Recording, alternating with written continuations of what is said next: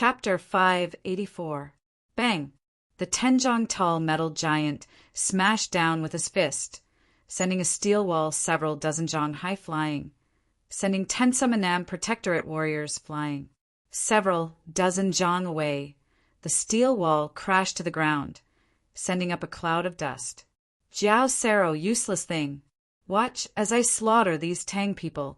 I'll show you what a true expert of the plateau is. A mighty eagle in the sky. Tumi Sangze's loud voice resounded through the sky in Uzin. With a single step, he crossed the distance of 28 jong and began to ascend the mountain. Hong! He casually punched out again. Smoke and dust billowed, and another heavy piece of the city wall was sent tumbling away. At this sight, even Wang Chong couldn't help but widen his eyes. The metal element halo was known as the strongest of the 5 elements, and the fighting power Tumi Sangze displayed could be called abnormal. Although he was only using brute force, this method was even more troublesome and difficult to deal with than before. Not bad. At the base of the mountain, Wushu, Wuzong stood tall and straight like a mountain. His imposing figure exuded a boundless and unshakable aura. Only he was not surprised by Tumi Sangze's performance. Jiao Sero and the fierce generals of the plateau, like Tumi Sangze, had always been at odds.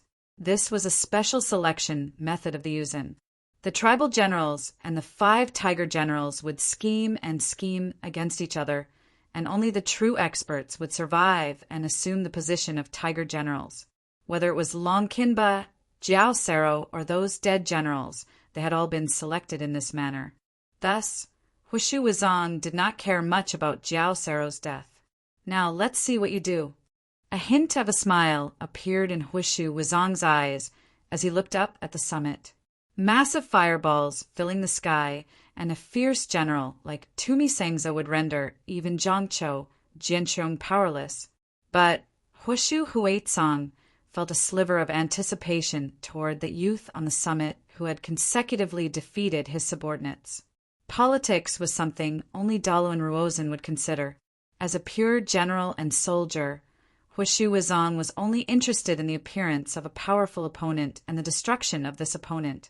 The eagle, it's your turn. Your cultivation should be almost done, right?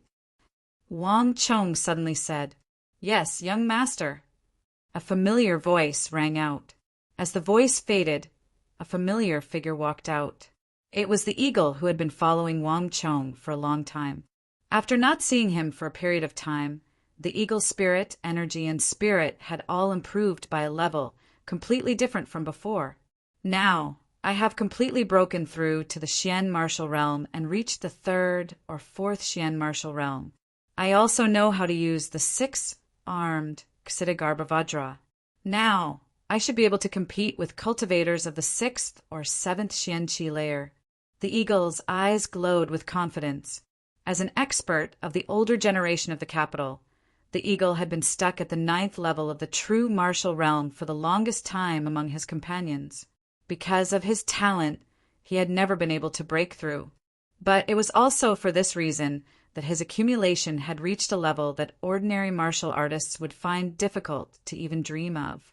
Given the eagle's situation, no matter how much accumulation he had accumulated, it would be useless if he could not break through the threshold of the Xian martial realm.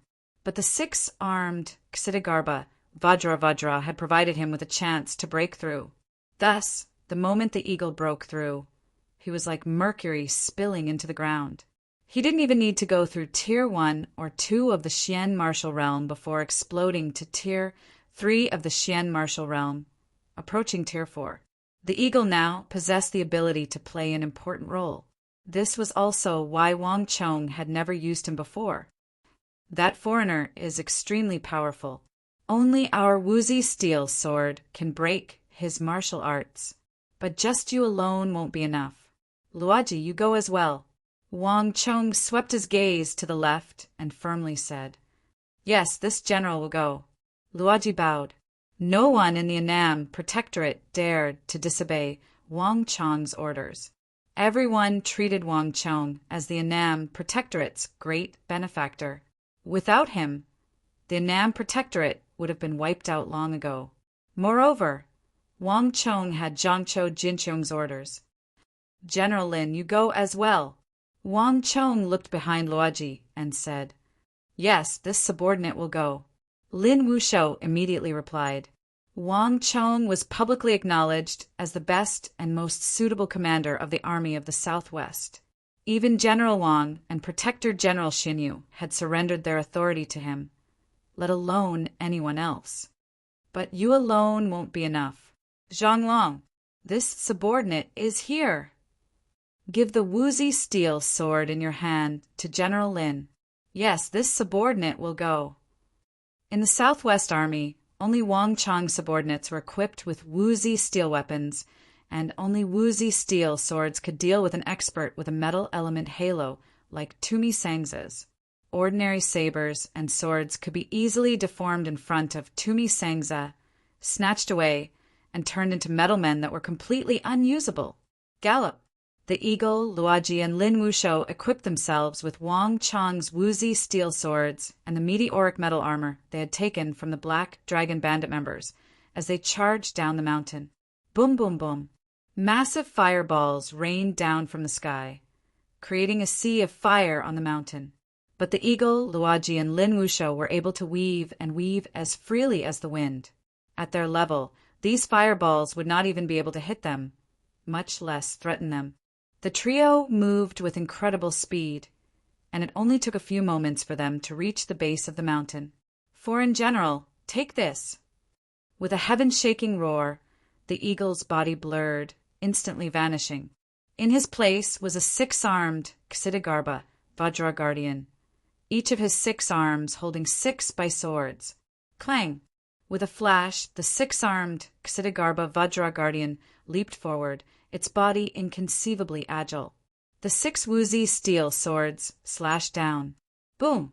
A large amount of refined iron was immediately cut off from the metal giant that Tumi Sangza had transformed into. Ksitigarbha Vajra Guardian, you took something from Batanlu. Tumi Sangza roared over the battlefield. Like a primordial beast, he fiercely punched at the eagle. You shouldn't have taken something from the great snow mountain temple. Return it to me. Careful. Only at close range could one sense the power of the metal giant that Tumi Sangza had transformed into. This power was simply irresistible, and the thick layer of steel made it difficult for any weapon to truly threaten Tumi Sangza. Bang, bang, bang. With a shout, Luoji and Lin Wushou charged into the sky, brandishing their woozy steel weapons. The 4 peak experts of the profound martial realm fiercely clashed on the battlefield.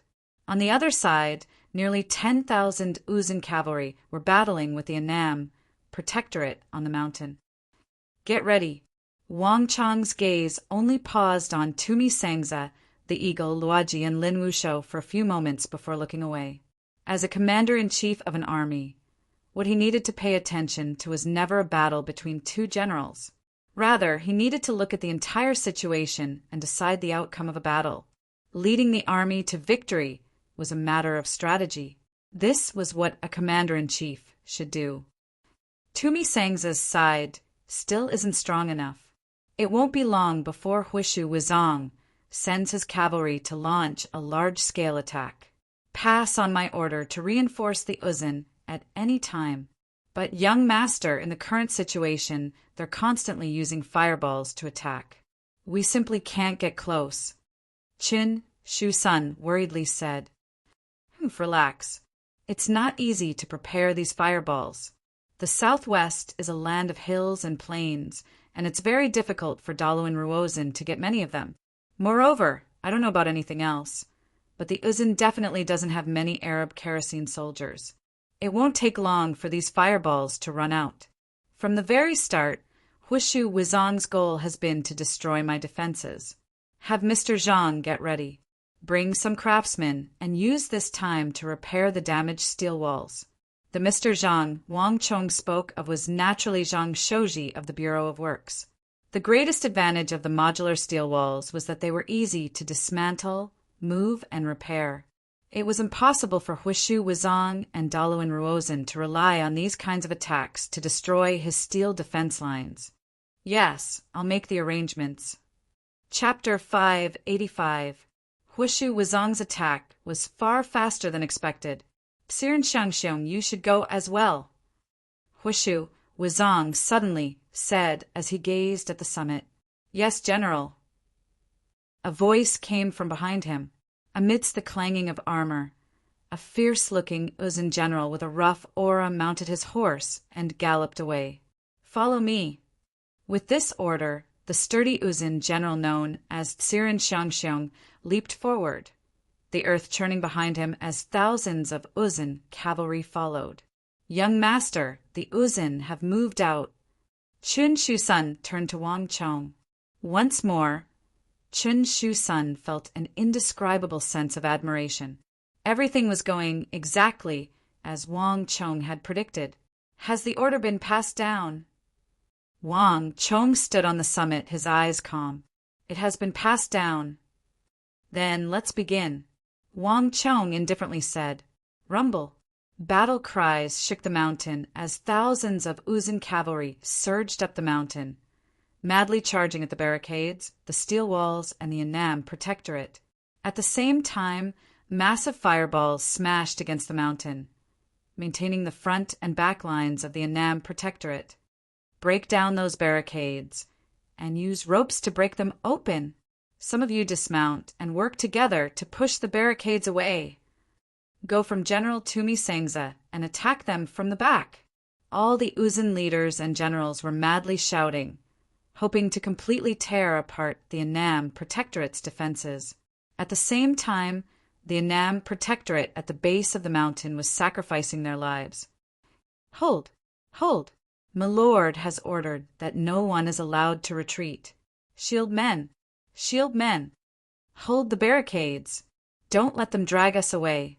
If they break through our defenses, all of us will die. The atmosphere was extremely tense.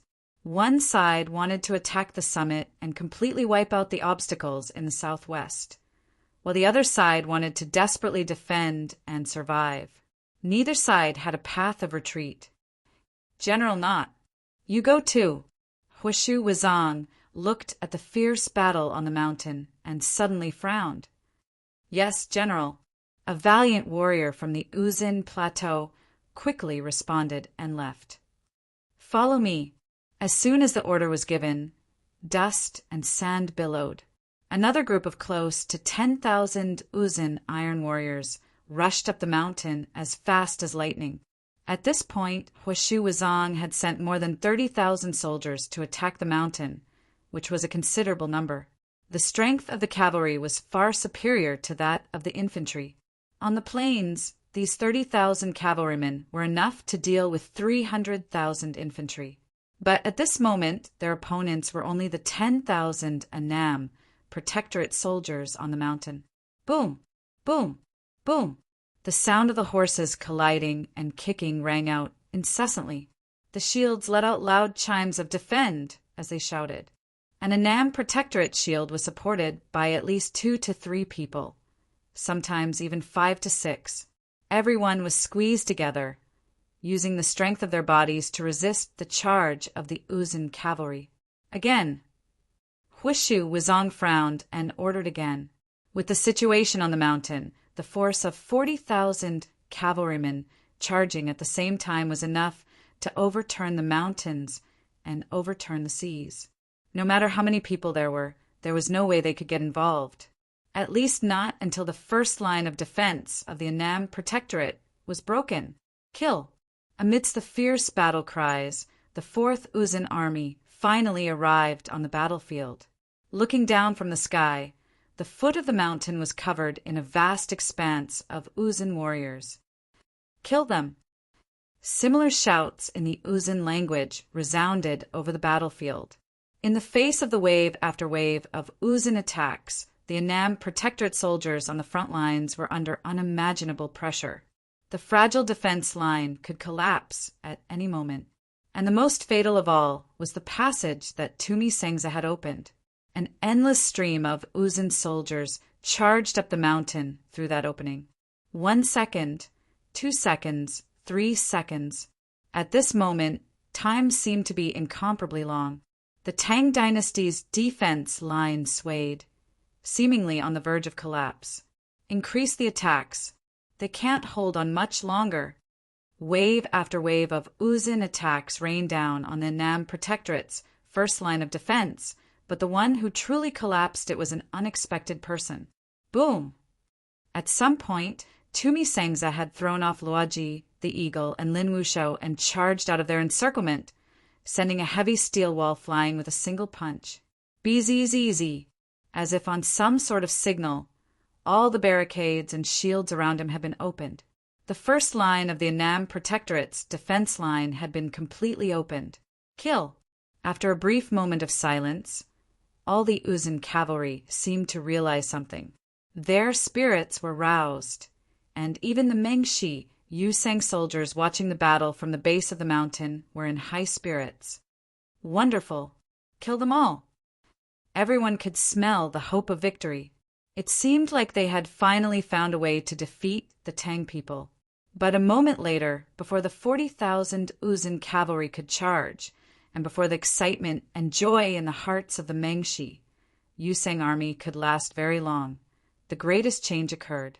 When the barricades were torn down, the shields were destroyed, and the defense line was broken, the Annam Protectorate soldiers almost immediately took cover behind the steel walls. Swish! A thick arrow suddenly tore through the air, piercing through a charging Uzin horseman at the base of the mountain. In the neigh, the war horse neighed and the rider reared. That precious and sturdy Uzin Highland steed didn't even have time to neigh before it, and its rider toppled to the ground.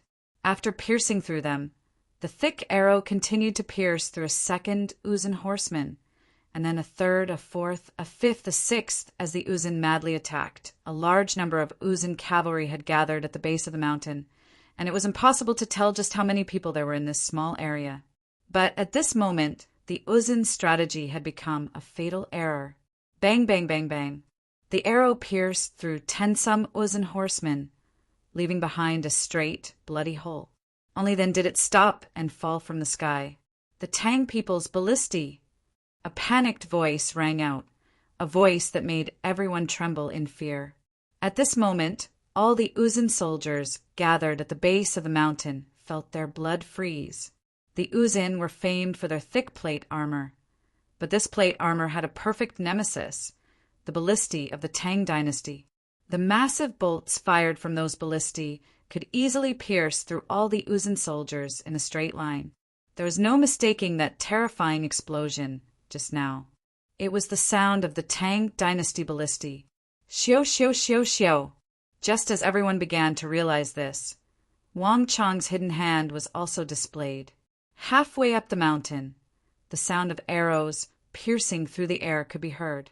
At this moment, countless ballistae lined up on the mountain began to fire. The blazing flames and the fireballs filling the sky could stop the Annam Protectorate soldiers on the mountain, but they could not stop the famous ballistae of the Tang dynasty. Pung, pung, pung. With a series of sounds, tens of thousands of crossbow bolts whistled down, piercing through countless Uzin Empire cavalry along the way. The densely packed Uzin cavalry did not even make a sound.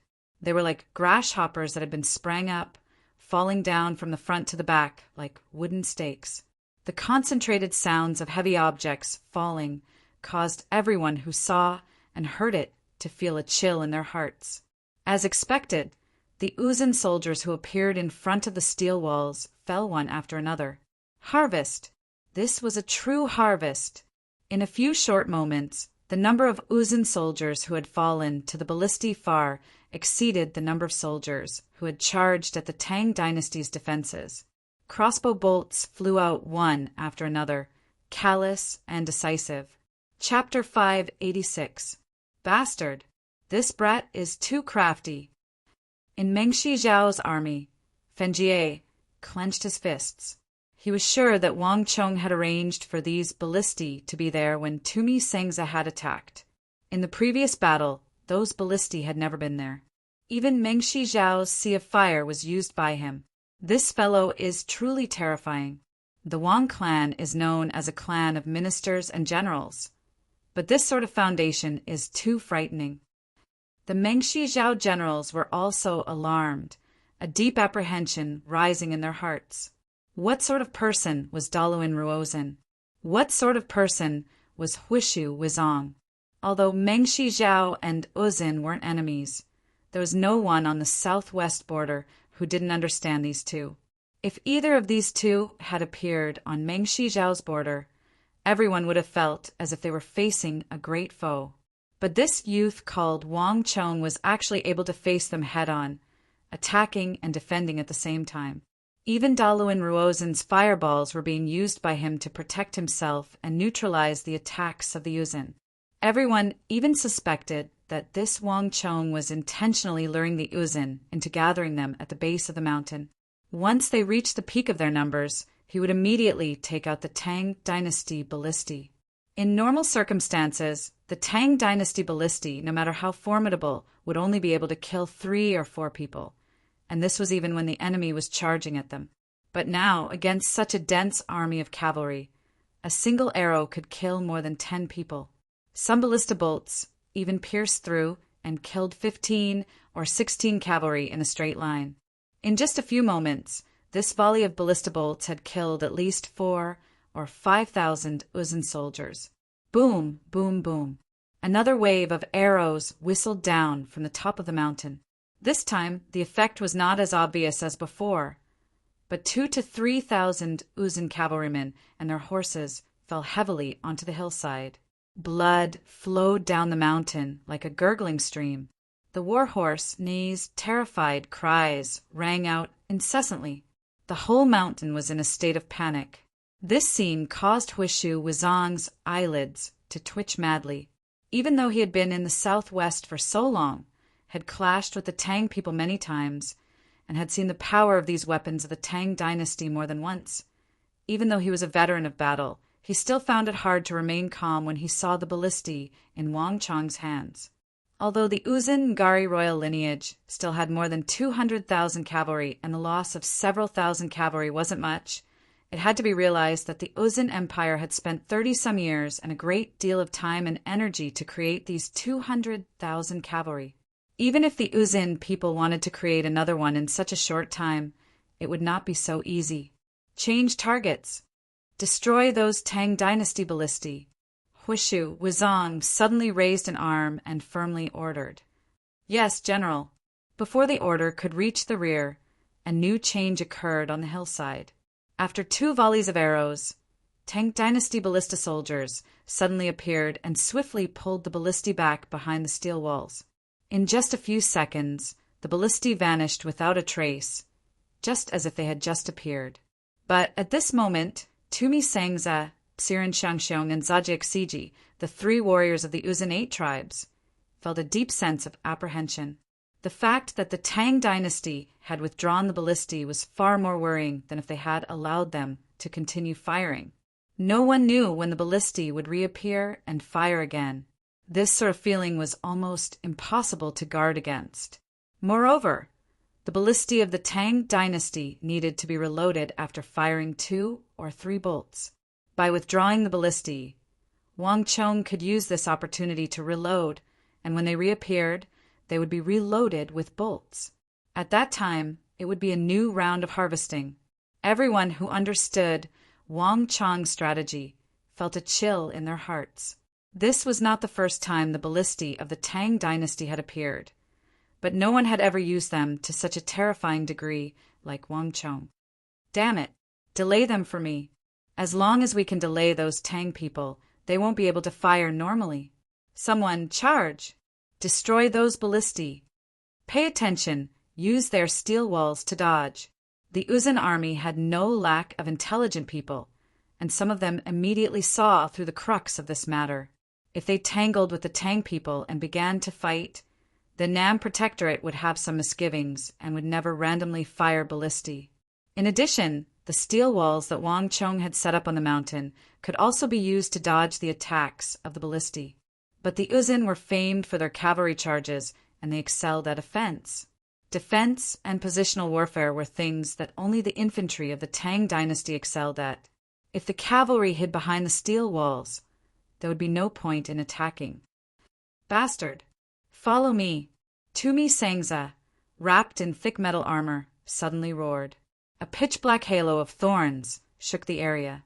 Cries of alarm rang out as the armor of the Tang people's soldiers burst out of their bodies, transforming into hundreds of metal men that charged into the sea of fire and the ballistae. At the same time, Tumi Sangza struggled to free himself from the attacks of the eagle, Luaji, and Lin Wuguan. His mountainous steel body charged up the mountain. The blazing sea of fire didn't even reach the metal giant's knees and was completely incapable of harming him. Rumble! The entire mountain trembled beneath Tumi Sangza's footsteps. But before Tumi Sangza could take more than a few steps, he seemed to sense something. His body shook and he raised his head. In the overcast sky, a massive ball of fire like a blazing sun grew larger and larger. With a boom, it crashed into a place 10 samjang away from Tumi Sangza. Flames, shock waves, and explosions swept out in all directions. But as this massive ball of fire fell, the sky instantly fell silent. No more fireballs fell. At some point, the siege weapons in the rear had used up their last fireball. This dense rain of fireballs had finally come to an end. For a moment, the entire mountain was deathly still, not a single sound coming from it. It's over. On the summit, Wang Chong watched as the final fireball fell, a hint of a smile on his lips. Everything had gone as he had expected. No matter how monstrously intelligent Daluan Ruozhen was, no matter how meticulous he was, he would never have predicted that he would be here, nor that he would have built a lion city and a steel fortress in the southwest. In such a short period of time, Daluan Ruozhen's reserves were bound to be insufficient. Thus, this fireball attack was bound to not last for too long. Let's go, Wang Chong indifferently said as he looked down the mountain in the breeze. Roar! An earth-shattering roar came from the summit, as if time had stopped moving. In the blink of an eye, countless figures appeared on the previously empty summit. Now, it was the Annam Protectorate's turn to counterattack. Kail! Waves of roars shook the mountain and soared into the sky. The Annam Protectorate, which had been hiding behind the steel walls, suddenly charged out of their hiding place. Tens of thousands of them gathered into a flood of steel that surged toward the base of the mountain. Their momentum was overwhelming, capable of toppling mountains and overturning seas. Foreign traders, hand over your life. Fierce shouts came from the summit. Countless Annam Protector generals with powerful auras were mixed in with the storm of Annam Protector generals as they charged down the mountain. At this moment, even someone as arrogant as Tumi Sangza couldn't help but widen his eyes. Although the Tang dynasty had indulged in peace and was no longer as powerful as before, a starving camel was still larger than a horse, and its army was still filled with talents. The number of generals it had far surpassed that of Uzin and Meng Shizhao. One eagle, one Luaji, and one Lin Wushou were more than enough to deal with, and now there were so many of them charging at him. Retreat! Retreat! Hurry and retreat! Tumi Sangza bellowed. The 30,000-some Uzin soldiers could not stop so many Tang people, and without the support of the fireballs, they had lost their advantage in this battle. Nay, the war horses neighed. After the ballista attacks, their morale had fallen to rock bottom, much less now. In a flash, the entire battle had been reversed. The first to flee were the farthest Uzin soldiers at the base of the mountain. Next, the cavalry on the mountain also turned and began to flee. Tumi Sangza and the others, after holding them back for a while, also began to flee down the mountain. In this kind of war, getting entangled in a battle like this would only mean death. Seeing the Uzin soldiers flee, the mountain exploded with cheers. Huishu Wizong also failed.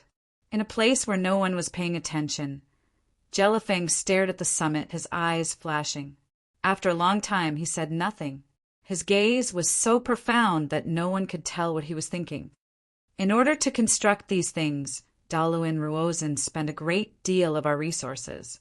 But in the end, their killing power was limited. A cold voice came from behind Jelafang. It's not that Huishu Wizong is too weak. Yes. Another voice echoed. The crux lies in that child. That child is even more difficult to deal with than we imagined. The Tang dynasty is already powerful enough. One Duke Ju was enough back then. There's no need for a second or a third. A cold light flashed in Jelafang's eyes. In truth, he had not experienced yesterday's battle, just like Daluin Ruozen. He simply listened to the narration of those who had come back. However, there were some people whom a mere meeting was enough to make people want to kill them. In this battle, it's no longer important that the Southwestern Protectorate Army isn't completely destroyed, but that youth called Wang Chong must die. With these final words, Jelafang's eyes shone with astonishing, killing intent. Your Majesty, be at ease. He won't be able to walk out alive. Chapter 587. The battle quickly came to an end. Uzin's forces did not launch a new wave of attacks, and the Nam Protectorate did not pursue. With the base of the mountain as the boundary, a seemingly invisible ravine had formed, completely separating the Annam Protectorate from the Mengshi Yusang army. Both sides minded their own business, but once one side crossed the boundary, a new round of battle was about to begin. How is it? Have you counted our losses? On the summit, Luaji, Lin Wushou, and the other Annam Protector generals had gathered together to take stock of their losses. From the start of the battle until now, we've lost a total of 8,764 men. Lin Wushou glanced at the book that the bookkeeper officer had sent over, then raised his head and said to the people around him, "In other words, we only have 91,000 men left." With these words, even the air seemed to grow heavier. From Lion City until now, almost everyone had been keeping track of the number of soldiers they had to face every day. In the first battle, they would almost always count the number of soldiers. The Mengshi Yusang army had far too many soldiers. Standing on the summit, one would find themselves surrounded by an endless sea of people. This sort of pressure was actually quite formidable. If the Annam Protectorate wanted to survive, it had to do its utmost to treasure every soldier it had. This was only the first clash, but they had already lost nearly 1/10 of their soldiers. This was a very heavy piece of news for them. How many enemy casualties? A one-armed general asked. Although he only had one arm, this general was extremely muscular and valiant. The aura he exuded was even stronger than that of Luaji and Lin Wushou. And the most special thing about him was that he was holding an extremely heavy broadsword in his hand. This broadsword was more than 1/2 foot wide and 6 feet long, and its blade was extremely thick and heavy. It was obvious at a glance that it had been specially made. This person was called Chan Guanchuan, one of the high-ranking generals of the Annam Protectorate. His nickname was the Mountain and River Blade, and in terms of status, he was above Luaji. In terms of strength, he was definitely ranked in the top 5 of the Annam Protectorate's generals. Let me take a look. Lin Wushou flipped to the next page. The Mengshi Yusang army should have lost more than 80,000 soldiers, close to 90,000. According to the scribe officer, this is only a conservative estimate. Everyone's eyes lit up as they raised their heads. General Lin, are you sure you're not mistaken? One of the generals said excitedly. They only knew that the Mengshi Yusang side had probably lost many people in the previous battle, but no one knew exactly how many. But now that the result was out, it had to be said that this result was far beyond everyone's expectations. There's no mistaking it. You should know the military regulations of the Annam Protectorate. It's impossible to make such a mistake, Lin Wushou said in an unquestionable tone. The scribe officer was responsible for recording military merits and losses. This was a major event in the army, and if there was a mistake, he or she would be beheaded. A casualty ratio of 10 to 1. This is simply inconceivable. Even when Protector Zhang Cho was around, there wasn't such a record. That young master. The Annam Protector General was so excited that he couldn't speak. It wasn't that there were no military strategists in the southwest. Whether it was Zhang Cho Jianqiong or Xinyu Zhongtong, both of them were decent strategists. But compared to Wang Chong, they were on a completely different level. I suddenly understand why Lord Zhang Cho would pass his token to this young duke. Lin Wushou sighed. Does that young master know of this matter? Chen Guanchuan turned his head and looked toward the summit. Against the backdrop of the mountain, Wang Chong's figure seemed insignificant. Even though this was not their first time seeing him, they still had a completely different feeling. The scribe officer should have already sent the news to that young master. Luoji also spoke, his voice brimming with respect. Everyone's lives were in Wang Chong's hands. In the southwest, it was impossible to find a more skilled strategist than Wang Chong. No, it wasn't just the southwest. At this moment, everyone felt that the young master's mastery of the art of war was probably the highest in the Central Plains. Let's go. Let's go see the young master as well. Also, let's spread the news of the casualties. I'd like to see who else in the army dares to oppose the young master. If anyone still dares to be ignorant of the current situation, then don't blame us for being impolite. Lin Wushou said. Chen Guanchuan nodded. There were actually quite a few people in the army who were opposed to Wang Chong taking over the Annam Protectorate. Otherwise, Wang Chong would have been able to order around far more generals. However, these people didn't say it out loud. Thus, Wang Chong couldn't do anything about it. But in private, as a fellow member of the Annam Protectorate, Chen Guanchuan knew. Regardless of what had happened in the past, from this moment onwards, no one would be allowed to oppose Wang Chong's orders. This was the consensus of everyone. Turning around, the group quickly headed up the mountain. Young Master, Uzin's and Meng Shizhao's forces should only have around 400,000 soldiers left. On the summit, Qin Shusun was flipping through the book in his hand as he spoke. But we only have around 90,000 soldiers left. Wang Chong nodded, his eyes still looking down the mountain. The advantage of standing on the summit was that one could see all the movements of the Mengshi Yusang army. The last battle had already ended, but both Wang Chong and the generals of the Tang dynasty were keenly aware that this was far from over. Huishu Wuzong would not easily concede, nor would Daluan Ruozhen. Even Jelifeng and Duan Gechuan, these top-class figures of the Mengshi Yusang army, had yet to truly take action. His father and protector general Zhang Cho Jinqiong were still standing on the summit.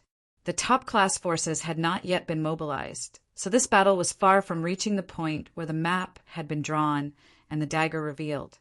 The battle will only get even more intense from now on. Chen Shusun suddenly said as he looked down the mountain. That's for sure. Wang Chong nodded. In the beginning, Uzin and Mengshi Zhao had only been probing each other. The weakest soldiers would always be the first to be sent out. Thus, neither the White Stone Legion nor the soldiers, led by Jiao Sero, were the strongest forces on either side. As the battle progressed, it would only get crueler and more intense.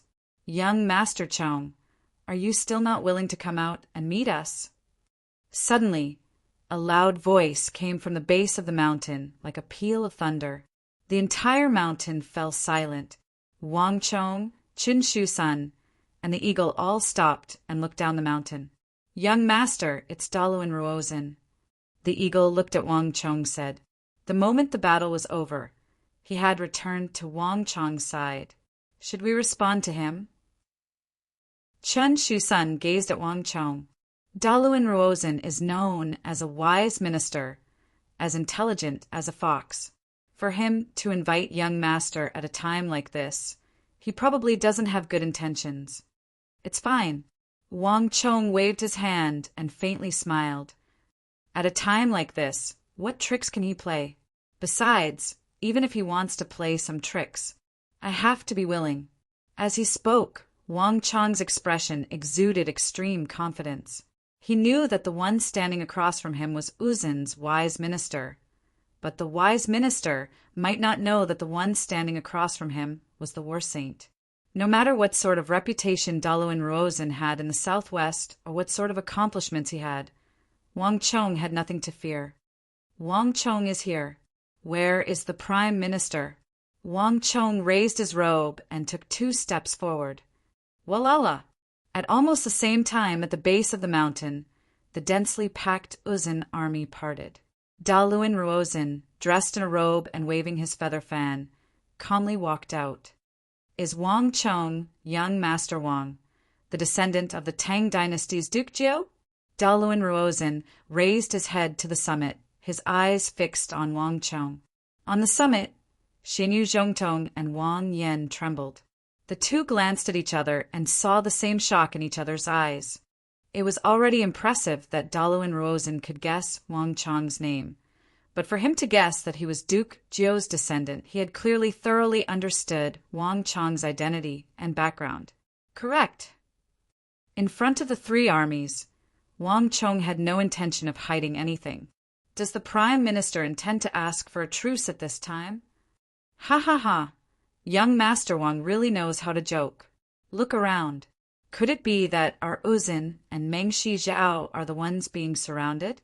Daluin Ruozhen spread his arms and laughed. Ha ha! Since the Prime Minister thinks that victory is already in his grasp, why waste your breath? Just attack. Wang Chong laughed. Ha! Young Master is full of vigor and vigor. Daluin Ruozhen admires you. However, I wonder if the Tang dynasty soldiers are like you, fearless and unafraid of death? I only have a heart that cherishes talent. Young Master's talent is rare, and your attainments in the art of war are even higher. It would be a pity if you were to die in the southwest. If young Master can lead the Annam Protectorate soldiers to surrender, I am willing to let young Master, your father and Protector General Xinyu live. Daluin Ruozhen looked at the summit and said sincerely, Prime Minister, that's a good plan. Then, what about the soldiers of the Annam Protectorate? Wang Chong sneered. Don't worry, young Master. Daluin Ruozhen will naturally let them live. However, they are soldiers after all. Nurturing a tiger will only bring harm to the tiger. If they return to the Central Plains and rejoin the army, wouldn't that be releasing the tiger back into the mountains and making them our enemy again? So, if we can come to an agreement, as long as they are willing to lay down their weapons, I am willing to exile them to Uzin or Mengshi Zhao and let them live out their remaining years in peace. This is also a compromise. Daluin Ruozhen said with a sincere expression. Ha ha ha. Prime Minister, I have a better plan. Would Prime Minister like to hear it? Wang Chong couldn't help but laugh. I would like to hear the details. Chapter 588. If Prime Minister is willing to lead these Uzin cavalry into surrender and then have the Tsempo enter the capital to beg for forgiveness from the Holy Emperor, he might be able to ensure the safety of Uzin and secure a corner of the Uzin plateau. Otherwise, a calamity will descend upon us. Wang Chong's words caused Daluin Ruozhen, Huishu Wuzong, and all the other generals of the Ngari royal lineage to pale. This was because Wang Chong had spoken in Uzin. Brat, how dare you? You dare to offend the Tsempo. An Uzin general angrily bellowed, seemingly unable to restrain his rage. The other generals also had angry looks on their faces. Although the Uzin Empire was divided into 4 royal lineages, the Tsempo possessed the supreme status. Even Daluin Ruozhen and Huishu Wuzong had to be respectful before the Tsempo, not daring to overstep his bounds. Young Master Wang, I believed that you were a refined person and that we could have a chat. I didn't think that you would be so impulsive. It won't do you any good to offend the Tsempo. Daluin Ruozhen said, a displeased look on his face. In Uzin, the Tsempo's status was even higher than that of the Holy Emperor. The reason was very simple. Although the Uzun Empire seemed to be divided into 4 royal lineages, the Tsempo's status surpassed all. The internal hierarchy was even stricter than that of the Tang dynasty. Ha, Prime Minister, do you think that I'm purposefully provoking you? Wang Chong grinned, utterly disdainful of the rage of the Uzun generals. The Prime Minister is blinded by greed and only sees victory and defeat, but Wang Chong sees Uzun and the Tang dynasty. In the 4 poles and 8 wastelands, the Tang dynasty was in the middle region, and its strength was above all the countries. Prime Minister wouldn't have forgotten about the past, right? Within the 4 seas, the 8 desolations, and the 6 harmonies, there is no empire that can contend against the Tang dynasty. Uzun can't either. Even if the Prime Minister gathered Meng Shijiao and gathered 500,000 soldiers. So what? In the end, he still couldn't deal with a mere 100,000 soldiers. And the Annan Protectorate Manor is only one of the many. The Prime Minister only wants to gather the army to deal with the Tang dynasty today. I don't know if he has thought about what will happen when the Tang dynasty gathers the army to deal with Uzun in the future. As soon as Wang Chong finished speaking, the faces of Uzun and the others at the foot of the mountain changed. The strength of Uzun was inferior to that of the Tang dynasty, but no one had spoken as bluntly as Wang Chong. Moreover, even though they had no doubts about winning this war and occupying the southwest of the Tang dynasty, this involved the entire Tang dynasty. Not even Huishu Wuzong dared to speak carelessly. The Tang dynasty still had Geshu Han, Gao Xianji, Zhang Shougui, Wang Zhongxi, and Zhangchou Jinchong of the capital, and many, many more. This time, if not for Uzun's alliance and Jelifeng's defeat of the Tang dynasty at Arai, allowing the great powers to see the weakness of the Tang dynasty and feel that there was a chance, it would have been impossible for Uzun alone to challenge the Tang dynasty. This brat is truly more difficult to deal with than I imagined. Daluin Ruozen's brow creased. He could clearly sense the change in the morale of his troops, and this was not the result he wanted. This was completely different from his plan of summoning Wang Chong to break the morale of the Tang dynasty. Prime Minister, there's no need to waste any more words with him. This child isn't easy to deal with. A deep and powerful voice came from the side. Huishu Wuzong frowned as he gave a rare interjection. He rarely interfered with Daluin Ruozen's actions and plans, but this time Huishu Wuzong had no choice but to intervene. It wasn't that he didn't believe in Daluin Ruozen, but that the strength of the Tang dynasty and Uzun was clear for all to see. This was something that no one could deny. Not even Huishu Wuzong dared to say that Uzun could surpass the Tang dynasty. If that was really the case, why would he form an alliance with Meng Shijiao? As the saying goes, a centipede dies but never falls down. Even if the current Tang dynasty wasn't as powerful as it used to be, it was still the most powerful empire on the continent. Its existence itself was a huge shadow to all the surrounding powers. Ha ha ha! Young Master Wang, you're really good with words. The tallest tree in the forest will be destroyed by the wind. Young Master, if you have the time, you should worry about yourself. As for Uzun, in the past hundreds and thousands of years, Central Plains hasn't been able to conquer Uzun, so it's naturally impossible for them to do so in the next hundreds and thousands of years. Daluin Ruozen faintly smiled. Frankly speaking, Daluin Ruozen rather admired Wang Chong. Unfortunately, Wang Chong was a Tang people, an enemy of Uzun. Haha, the Tang people couldn't set foot on the plateau in the past, but that might not be the case in the future. In addition, if Uzun can flee back to the plateau, I wonder if King Jelifeng can as well. Wang Chong stood high on the summit, grinning as he turned his head in another direction. Buzz! Daluin Ruozen didn't react to Wang Chong's words, but Jelifeng, Fengjie, and the generals of the southwest all paled.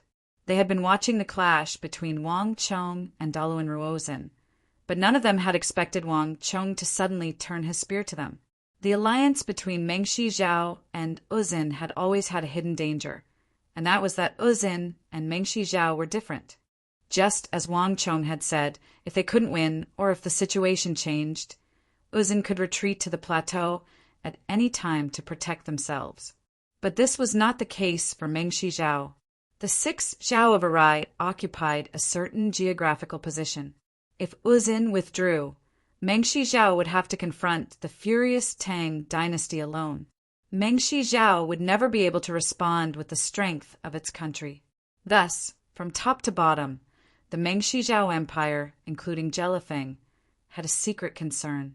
They were worried about Uzin, worried that Daluan Ruozin and Huishu Wuzong would not be willing to do their best, and would withdraw at any time.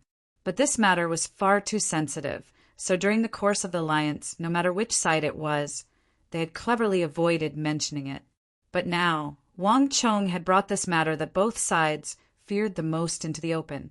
King, this fellow has a sharp tongue. You can't answer him. Although Daluan Ruozin is known as a wise minister, he has truly found the wrong target this time.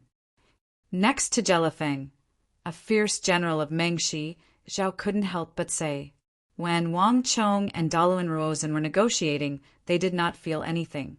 But when Wang Chong pointed the spear at them, everything was different. Just one sentence was enough to make everyone's heart tremble. A strong sense of fear grew in their hearts. They felt that they would not be able to gain any advantage if they continued to negotiate with him. It's fine. Jelifeng's gaze was also fluctuating, but she quickly calmed her mind. She waved her hand and said, he's just a teenager. Since he took the initiative to answer, if we ignore him, it would be too cowardly. If we don't even have this bit of courage, and are afraid before we even see the holy emperor of the Tang dynasty, then what right does our Meng Shizhao have to compete with the Tang dynasty? This, Jelifeng showed no hesitation.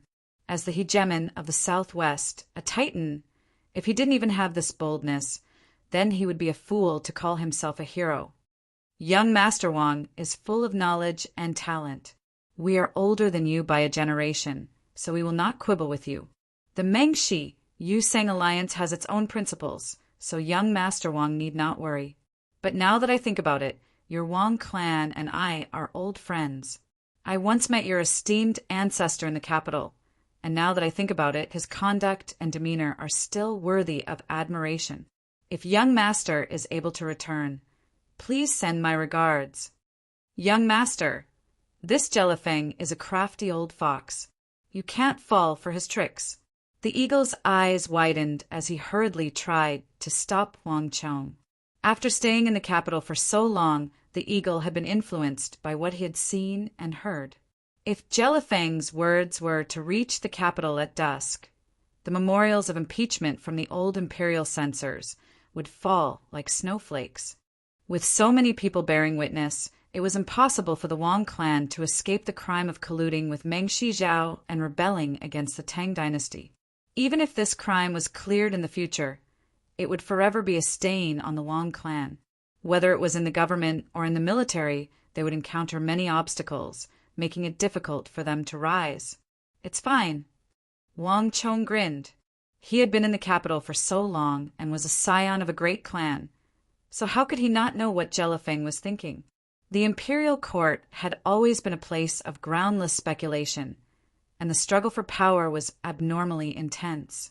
In order to bring down their opponents, all sides would use any method they could think of.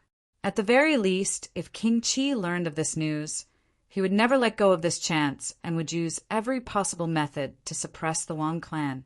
Jelifeng is also a titan of the southwest. He's more familiar with the political tricks of the capital than anyone else. If I ignore him, something really will happen. The eagle, I know what you mean, but if we want to deal with Jelifeng, there's no need to be so passive, and there's no need to fear him. As Wang Chong spoke, he took 2 steps forward. Even in front of the hundreds of thousands of soldiers on 3 sides, he still exuded a transcendent aura.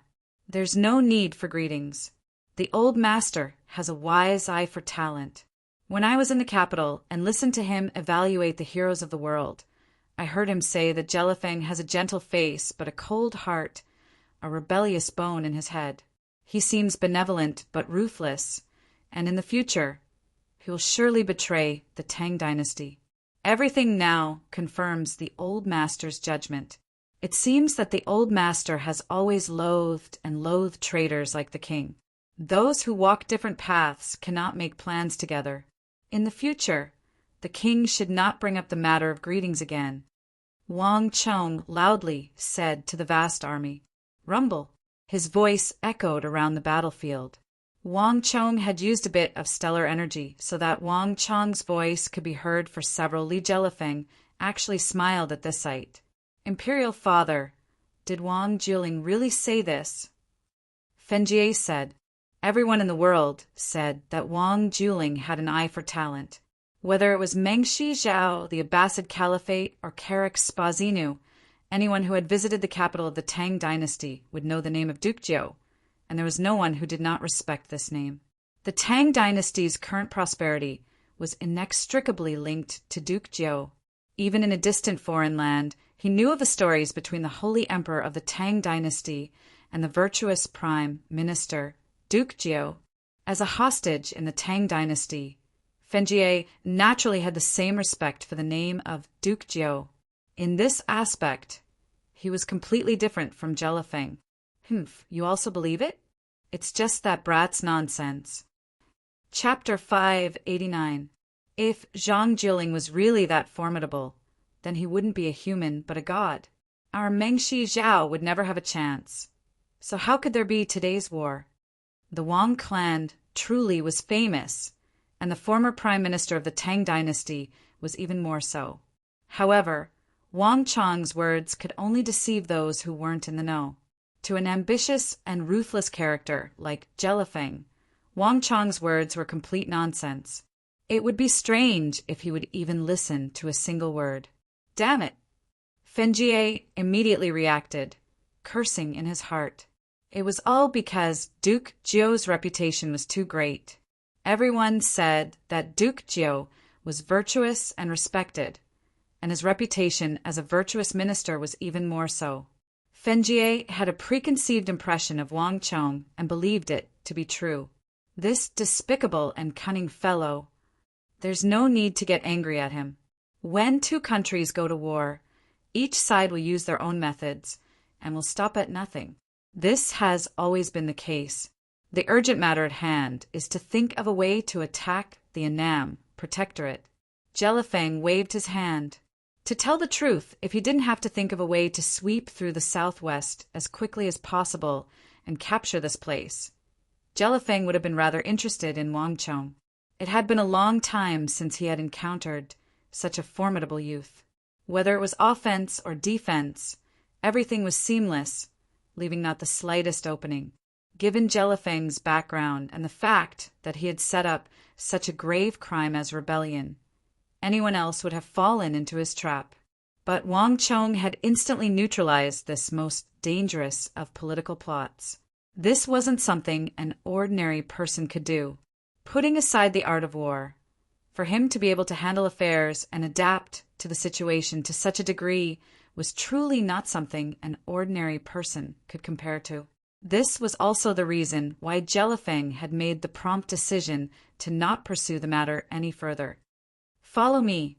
Jielifeng unfolded his robe, turned around, and strode towards Daluan Ruozhen and Huishu Wuzong. Almost at the same time, Daluan Ruozhen and Huishu Wuzong led all the Uzun generals toward Jielifeng. Although they walked different paths in certain aspects as the leaders of the Southwest, the two of them shared the same line of thought. Does the Prime Minister have any ideas? Jielifeng went straight to the point and said in a deep voice, "This kid is not easy to deal with." Daluan Ruozhen took a deep breath. "Our top priority now is to remove his defenses on the mountain. Without those steel defenses, the less than 100,000 soldiers of the Southwestern Protectorate Army would be completely incapable of stopping our army." Yeah. Jielifeng also let out a long sigh. The Tang dynasty dominated the world with their infantry. Positional warfare and defensive warfare have always been their forte. The Wang clan seemed to be especially skilled in this aspect. In the Battle of Arai, we were able to completely defeat the Annam Protectorate, but it's impossible here. Jelafeng and Meng Shijiao's army had the deepest understanding of the changes in the Tang dynasty. From relying on their advantage in numbers to swiftly rout the Great Tang, to losing nearly 70,000 soldiers on the mountain, the Annan Protectorate army had completely changed in the minds of the Tang. The difference between the Annan Protectorate army and the Great Tang army was like the difference between heaven and earth. We underestimated this kid. He came prepared. He's the one we underestimated the most in this war, a Meng Shijiao general suddenly said. His words silenced everyone. Yes, rather than saying that they had underestimated the Annam Protectorate, it was more accurate to say that they had underestimated a single person. Whether it was Lion City, these scattered fortresses, or even the massive transformation of the Annam Protectorate, they had all been brought about by a single person. From a certain perspective, this war was a war between the Mengshi, Yu Sang army, and one person. That person from the Tang dynasty had only sent one person to completely tip the scales of this war, as well as alter the course of this war that should have been in the bag. Imperial Father, Prime Minister, and generals, I feel that we shouldn't overestimate that kid in this matter. Fenjie suddenly spoke, a pensive look on his face. Oh, these words instantly attracted everyone's attention. Does your Highness Crown Prince have a wise opinion? Daluan Ruozin faintly smiled, appearing to be all ears. I wouldn't dare to say that I have a wise opinion, but has everyone forgotten why the Tang people chose to break out of the encirclement? Fenjie said pensively. Buzz. Fenjie's words caused everyone's eyes to brighten. Indeed, in terms of safety, Lion City was even safer than this place.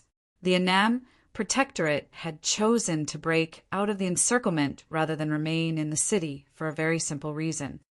They ran out of food. A Meng Shijiao general suddenly said, revealing the crux of the problem. That's right. The Annam Protectorate left Lion City because their food supply was about to run out. There are nearly 100,000 men and horses.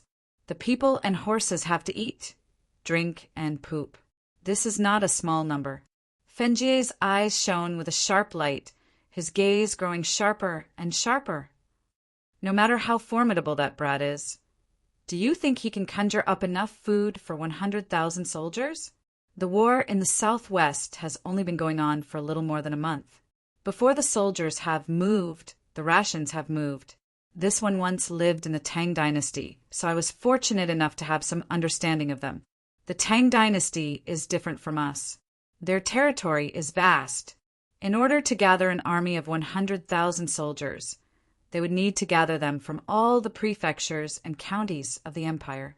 The entire process is time-consuming and laborious, requiring a very long time.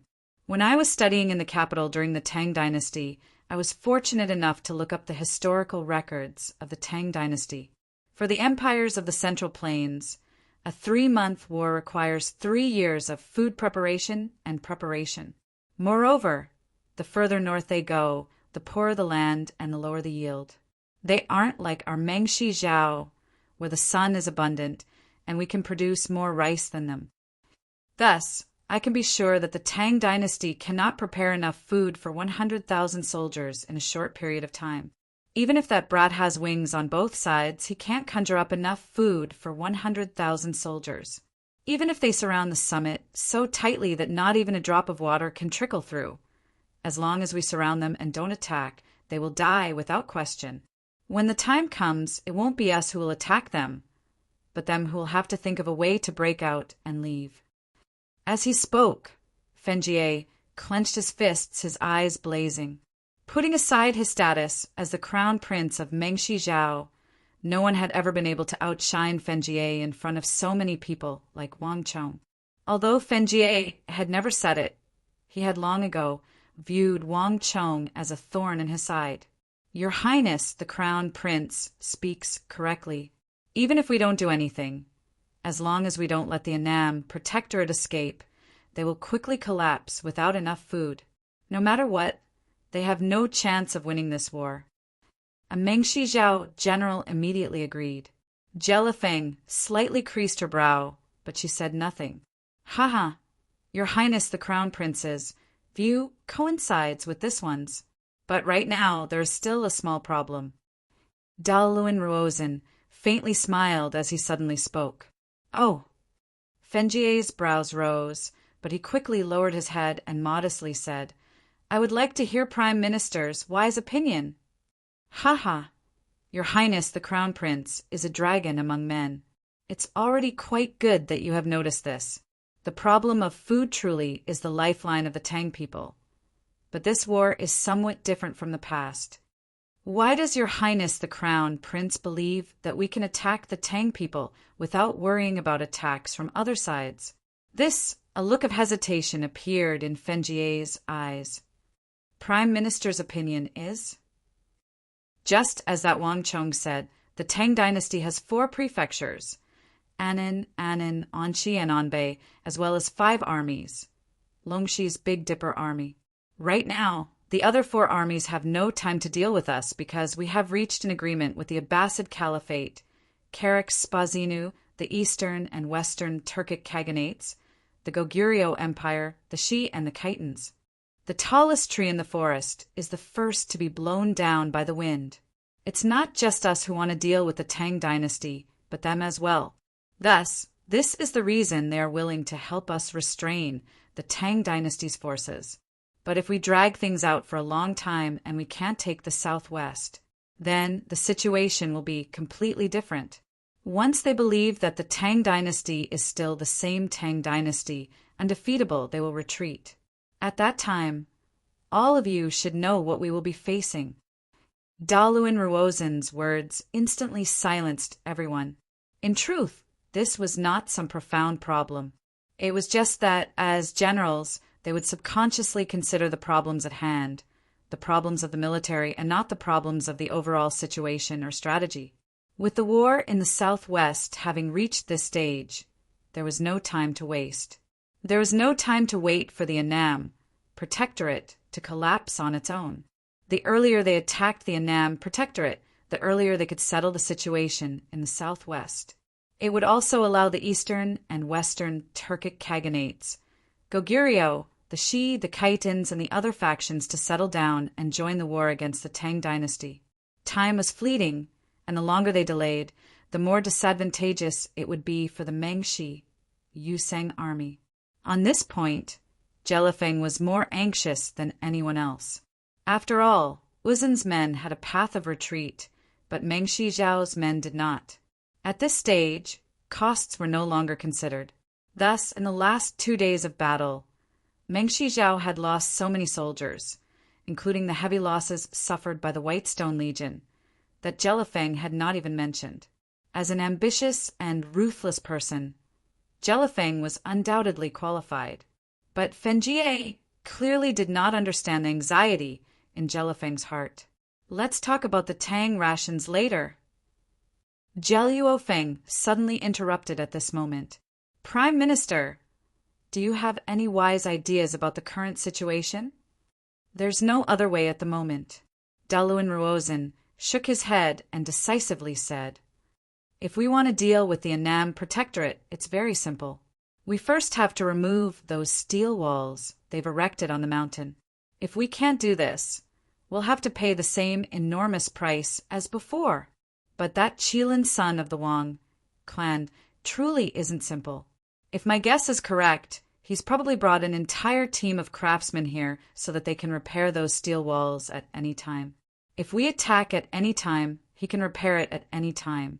If this continues, there's no way to proceed. If we try to forcefully attack, we'll have to pay an even greater price than we imagined. If Prime Minister is worried about those steel walls, then leave the rest to us. Duan Yangyan, I'll leave the rest to you. Chapter 590. Don't worry, Your Majesty. I will definitely complete the mission. The general, named Duan Yangyan, turned around and left amidst the clanging sound of his armor plates. Since Your Majesty has already made arrangements, then Daluan Ruozhen will wait for good news from Your Majesty. If Your Majesty needs anything, please let me know. Uzin will definitely do his best to help. Daluin Ruozin said quickly, "Well, Prime Minister, thank you for your hard work. It's time for us to do something." Jelifeng just nodded and separated from Daluin Ruozin. She quickly turned around and left. "Do you really believe what His Royal Highness said? Besieging, but not attacking, and the Tang people will collapse?" After leaving the meeting place, Hushu Wuzong suddenly said.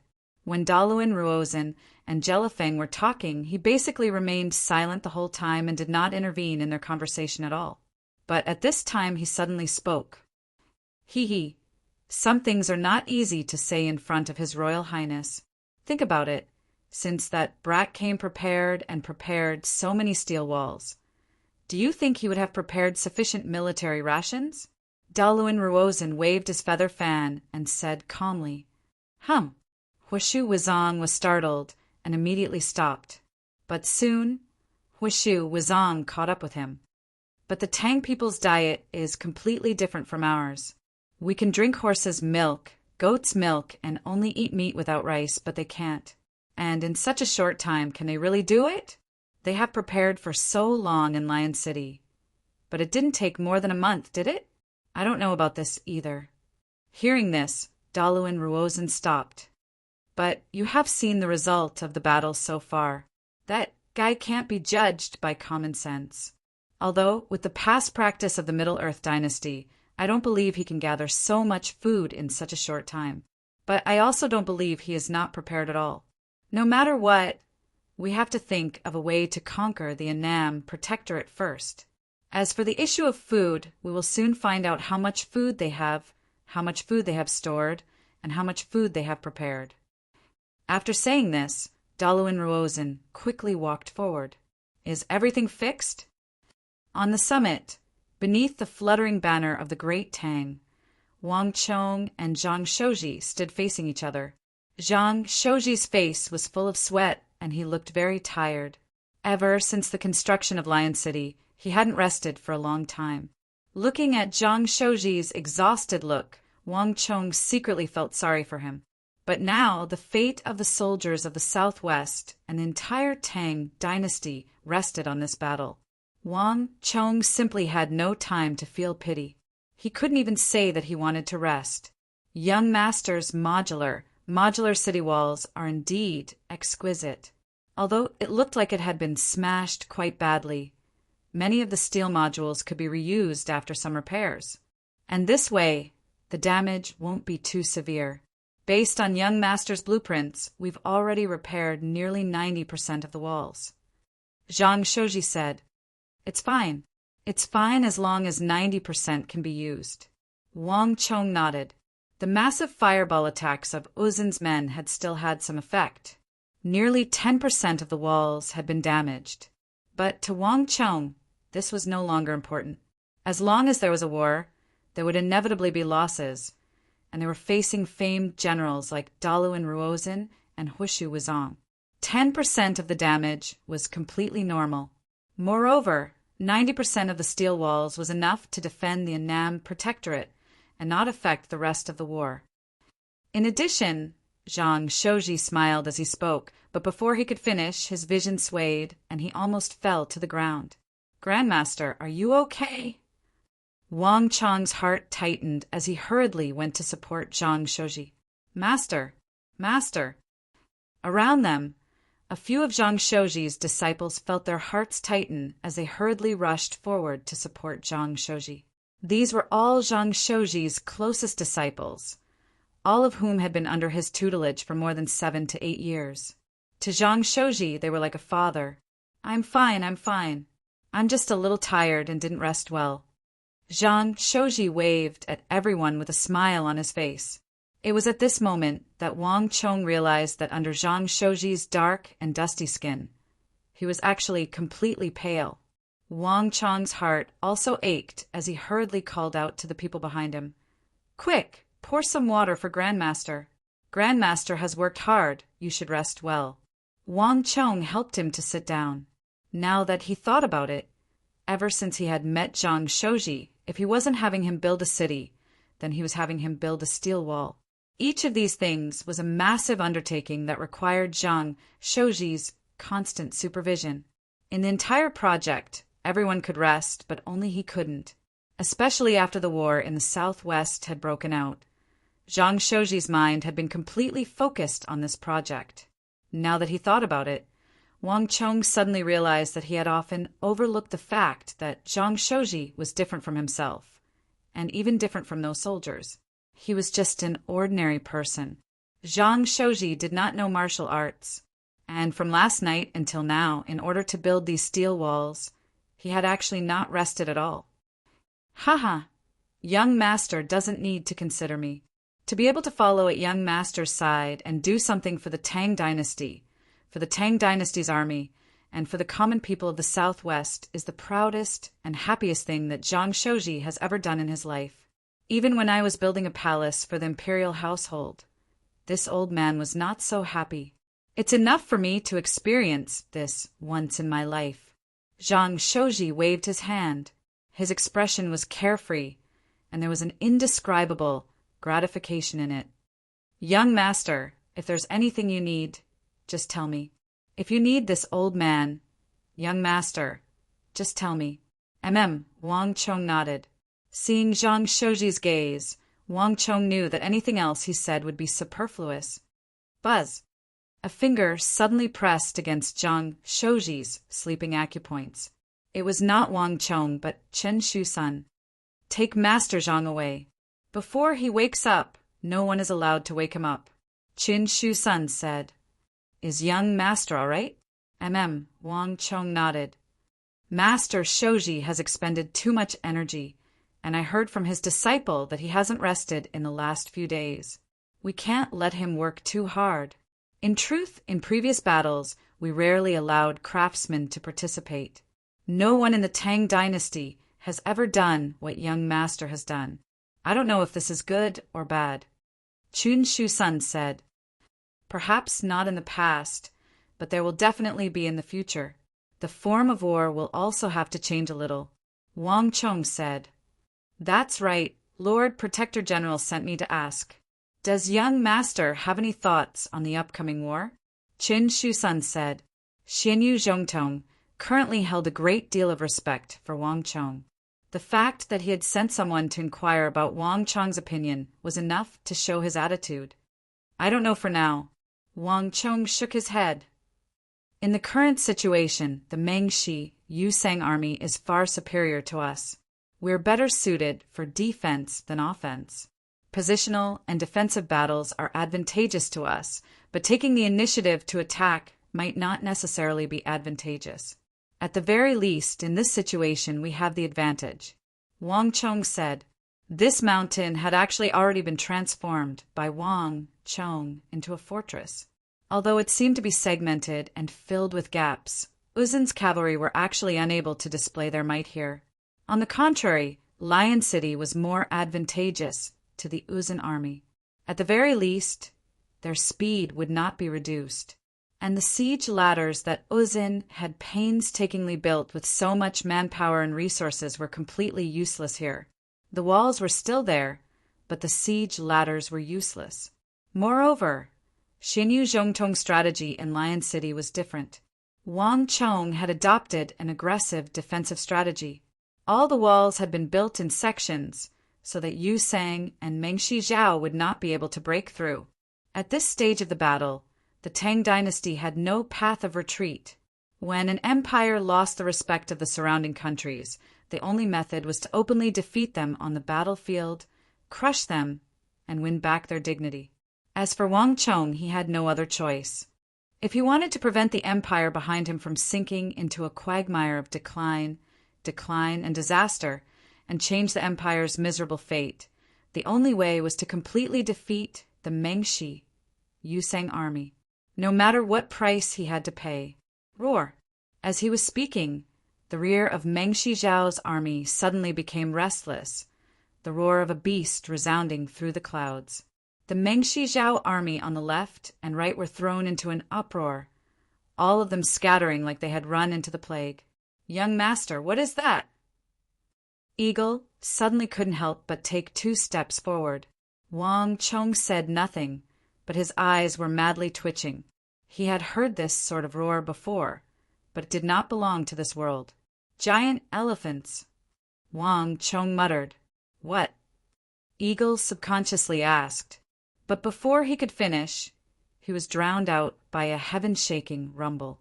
Rumble. From a distance, the earth seemed to be quaking, as if some massive creature was walking out from behind it. In just a few breaths' time, a black silhouette the size of a hill slowly appeared in everyone's field of vision from afar. These black shadows were extremely heavy, their bodies seemingly brimming with immense strength. Just by looking at them from a distance, one could feel a powerful pressure. And when one saw the ant-like Mengshi Zhao soldiers next to them, this pressure only intensified. Boom! The originally quiet mountain suddenly burst into a buzzing sound, with a hint of panic. None of the 180,000 Annam protectorate soldiers that had survived until now were ordinary. Whether it was in spirit or will, they were the elite of the elite. But when they saw those black shadows, even before they could see them clearly, their morale was already shaken. This was not a common sight. The White Elephant Corps. Chapter 591. The White Elephant Corps. Wang Chong turned his head. Although he had many memories from his previous life, none of them could compare to these old generals who had spent their entire lives dealing with Mengshi Zhao and who had experienced the Battle of Arai. Chun Shusun nodded, his expression extremely grave. The Arai region is different from the Central Plains. The trees there are lush and the climate is hot. There are many wild behemoths there, and one of them has a long trunk and immense strength. Mengshi Zhao calls it a giant elephant.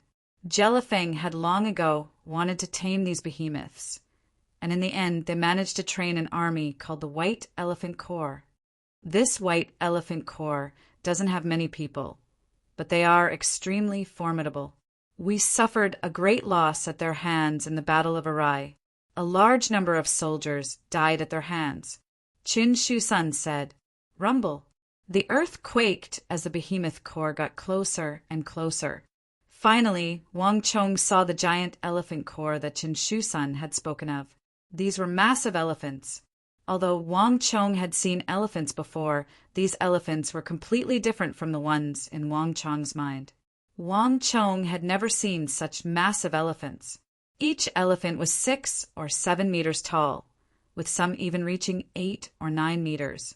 Just looking at their massive bodies was enough to stun one's heart. How could there be such large elephants? Wang Chong was also stunned. Wang Chong had never seen this White Elephant Corps, nor did he have any impression of them. They had probably been destroyed when the other worldly invaders had appeared. But when he saw these massive elephants, Wang Chong felt an unimaginable shock. The adult wild elephants of the African continent, even the largest, were only 4 meters tall. But the elephants of the White Elephant Corps were more than twice as tall, and their bodies were 16 or 17 meters long. Their protruding tusks were 3 or 4 meters long. Even with Wang Chong's experience, he had never seen such massive wild elephants. These white elephants are even wearing armor, the eagle murmured. Compared to Wang Chong, who had seen it before, he was still mentally prepared. However, the eagle was completely unprepared. The eagle felt an indescribable shock at the sight of such a colossal creature. Its inscription elephant armor. Wang Chong murmured. The eagle was right. These elephants were covered in thick white armor, similar to the white plate armor worn by the Uzun people. Each plate armor was at least a foot thick and covered in inscriptions. With just a glance, Wang Chong immediately recognized that those were the toughening and defensive inscriptions that he was most familiar with. Given the thickness of the plate armor, even ballistae would find it very difficult to deal any substantial damage to them. In fact, the most shocking thing was the size of these elephants. Elephant armor, inscriptions. I'm afraid each of these elephants weighs more than 10,000 pounds. They're even heavier than a steel city wall. Wang Chong quietly said to himself, Each of the steel walls that Wang Chong had constructed weighed several thousand pounds. But compared to Meng Shijiao's elephants, they seemed insignificant. Wang Chong suddenly understood what Meng Shijiao was planning. Assemble the ballistae and prepare to intercept them, Wang Chong ordered. Yes, young master. The messengers quickly left to carry out the order. At the same time, Meng Shijiao's army was also undergoing a transformation. Ha! Ha! Amidst the shouts, the Meng Shijiao soldiers surged forward around the white elephants, forming a human wall in front of the elephants as they pushed forward. And then the most worrying matter occurred. Roar! Ha! Following a series of shouts, one large shield after another flipped up, forming a huge shield above their heads and pushing it towards the mountain. Seeing this, it wasn't just Wang Chong. Chun Shuchong, Wang Yan, Xinyu Zhongtong, the Eagle, Luoji, and Lin Wushu all paled. No matter how slow they were, they understood that these shield bearers were there to protect the white-armored elephants. Rumble!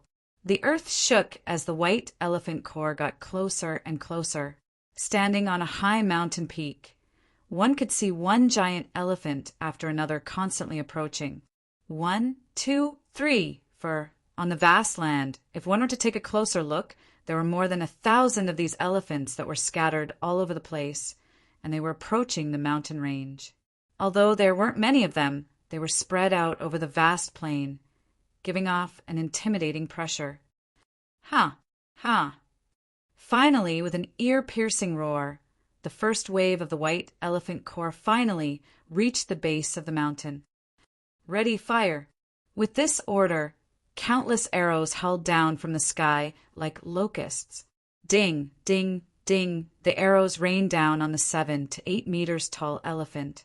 Ding, ding, dang, dang, dang, all of them were blocked. The white elephant armor was like a thick wall, blocking all the arrows outside. Ready! At almost the same time, the white elephant corps soldiers reacted, raising their shields high above their heads. 7 or 8 soldiers rushed forward. Some of them slid down the elephant's trunk and opened up their shields to protect the elephant's tiny eyes. Not a single arrow was able to get close, and it was far from over. Begin! A white-armored Meng Shijiao officer raised his sword and swung it down. Swish! Countless chains flew out, vibrating in the air as if they had a mind of their own, quickly locking down the steel walls. The other end of the chain was quickly locked onto the elephant's body. Pull! Following the order, smoke and dust billowed on the mountain, and the huge steel wall collapsed with a loud bang. Then, with the help of iron chains, it was quickly dragged out of the mountain. In the face of the elephant's enormous strength, even the 7,000 to 8,000 gene steel walls that Wang Chong had spent a great deal of wealth seemed insignificant. In the blink of an eye, a huge steel wall was dragged away by the giant elephant. Without the cover of the steel walls, the Annam, protectorate soldiers behind the walls, all had unsightly expressions. Let's go, let's go! Hurry and report to the lords. Let them decide.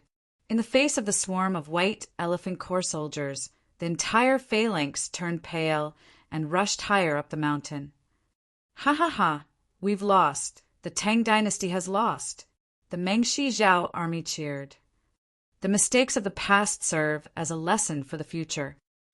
The previous bitter defeat had left everyone deeply fearful of the Annan protectorate army. But this time, the situation was completely different.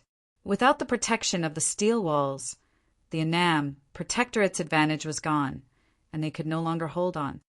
Rumble! With a rumble in the blink of an eye, another steel wall collapsed, bound by 7 or 8 chains, and was dragged away by the elephant step by step. Boom! Boom! Boom! One wall after another, they fell one after another. In a short period of time, at least 30 to 40 steel walls were dragged away. Hold on, don't let them drag you away. Behind a steel wall, more than 20 Annam protectorate soldiers were doing their best to drag the steel walls in front of them, engaging in a tug-of-war with the elephant. But in the next moment, with a rumble, dust roiled, and a huge rumble, more than 20 Annam Protectorate soldiers, along with the heavy steel walls, were all dragged down the mountain by the elephant. Ah! Screams rang out from the top of the mountain. Although they knew that the elephant was extremely powerful, no one had expected it to reach this level. More than 20 elite warriors at the peak of the true martial realm joined hands, but they were still not a match for this giant elephant. I'm afraid that even those at the third or fourth tier of the profound martial realm wouldn't be a match for it. The eagle's eyelids twitched when he saw this scene. He had already broken through to the third or fourth tier of the profound martial realm. In other words, in terms of pure strength, if he didn't use the six-armed Ksitigarbha Vajraguardian, even he wouldn't be a match for this elephant. And giant elephants like this could be found everywhere in the White Elephant Legion. The situation isn't looking good. In order to deal with the Tang dynasty, Jelifeng has schemed and schemed. This White Elephant Corps is actually a result of his meticulous accumulation to deal with the Tang dynasty in positional warfare. Chen Shusun said, "More than 1,000 elephants. Their strength is basically between the third or fourth tier of the profound martial realm and the eighth or ninth tier. Some of them are even close to the peak of the ninth tier." Chen Shusun looked at an 11 or 12-meter tall elephant in the distance. That was probably the oldest, tallest, and strongest elephant in the entire White Elephant Corps. Many of the hairs on its body were gray-white, but its steps were still light and agile. This was probably the Elephant King of the White Stone Legion. Not even Chen Shusun had the confidence to deal with such an Elephant King. Such an Elephant King, in addition to more than 1,000 elephants, posed an enormous threat to the Tang dynasty. If Meng Shijiao's people completely uproot these steel walls, even if we still have an army of 90,000, we really will be doomed. Chen Shusun said in a low voice. The Annam Protectorate had dealt with Meng Shijiao's White Elephant Corps before. Chen Shusun was well aware of the White Elephant Corps' power. In terms of status of Meng Shijiao's 4 elite legions, the White Elephant Corps was actually far above the White Stone Legion. The reason it hadn't reached Uzin's first legion was because the White Elephant Corps didn't have that many of them. There were only 1,000 or so of them. Elephants are just inanimate objects. I don't believe they can be as nimble as martial artists. If it weren't for the protection of Meng Shijiao's troops, these elephants would be nothing more than targets. A voice came from the side.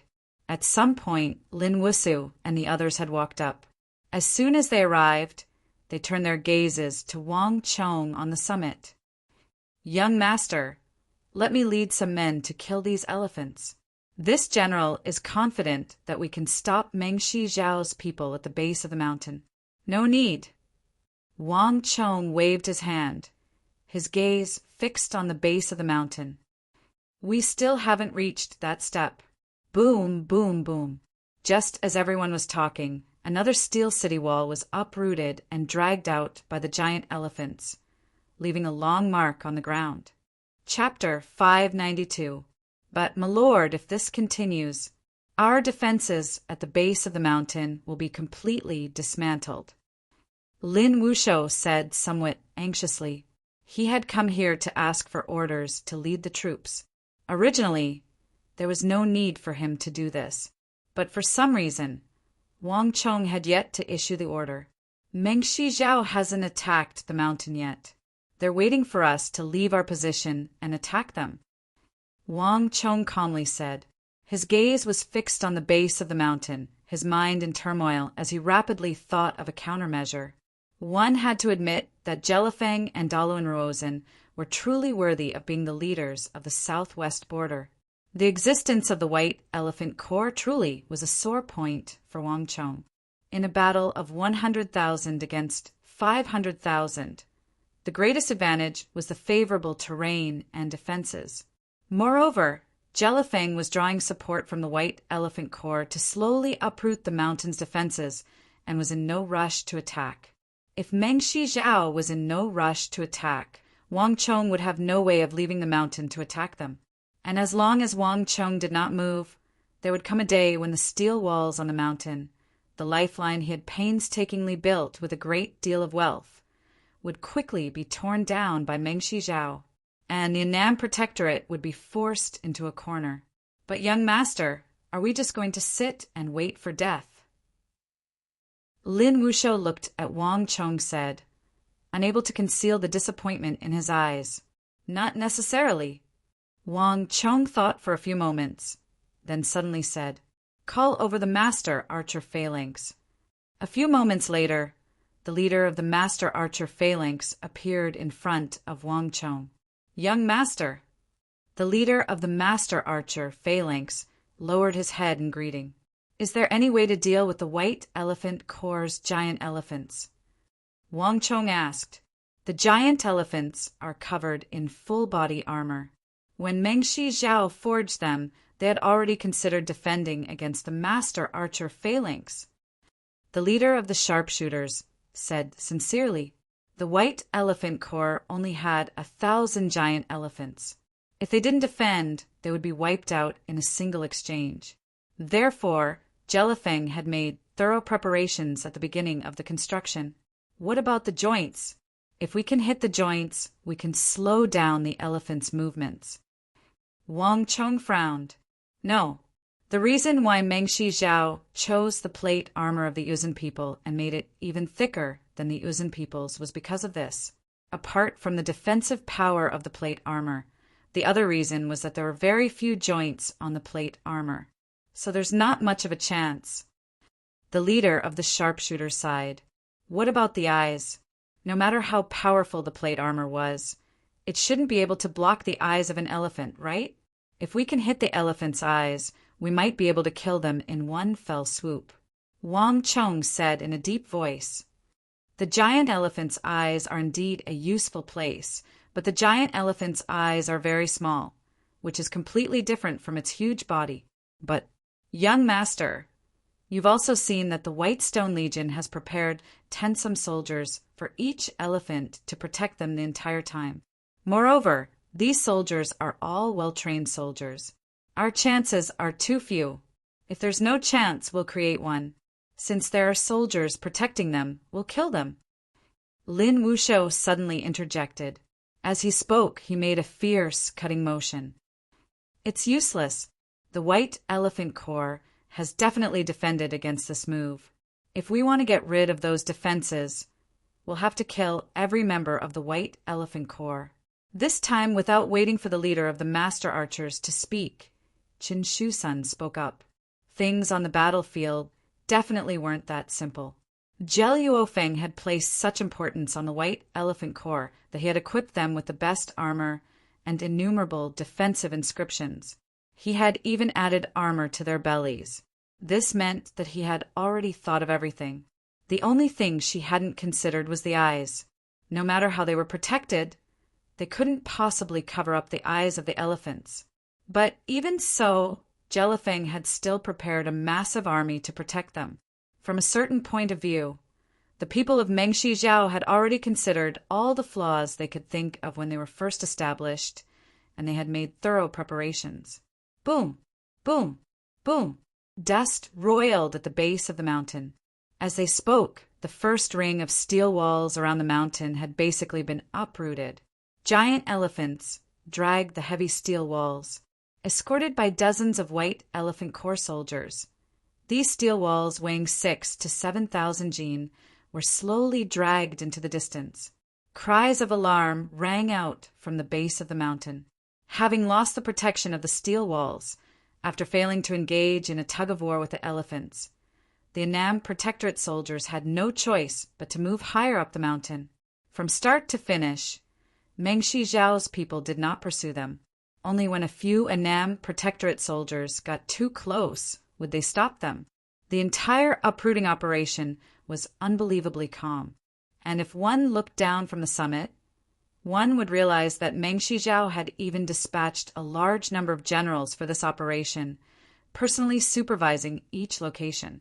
If anyone made any radical movements, they would be sternly ordered to stop.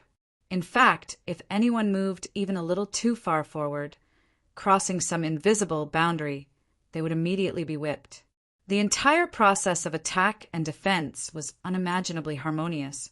Seeing this scene at the base of the mountain, not only did the people on the summit not relax, but their hearts were heavy. Meng Shijiao's people have become very cautious. This is even more frightening than if they had turned out in full force. If this continues in less than 3 days, all of our defensive fortresses will be uprooted. The entire mountain was quiet. Apart from the occasional conflict during the uprooting process, it maintained a rare peace. But the true atmosphere on the battlefield was completely different from what one would imagine.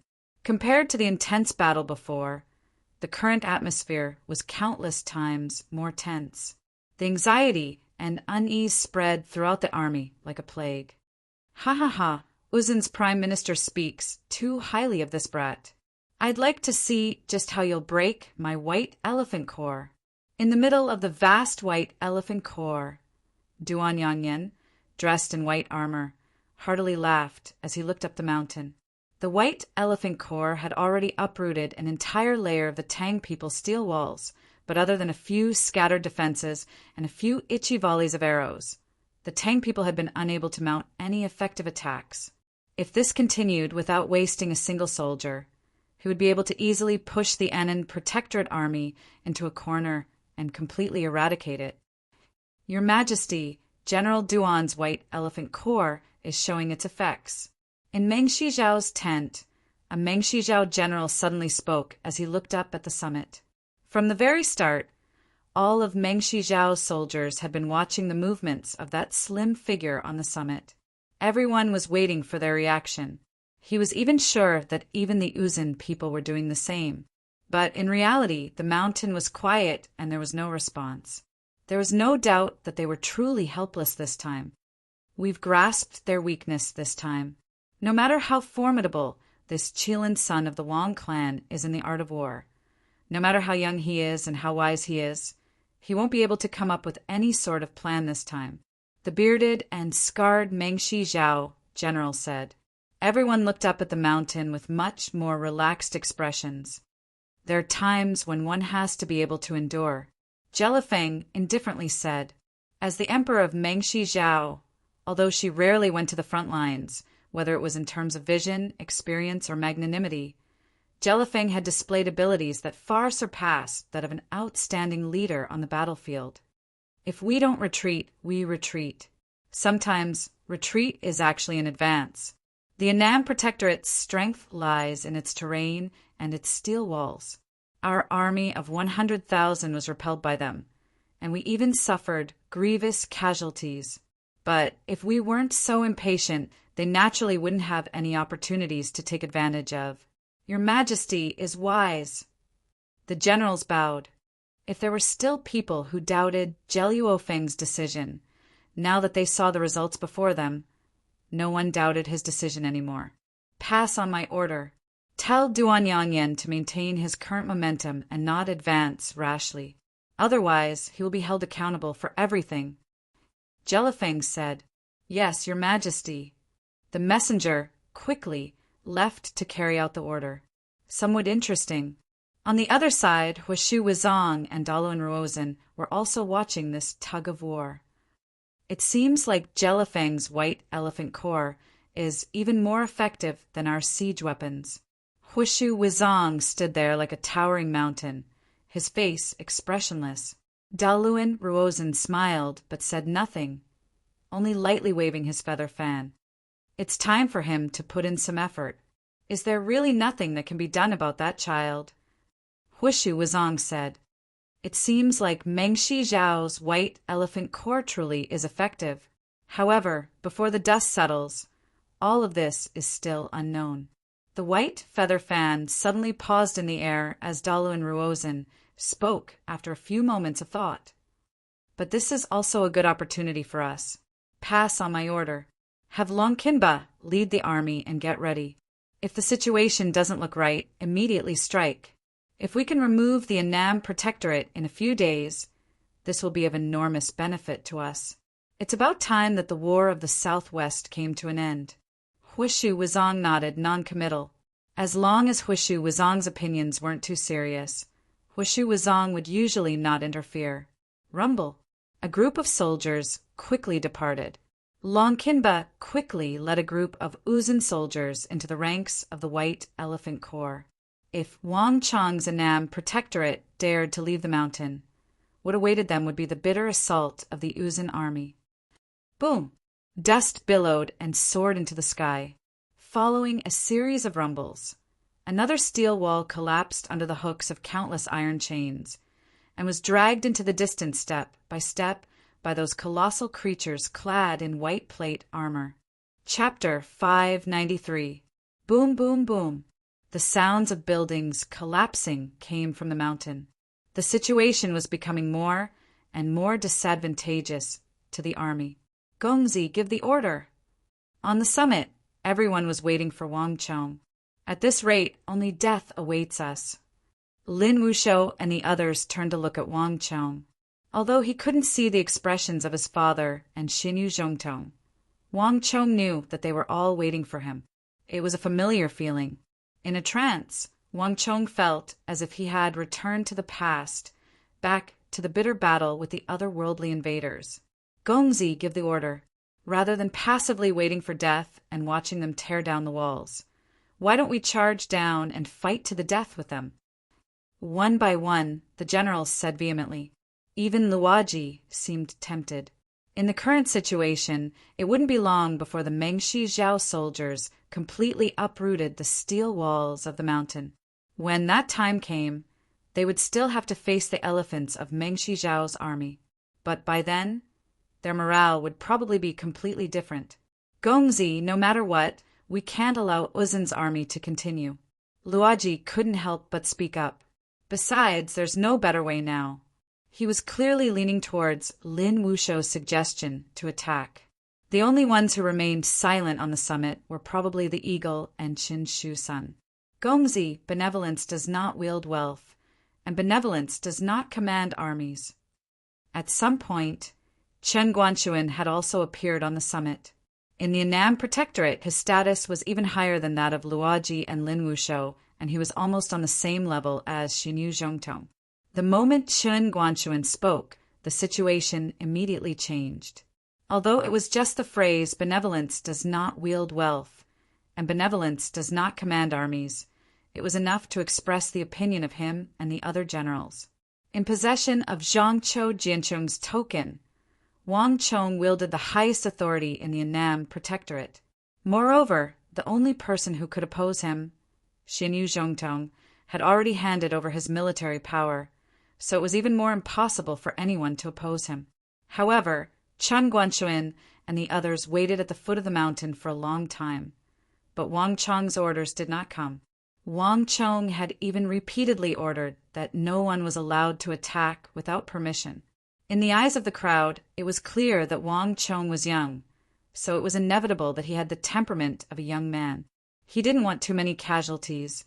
However, the army itself was a cruel battlefield. Wang Chong's actions were clearly wrong.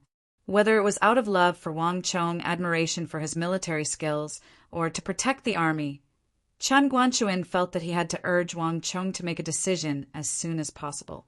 If it could facilitate the completion of the grand strategy, an appropriate sacrifice was completely acceptable. No need. Before Chen Guanchuan could finish speaking, Wang Chong's eyes flashed. With a wave of his hand, he immediately rejected Chen Guanchuan's proposal. The matter is still far from reaching that step. For a moment, the surroundings were deathly still. Everyone stared in shock at Wang Chong. It was clear that Wang Chong's actions had far surpassed his expectations. Wang Chong paid no attention to the people behind him. He strode forward, crossing the ramrod in front of him and gazing down the mountain. The trumpeting of elephants continued to ring out, and the base of the mountain was a bustling scene. The Annam Protectorate was like a lone island floating in the middle of the Mengshi, Yuseng Army's sea. But when he saw this sight, Wang Chong's eyes shone with an unprecedented determination. Everything has a weakness. Even the White Elephant Corps that Jelifeng painstakingly trained is no exception. Countless thoughts flitted through Wang Chong's mind, and in a flash he was thinking of many things. But they did not belong to this world, but to another. The elephants that Jelifeng had trained were very rare in this world. Even the eagle and Qin Shu Sun had rarely seen them, and they had always described them as beasts. But in another world, it was something that couldn't be more familiar, something that couldn't be more common. It was just that these elephants were not as large. Many things began to flow into his mind, and Wang Chang's thoughts grew clearer and clearer. Animals like elephants and humans were usually isolated from each other. They had their own circles and rarely came into contact. But it wasn't as if elephants had never attacked humans before. Quite a few such stories were recorded in the annals of history. Wang Chong clearly remembered that those people had used spring thunder to chase away wild elephants. And the so-called spring thunder was nothing more than the massive explosions produced by gunpowder. In other words, elephants' ears are actually very sensitive to sound, especially loud noises. Wang Chong muttered to himself, his eyes suddenly shining. A giant elephant was still an elephant. The people of this world knew nothing about elephants, but if his judgment was right, then perhaps there was no need to create the so-called spring thunder, because in this world of martial arts, there were better things. At this thought, Wang Chong's lips curved in a smile. "General Zhao!" Wang Chong suddenly called out, "Here!" Under the astonished gazes of the crowd, General Zhao Hong, who was in charge of the archers, clenched his fists and strode over from behind. "If I tell you that I have a way to move the shield in front of the elephant core's eyes, tell me, how confident are you in killing that elephant?" Wang Chong asked, "How is this possible?" Zhao Hong cried out. Behind him, the generals of the Annam Protectorate were also shocked. The eyes were almost the elephant's only weakness. But if anyone could think of it, how could Mengshi Zhao not? Thus, with these elephants as the core, it was almost an all-round protection. Wang Chong was on the top of the mountain. No one understood why Wang Chong was so sure that he could move the guards around the elephant. "Just tell me, can you do it or not?" Wang Chong's expression turned cold. "I can do it." Zhao Hong's heart skipped a beat, and he hurriedly lowered his head and said, "This subordinate can shoot multiple arrows at the same time and accurately hit the elephant's eyes. If young master can really do it? How many master archers like you are there in the army?" Wang Chong nodded in satisfaction. "No less than 50. Zhao Hong said, "The Tang dynasty was different from the nomadic Eastern and Western Turkic Khaganate and the Goguryeo Empire.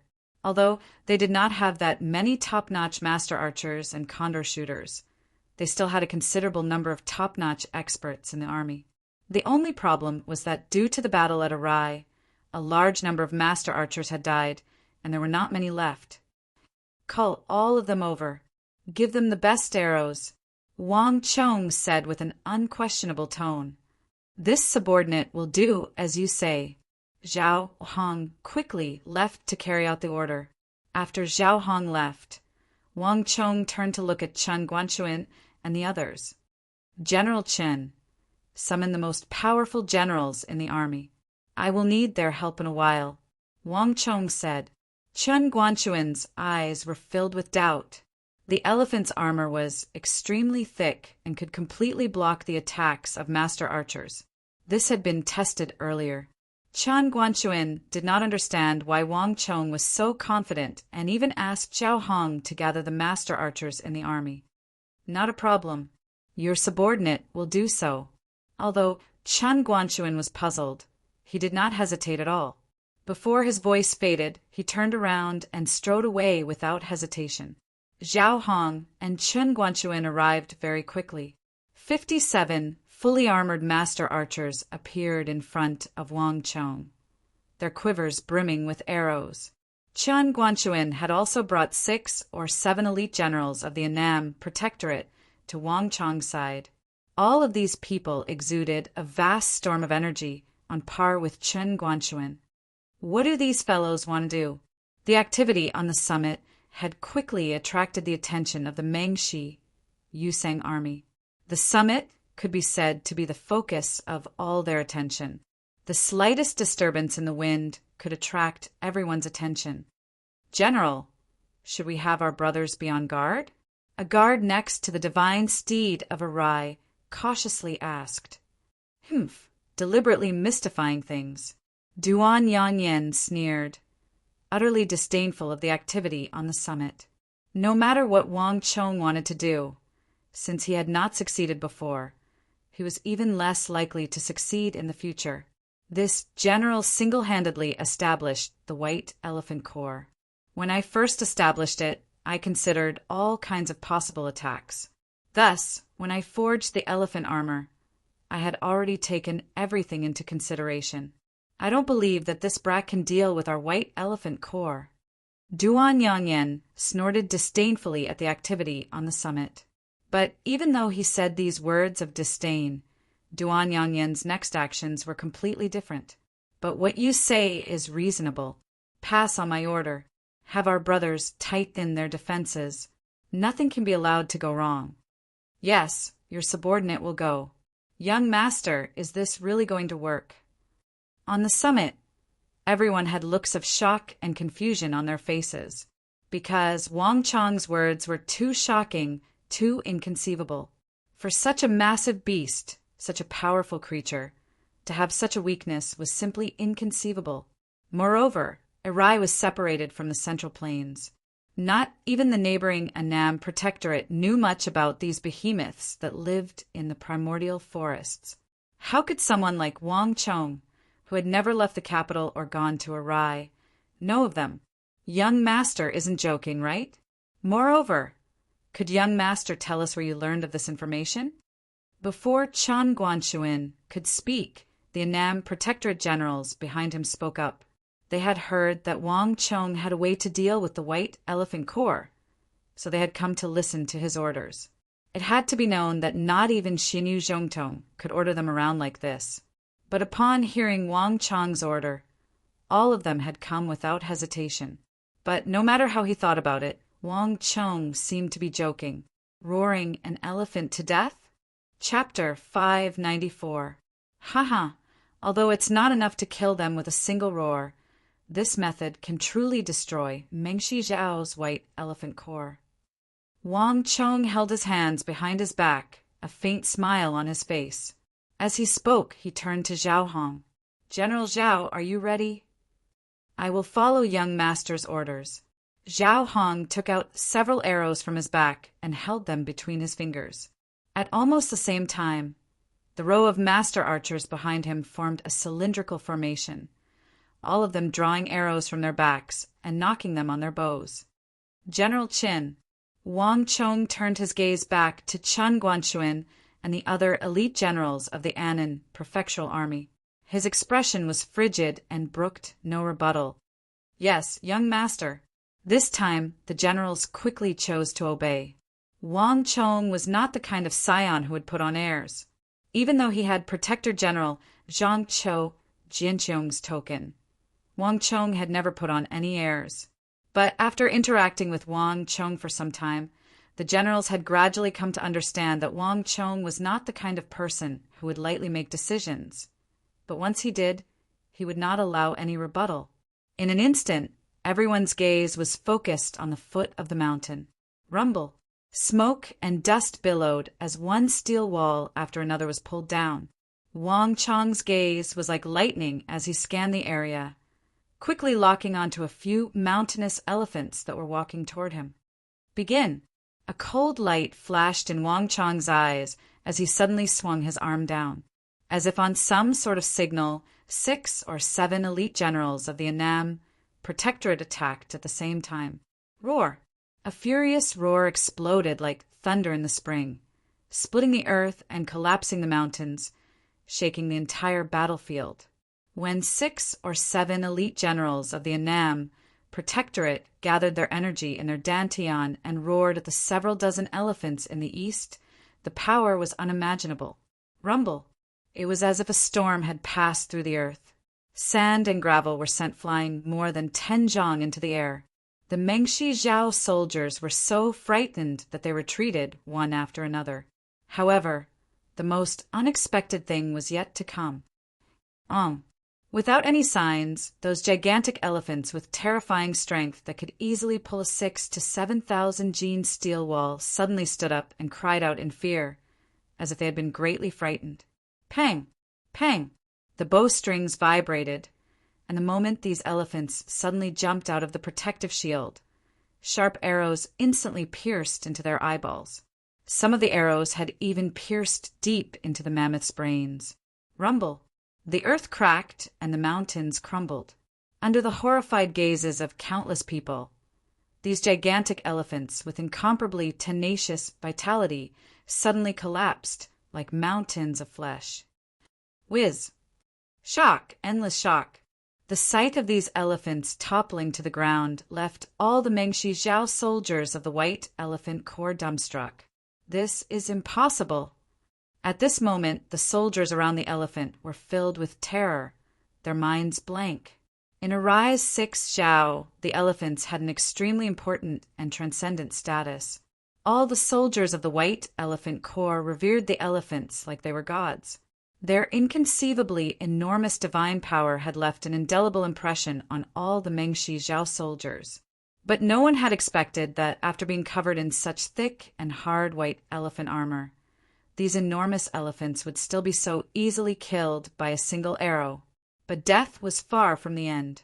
For some people, not all the elephants had been shot through the head. Some elephants had used their thick eyelids to block the arrows. But this was only the beginning of the tragedy. An elephant trumpeted, and a Mengshi Zhao soldier's face was covered in fear as he watched the massive foot of an elephant grow in size and stomp down. In an instant, the soldier was crushed into a pile of meat paste. The severe wounds had caused the elephants to instantly go berserk, entering a fatal and blind berserk state. No one could imagine that an elephant weighing more than 10,000 gene in its berserk state could move so quickly and nimbly.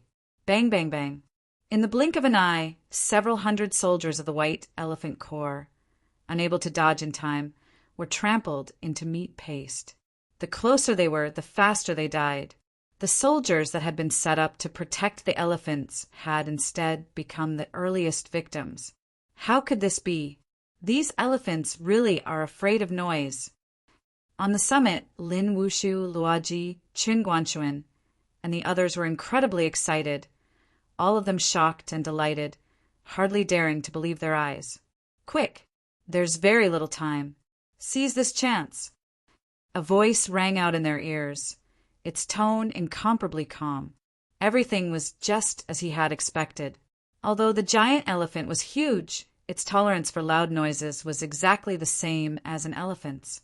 But although the tactics were effective, Wang Chong was not the slightest bit perturbed. As a general, one should always maintain a calm and rational heart, never to be moved by the outside world. Only by maintaining calm could one make the wisest choice at the crucial moment. Roar! The world swayed and the winds howled. This time, without needing Wang Chong's orders, Qin Guanchuan and the others quickly made their decision. 6 or 7 of the best generals of the Annam Protectorate gathered their energy into a massive beam that enveloped a group of elephants to the southwest. The elephants bellowed. Half of them collapsed, while the other half once more went berserk. If these elephants still had their eyes, they would definitely accept the orders of the White Elephant Corps soldiers. But under the intense pain, their eyes couldn't see anything. All the elephants subconsciously treated the humans closest to them as enemies to vent their anger on. When a Xian realm elephant went berserk, and this elephant was even equipped with heavy elephant armor, that kind of terrifying power was hard to imagine. Shrill screams echoed across the entire battlefield. When the mountain-sized elephants went berserk in the dense battlefield, the soldiers were like wheat in the fields, falling down in large groups. Blood and flesh were squeezed out from under their armors like mud, while the armors were flattened like cans that had been squeezed out of a can. The entire battlefield instantly turned into an azure hell. Quick! Stop them! The faces of the soldiers were filled with terror. Some of them tried to band together and attack the charging elephants in a frenzy. But the spears were like scratching an itch. Stabbing the elephant's body with his saber was like scratching an itch through his boot.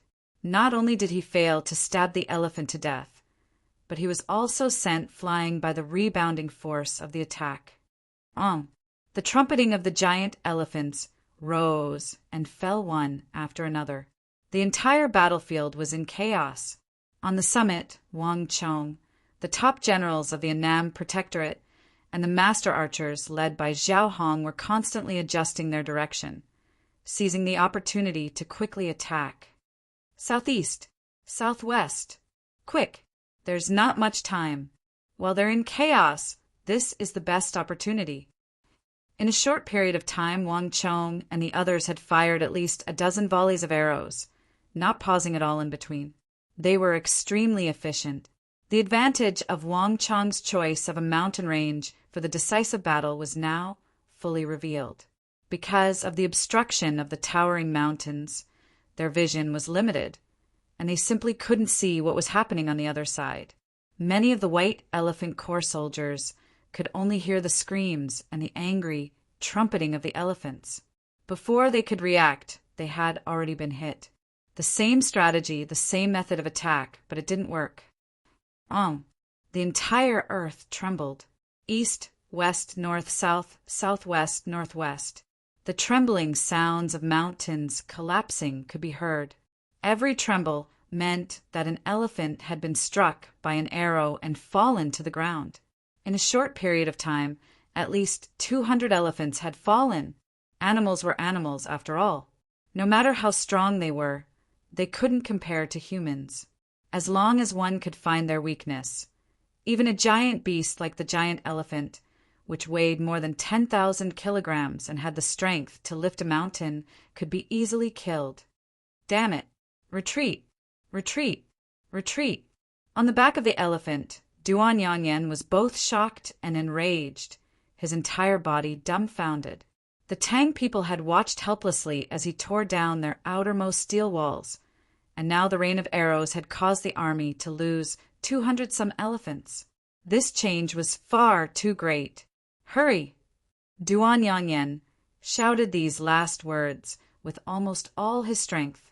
Even more shocked than Duan Yanyan were the assembled group of Meng Shizhao generals, Jelifeng, Fenjie, Duan Gechuan, and Duan Gechuan. When the elephants fell to the ground with a mournful wail, everyone was dumbfounded. The surroundings were deathly still, the atmosphere suffocating. Hurry and tell General Duan to retreat. The first to break the silence was Crown Prince Fenjie. It had not been easy to build the White Elephant Corps. These thousand-some elephants had taken a great deal of Meng Shizhao's energy and resources. Just capturing them was difficult enough, let alone decades of training. If Wang Chong were allowed to continue shooting, the entire White Elephant Corps would exist only in name, destroyed in a single day. Roar! At this moment, a heaven-shaking roar came from the southeast, interrupting the shouts of Chen Guanxuan and Lin Wushou. At almost the same time, two other heaven-shaking roars, like those of prehistoric beasts, came from the mountain and collided with the roar from the southeast. Huishu Wizang, Wang Yan, and Xinyu Zhongtong had finally taken action. On the battlefield, the elephants were restless, but with the intervention of Huishu Wizang, Wang Yan, and Xinyu Zhongtong, the situation immediately improved. Okay, let's stop with this wave for now. On the summit, Wang Chong waved his hand as he watched the panicked retreat of the White Elephant Corps, ending this wave of attacks. The farther away a sound wave attack was, the less effective it would be. Moreover, the crux of this kind of attack was the element of surprise. If they were prepared, everything would be completely different, and the effect would be greatly reduced. After saying this, Wang Chong's ears fell silent, as if there was no one behind him. Wang Chong froze and turned his head in astonishment. He immediately saw that everyone was staring at him in a daze. Chun Guanxuan, Lin Wushou, Luoji, and even Qin Shusan. What's wrong? Chapter 595. Young Master, please accept this subordinate's bow. This subordinate was rude before. Chuan Guanchuan suddenly took a deep breath and walked out of the ranks. He bowed deeply in front of Wang Chong. Behind him, all the highest-level generals of the Annam Protectorate also bowed. They raised their heads and gazed at Wang Chong, their eyes brimming with astonishment, admiration, and deep respect. The generals of the southwest had all heard of Meng Shi Zhao's White Elephant Corps. This was an army that Jelifeng regarded with great importance, and it was also a force with terrifying combat power. All of them had personally witnessed the previous battle, but no one had expected that while everyone was still half acquainted with the elephants that lived in a rai, only knowing a few scraps of their claws, Wang Chong had already thought of a way to easily defeat them. This sort of ability was simply miraculous, surpassing everyone's imagination. Young Master, can you tell us how you knew that these giant beasts are afraid of sound? Lin Wuxiu stepped forward, his face full of admiration. If they had known this method of dealing with the White Elephant Corps in the Battle of Arai, everything would have been completely different. At the very least, they wouldn't have been trampled to death by the charge of those giant elephants. Although Wang Chong had resided in the capital for a long time and rarely left, his vast knowledge and wisdom had already reached a level that others could only sigh in amazement at. Haha, this isn't that hard to guess. These giant elephants have very large bodies, but their eyes are inconceivably small, just a bit larger than normal humans. It's clear that their eyes are their weak point. Since their eyes are like this, their other senses might also be like this. So I thought of their ears. Wang Chong held his hands behind his back and faintly chuckled. No matter what, the memories of a soul from another world could never be spoken of in this world. Young Master's extraordinary talent is truly formidable. The top-class generals of the Annam Protectorate were all astonished. Although Wang Chong spoke briefly about it in the eyes of the crowd, this was completely his normal behavior. As for Wang Chong's age, it was completely ignored. Roar! Although the attack had stopped, the matter of the White Elephant Corps was far from over. The berserk elephants rampaged through the crowd, and the losses suffered by the White Elephant Corps in this battle were almost entirely caused by the berserk elephants. At least 2,000 to 3,000 people were killed by the rampaging elephants. Even so, the White Elephant Corps still had to think of a way to pacify these rampaging elephants. Without elephants, the White Elephant Corps couldn't be called a White Elephant Corps. Your Majesty, what should we do next? Should we send other armies? Your Majesty, let me go. I am willing to lead the army to destroy the Tang people. In the middle of Meng Shi Zhao's army, several generals were extremely excited and wanted to join the battle. Let's call it a day. Jelifeng let out a long sigh, a rare look of exhaustion appearing in the eyes of this ambitious and ruthless character. The defeat of the Whitestone Corps and then the defeat of the White Elephant Corps, which he had placed his hopes on, had left a deep shadow in the heart of the Meng Shi Zhao Emperor. 70,000 to 80,000 soldiers had died in battle. Generals, there is no need to talk about fighting. Wait until I see the Prime Minister of Uzin and have some ideas before making a decision. Yes, Your Majesty. The generals bowed their heads in greeting. In Arai, Jelifeng's status was similar to that of the Holy Emperor of the Tang Dynasty. Her words were law. Any order, no matter what, would be thoroughly carried out. In addition, how are General Duan's injuries? Jelifeng asked. General Duan's injuries have already stabilized, a Meng Shi Zhao general said. A Meng Shi Zhao general said, knowing that Jelifeng was speaking of Duan Wuzong. I'll go see him as well. With a wave of his sleeve, Jelifeng left the center of the army. As he left, the long blare of a horn came from the southeast. The vast Uzin army retreated from the mountain where the Tang people resided like the receding tide. Meng Shi Zhao also tacitly retreated. For a moment, a large area around the mountain where the Tang people resided had been emptied. Young Master, they've retreated. Old Eagle suddenly spoke as he looked down from the summit, amid the blustery winds. It's about time for them to retreat. Wang Chong glanced up at the darkening sky and sneered. The siege of the city, the rain of fireballs, the White Elephant Corps, the Mengshi, Yusang army had used at least 3 or 4 waves of attacks in a single day, but they had all been thwarted. If you know to retreat at a time like this, it's not too late. Daluan Ruozhen, Huishu Wuzong, and Jelifeng were all influential figures of the southwest, people on the same level as Zhangqiu Jinqiong. All of them had to be looked up to. If anyone else had said these words like Wang Chong, they would have been snorted in contempt. But when Wang Chong said these words, no one felt that there was anything wrong with them. He had already used his actions to amply prove that he had the strength and qualifications to say these words. Not even the generals of the Annam Protectorate had realized that Wang Chong's position in their hearts had already surpassed that of Wang Yan and Xinyu Zhongtong, who had been fighting a life-and-death battle with them for more than a month. Pass on my order. The army is to turn on the stoves and start cooking. But, young master, what if they use this chance to attack? The eagle said. If they dare. With a cold laugh, Wang Chong flicked his sleeves and turned to leave. This kind of tactic was meant to force them to attack, and Wang Chong was more than happy to see them attack at this moment. This is blatant contempt. That child is mocking us. As smoke rose from the top of the mountain, Huishu Wuzong suddenly spoke, his gaze on Daluan Ruozhen. His meaning was clear. Rather than saying that Wang Chong was mocking the Yuzhen, it would be more accurate to say that he was provoking Daluan Ruozhen. What can I do? My skills are inferior. Daluan Ruozhen smiled bitterly. You'll admit defeat? Huishu Wuzong had a look of disbelief on his face. Huishu Wuzong could not be more familiar with this prime minister of the Ngari royal lineage. Anyone who thought that Wang Chong would really admit defeat would be gravely mistaken. Those people who believed that Daluan Ruozhen would easily concede had been reduced to a pile of yellow mud in the past few days. At the very least, if Zhangqiu Jinqiong was around and saw this expression on Daluan Ruozhen's face, he would definitely raise his guard. However, this kid really can't be underestimated.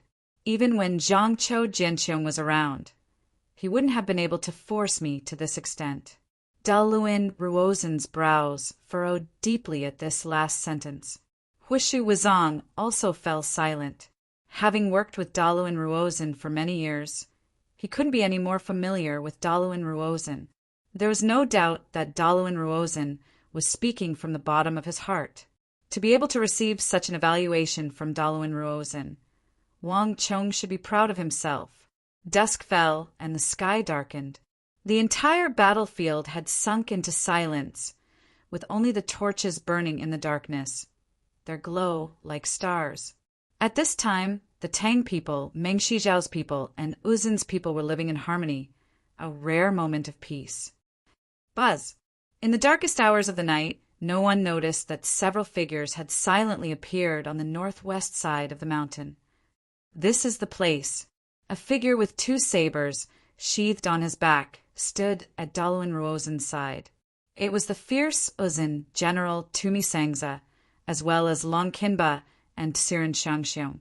All of them had solemn expressions on their faces. The prime minister had never done anything meaningless, and he certainly wouldn't do such a thing now. Just what is this kid doing? Tsirin Shangxiong slowly raised his head, looking from the base of the mountain all the way to the summit. This was a long passage, around 10 samjang long. Unlike the other parts of the mountain, there were no steel walls here, only tens of thousands of caltrops of various sizes. The largest of these caltrops were 4 to 5 feet tall, while the smallest were only the size of a thumb, but all of them were covered in sharp thorns. Hundreds of thousands, perhaps even millions, of these caltrops were pouring down from the summit, forming a black river of thorns that was as straight as a waterfall. This river of thorns was particularly striking amidst the walls of the mountain. Could it be that they don't have enough materials, that they don't have enough steel walls? An officer of the Yuzin tribe asked in shock. Impossible. Just look at how many thorns there are here. With so many materials, wouldn't the steel walls be enough to fill up this passage? Longkinba coldly said. He was basically the only one left of the 5 tiger generals. The others were all valiant generals of the tribe like Tsirin Xiangxiong and Tumi Sangza. But even so, not even Tumi Sangza dared to offend Longkinba too much. As the leader of the 5 tiger generals, Longkinba was an extremely valiant existence. Since that's the case, there must be a problem here. That brat probably wants to use this place to do something. Tsirin Xiangxiong suddenly said, "It would be strange if there wasn't a problem with this abrupt river of thorns. Tumi Sangza, can you use your halo to turn all these halos into metal men and get rid of them?" Daluin Ruozin suddenly said, a profound look in his eyes, "I can, but it won't be very easy." A troubled look appeared in Tumi Sangza's eyes. These thorns, large and small, are almost all covered in toughening inscriptions. With so many thorns, the number of metal men I can make with my abilities is extremely limited, and it will consume an enormous amount of stellar energy. And if I use metal men to clean them up, the metal men don't have bodies and won't be affected by the thorns, but the noise will also alarm the Tang people on the mountain. Moreover, there are far too many of these thorns. My abilities are probably very limited. Chapter 596. Metal Element Ability Users Were Not Invincible. In his battle with Luoji, Lin Wushu, and Chen Guanxuan, Tumi Sangza had consumed a great deal of his stellar energy. Moreover, summoning the metal giants consumed stellar energy. His strength was simply not enough to clear away these hundreds of thousands, perhaps even millions of metal brambles. Even if he summoned 100-some metal men, he still wouldn't be able to accomplish this arduous task. Daluin Ruozin silently raised his head to the summit, countless thoughts flitting through his mind. Although he couldn't see anything in the pitch-black darkness, Daluin Ruozin suddenly saw that figure standing motionlessly on the summit, seemingly plotting something. In all his years at the helm of the Ngari royal lineage and 10-some years of fighting with Zhangqiu Jinqiang, Daluin Ruozin had never found anyone so unfathomable. At every moment, his opponent seemed to be plotting something. This caused Daluin Ruozin to fall into a daze, as if he was seeing another version of himself. Truly a formidable foe, Daluin Ruozin muttered to himself. After a few moments of silence, Daluin Ruozin turned to Longkinba. "Are you ready?" Replying to Prime Minister, "We're ready." All 5,000 war horses had been wrapped in the cloth provided by Mengshi Zhao. Longkinba sternly said, "Very good. Then let's begin," Daluin Ruozin firmly said, his eyes turning cold and piercing. War was never limited to the day. Night was also a fierce battlefield. But unlike the day, without the visibility of the day, the Annam Protectorate's defensive capabilities would be greatly reduced. Daluin Ruozin had specially chosen the middle of the night, when people were the most sleepy, to prepare for his assault on the camp. Boom! Daluin Ruozin had just given the order when there was a massive boom from the southwest. Flames soared into the sky and battle cries filled the air. Looking from afar, one could vaguely see an army rampaging inside, wantonly slaughtering. Report. Almost at the same time, a war horse galloped forward. An Uzin herald rushed over, looking travel-worn. "Prime Minister, Mengshi Zhao's people are under attack. The Tang people have raided the camp in the middle of the night." As soon as these words came out, everyone's expressions suddenly became incomparably interesting.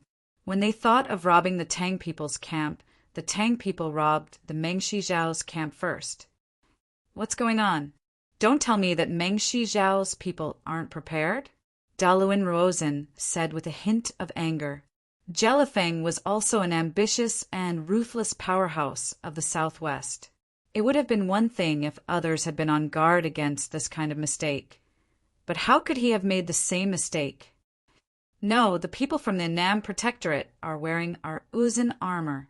The messenger said hurriedly. Swish. These words caused Longkinba, Tumi Sangza, Tsirin Shangxiong, and even Dalu and Ruozin to instantly grimace, all of them grimacing. Damn it! Longkinba fiercely clenched his fists, his face ghastly pale. This was not the first time he had clashed with Wang Chong, so he didn't need to think too much to know that this was Wang Chong's plan.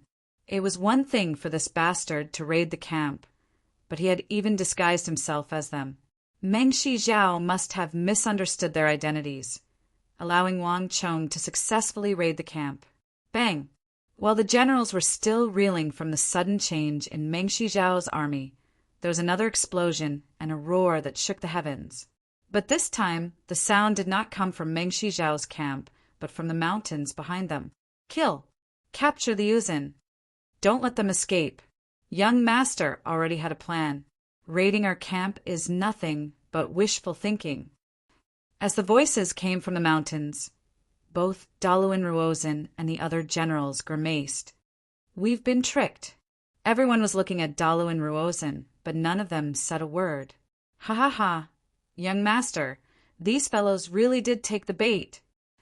On the summit, in the darkness of the night, the generals roared with laughter as they looked up and down the mountain at the two blazing torches. A strong point is a weak point, and a strong point is a weak point. If Dalu and Ruozin wants to use the methods of raiding camps he learned from the Central Plains to deal with the Tang dynasty, then I can only say that he's found the wrong person. Wang Chong looked down the mountain, a faint smile on his face. Although he couldn't see anything, Wang Chong was sure that Dalu and Ruozin's expression must be very interesting at this moment. Uzun did not know any military strategy.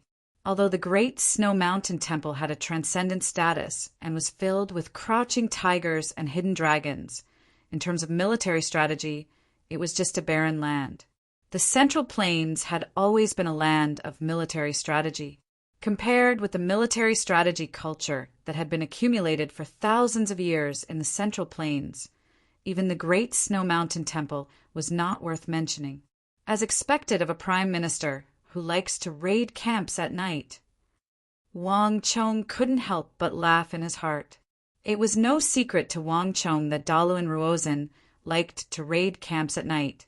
At this time, it was already quite good to have this kind of idea of raiding camps. Unfortunately, his opponent was Wang Chong. Wang Chong was only on guard against him.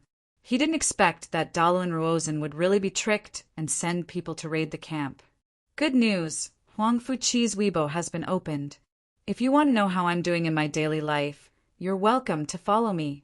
Carrot, the official account's exclusive video, War God So Young Sun 1, has been uploaded. Everyone, please follow me. Add the WeChat account and search for Huang Fuqi. Click on the profile picture and you'll find it in the history. Smiley face. How is it? Wang Chong asked. Following young master's orders, we prepared ballistae and set up an ambush. The vast majority of them were killed by us. Less than 1,000 managed to escape, a commander reported. One of the generals who passed the order said, "That's enough. Let them go. In addition, have the Uzun and Meng Shi Zhao soldiers who died in battle during the day collect their armor. Although we've already used this move before, as long as the Meng Shi Yusang army remains, we can still use it." "Yes, young master." The messenger quickly turned and left. In the battle during the day, 60 to 70,000 soldiers had died on the mountain. In this era, many armies would choose to bury these corpses, push them down the mountain, or abandon them somewhere else. But to Wang Chong, these corpses were still things that he could use. Although the Annam Protectorate could only passively defend during the day, it was completely different at night. Given Wang Chong's personality, he would never resign himself to death. This was the only opportunity for the Tang people to strike, as well as the best. As long as Uzun and Meng Shi Zhao were still allies, Wang Chong could constantly pretend to be Uzun soldiers to attack Meng Shi Zhao, and then pretend to be Meng Shi Zhao soldiers to attack Uzun. Called General Qin and the others back. Wang Chong said as he gazed at the fiery light at the base of the mountain. In addition, tell them to circle around Uzin's camp on their way back and raid the Uzin camp before coming back. Tell them not to linger in battle and not to linger in one place. Yes, young master. Raiding a camp had to be done when the enemy was unprepared. There was only a split second, so the opportunity had to be seized. In addition, they had to constantly charge forward and not linger in one place. By raiding a camp, they had to leave with a single stomp and not linger in one place for too long. Otherwise, it would become a proper battle. Ha ha ha, Luaji, Chun Guanchuan, and all the other generals of the Annam Protectorate had returned with their armies. Even from a distance, one could hear their hearty laughter. Pretending to be Mengshi Zhao soldiers to attack Uzin soldiers. Pretending to be Uzin soldiers to attack Mengshi Zhao soldiers. Only Wang Chong could think of such a thing. My lord, this plan is too ingenious. The Uzin and Mengshi Zhao soldiers are probably going to explode with anger. Daluan Ruozin has been completely suppressed by young master this time. With young master here, what does our Annam Protectorate have to fear? That's right. What Jelifeng? What Duan Gechuan? What Huishu Wizong? What Daluan Ruozin are worth in front of young master? Torches flickered, and under the illumination of the flames, everyone's faces were fiery red, and they looked incomparably excited. The War of the Southwest was like a mountain weighing down on everyone's heart. Every day was heavy, the atmosphere so heavy that it was hard to breathe. But it was different with Wang Chong. Not only could he keep out legendary figures of the Southwest like Huishu, Wizong, and Daluan Ruozin. Leaving them helpless, he could even launch an attack and toy with them in the middle of the night. It's good that generals are confident. Wang Chong also chuckled. It could be seen that this victory had greatly boosted everyone's confidence. This had imperceptibly raised the morale of the army and boosted everyone's morale. This was one of the reasons Wang Chong had sent them out to raid the camp. But although he was happy at the start, Wang Chong couldn't help but frown at the end. Know yourself and know your enemy, and you will never be defeated in 100 battles. Huishu Wizong didn't understand me and simply didn't expect me to raid the camp at a time like this, so he fell for the trick. But this sort of thing can only happen once. Generals, you absolutely must not be careless. Neither Huishu, Wizong, nor Daluan Ruozin are easy targets. Although he was very happy to hear the praises of the crowd, if he were to underestimate Huishu, Wizong, and Daluan Ruozin because of this, he would be in deep trouble. Huishu, Wizong, and Daluan Ruozin's reputation had been forged, not built from flattery. Even the ferocious tiger of the Southwest, Zhangqiu Jinqiang, couldn't do anything to them. So how could people like them be easy to deal with? Even though they had won consecutive victories, Wang Chong didn't dare to underestimate them. It wasn't because he was afraid of them, but because Wang Chong knew that it wasn't that Huishu, Wizong, Daluan Ruozin, Duan Gechuan, and Jelifeng didn't want to make a move, but that they didn't think that it was the right time for them to do so. When that time came, it would be the true decisive battle. Whether it was the Tang dynasty, Mengshi Zhao, or Uzin, none of them would have any path of retreat. The casualties at that time would definitely not be as high as they were now. Yes, young master. Hearing Wang Chong's words, the crowd roared in agreement, their expressions filled with deep respect. There shouldn't be any trouble tonight. Everyone go back and rest. Stay alert. Yes. Chapter 597. Prime Minister, when are we going to launch the general offensive? In the Uzin commander's tent, Jelifeng, Duan Gechuan, Fenjie, Duan Yangyan, and all the other Uzin generals were gathered together. Wait a little longer. Now is not the time. Daluan Ruozin's voice was firm and unquestionable. A hint of anger appeared in the eyes of all the Mengshi Zhao generals, but none of them dared to say anything. Although the two sides of the Uzin Yusang army were equal, everyone knew that the true commander of this battle was not one of Mengshi Zhao's men, but the prime minister of Uzin, Daluan Ruozin. All the offensive plans had been formulated by Daluin Ruozin. Has Prime Minister still not gotten a good grasp of that brat's background? Jelifeng said with a frown. That brat from the Wang clan had displayed a military strategy that was completely different from any of the generals they knew of. Daluin Ruozin wanted to probe him, and Jelifeng had no objections. He was not a daring and ambitious person. Once he agreed, he would be handing over the decision of the entire battle to Daluin Ruozin, as well as the timing of the general offensive. Since he had made this promise, Jelifeng would definitely keep it and would not randomly interfere. But in this probing operation, from day to night, Meng Shizhao had already lost far too many men, and the night raid had especially enraged them. This was also the reason they had appeared here. No one had expected that the Tang people would still dare to attack them in this sort of situation. This was a naked humiliation. But if after paying such a high price, Daluin Ruozin still said that he had not obtained any information, that he had not gotten a good grasp of that brat's background, then Jelifeng would find it rather difficult to accept. More or less. But I'm still lacking something. Daluin Ruozin said faintly. He glanced at Jelifeng and smiled. Your Majesty, I know it's hard for you to accept, but think about it carefully. At the banks of the higher river, your White Stone Legion easily defeated the Annam Protectorate. If this is still the same Annam Protectorate with the lineup that the king sent out yesterday, your Meng Shizhao's people would be able to defeat it without our Uzin's intervention. But is that really the case? Jelifeng, Meng Shizhao, and the other generals fell silent.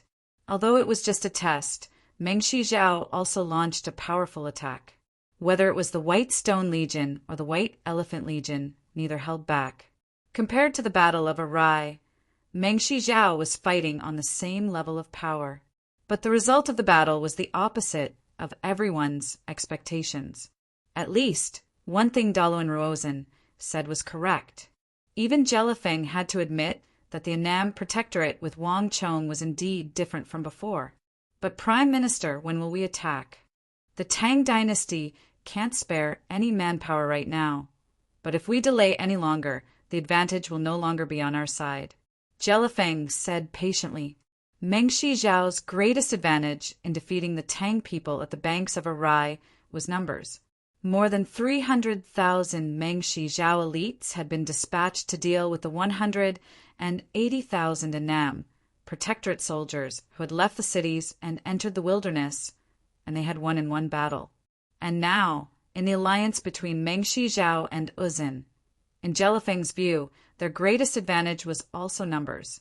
It was precisely because the two armies occupied an absolute advantage that they had the confidence to win against the less than 100,000 Annam Protectorate with 400,000 to 500,000 soldiers. Giving up the advantage in military strength and testing the waters time and time again, they would only lose their advantage. As for the Annam Protectorate, they should swarm in together and use their advantage in numbers to completely annihilate them. This was the best strategy, no matter what methods the opponents used. In the face of absolute numbers, they were all insignificant tricks. Your Majesty, I know that you lost a lot of troops last night and are very angry, but now is not the time to be angry.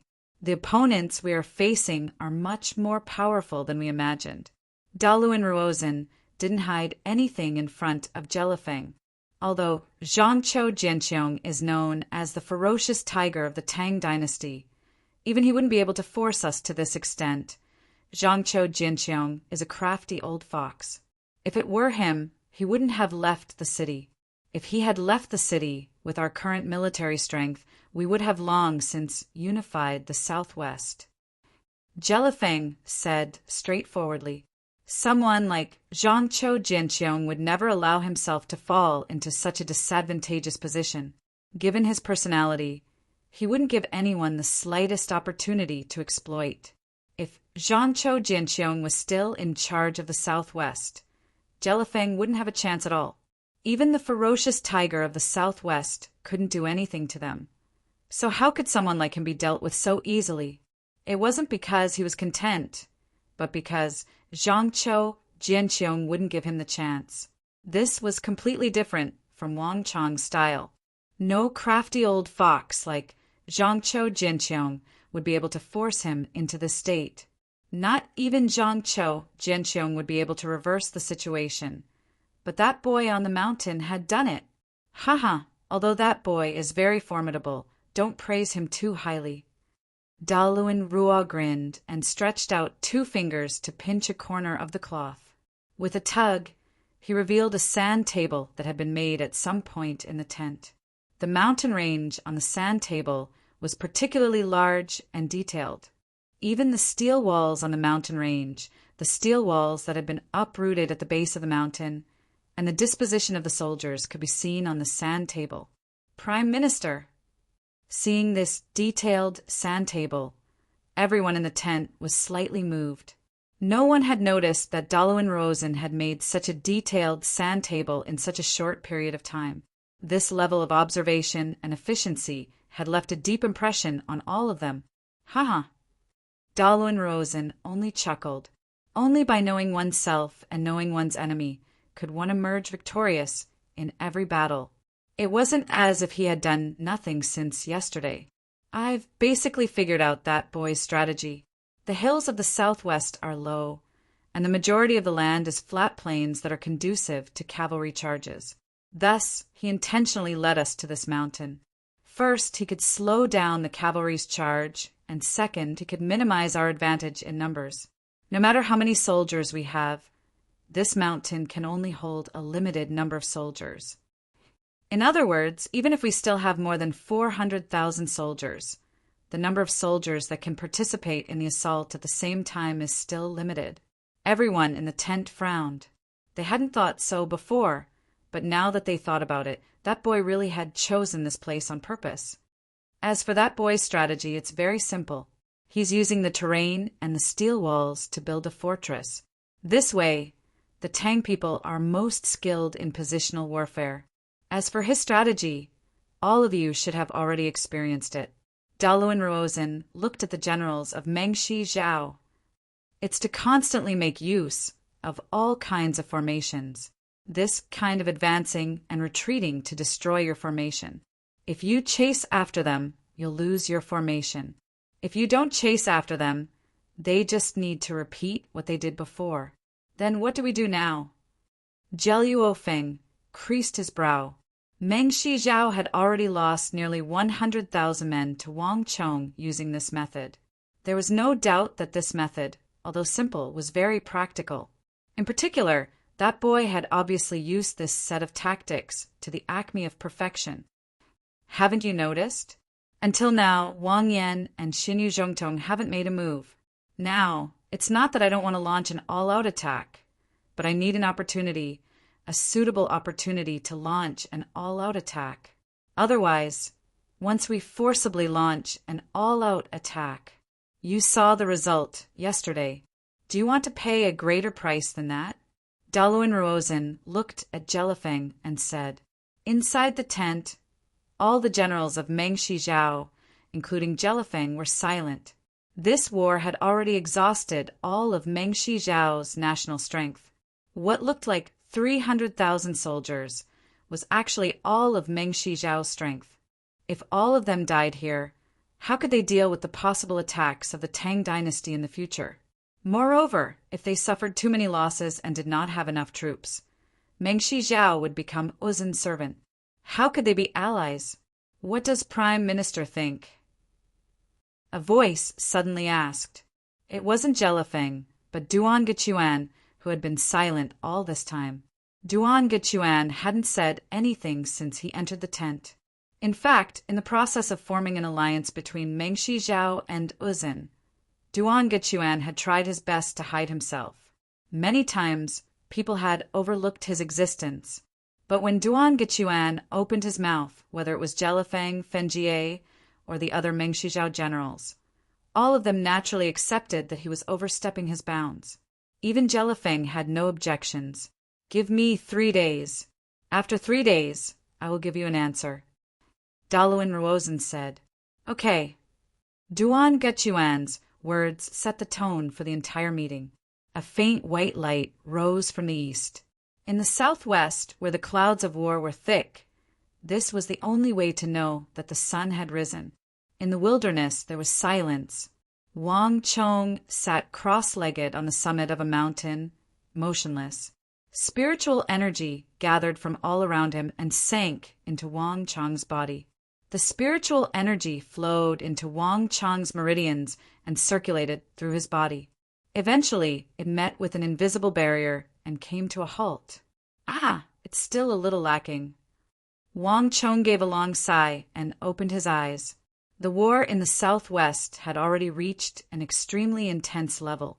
Wang Chong could sense that the Mengshi army was impulsive to launch an all-out attack at any time. After continuous probing and launching small-scale battles, this was also the natural and inevitable method they would adopt at the same time, because numbers were their greatest advantage. Chapter 598. The killings these days, especially the last strike that killed Jiao Sero, had accumulated a large amount of blood qi in Wang Chong's body. But this blood qi was surging like waves, and he had been unable to convert it into the power of the profound martial arts realm. Why can't I break through? Based on my previous life's holy martial arts realm cultivation, the profound martial arts realm is no problem for me at all. But why is it that I'm stuck in the true martial arts realm? Is it because I've cultivated the little yin-yang art and absorbed the blood qi? Wang Chong thought to himself. The great yin-yang heaven creation art was known as the greatest evil art in the world in his previous life. It was also one of the top 10 divine arts, and its speed of advancement was unimaginable. But even so, to tell the truth, Wang Chong didn't know much about this secret art, especially when it came to breaking through to the next realm. Wang Chong had never asked his master, the evil emperor, how to break through to the profound martial arts realm. Now that he thought about it, this was a huge miscalculation. And if he thought about it carefully, perhaps his master, the evil emperor, wouldn't have expected that he would reach the peak of the true martial arts realm so quickly and be on the verge of breaking through to the profound martial arts realm.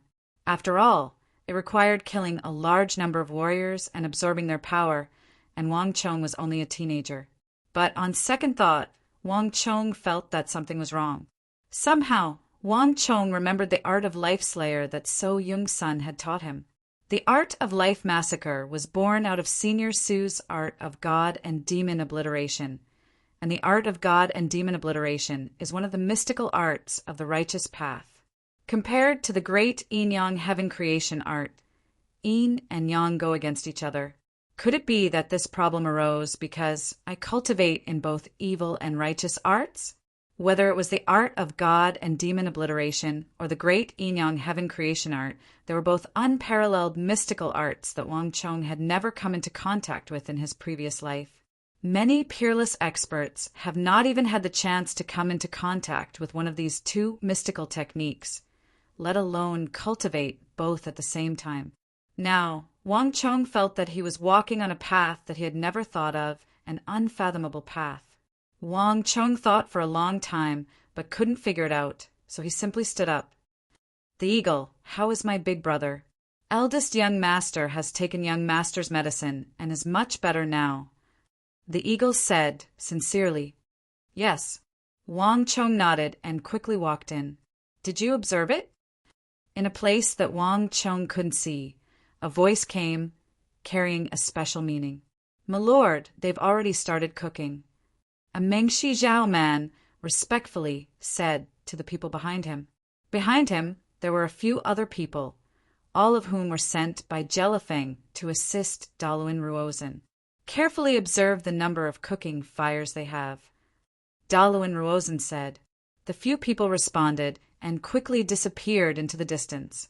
No one knew what Daluin Ruozhen was doing, but neither Jelifeng nor Duan Gechuan said anything.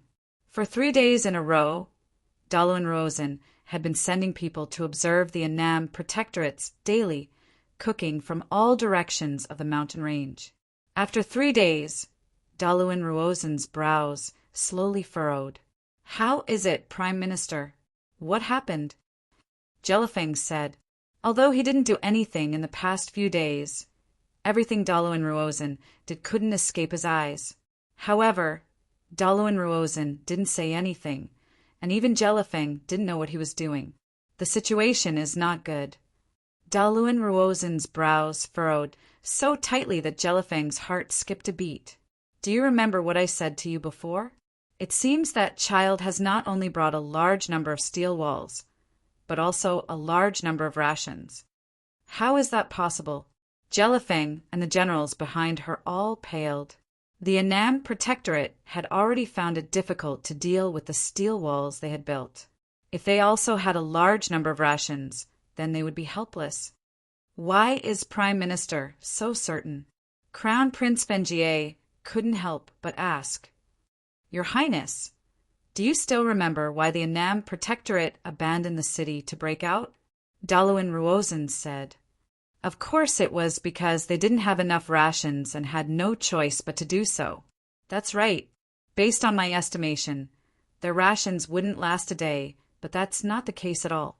You must have noticed that I've asked people to observe the number of stoves they have for the past 3 days, but the number of stoves the Tang people have not decreased at all. Daluin Ruozen's expression was solemn. This means that the Tang people definitely have more rations than we know. They must have enough rations in reserve to dare to do this.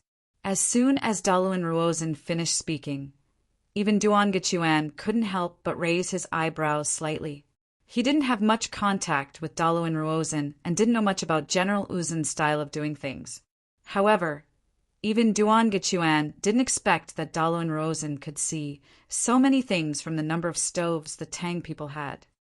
The reason why I stopped His Majesty and didn't want to launch an all-out attack was because I wanted to find out the number of rations the Tang people had and then make a decision.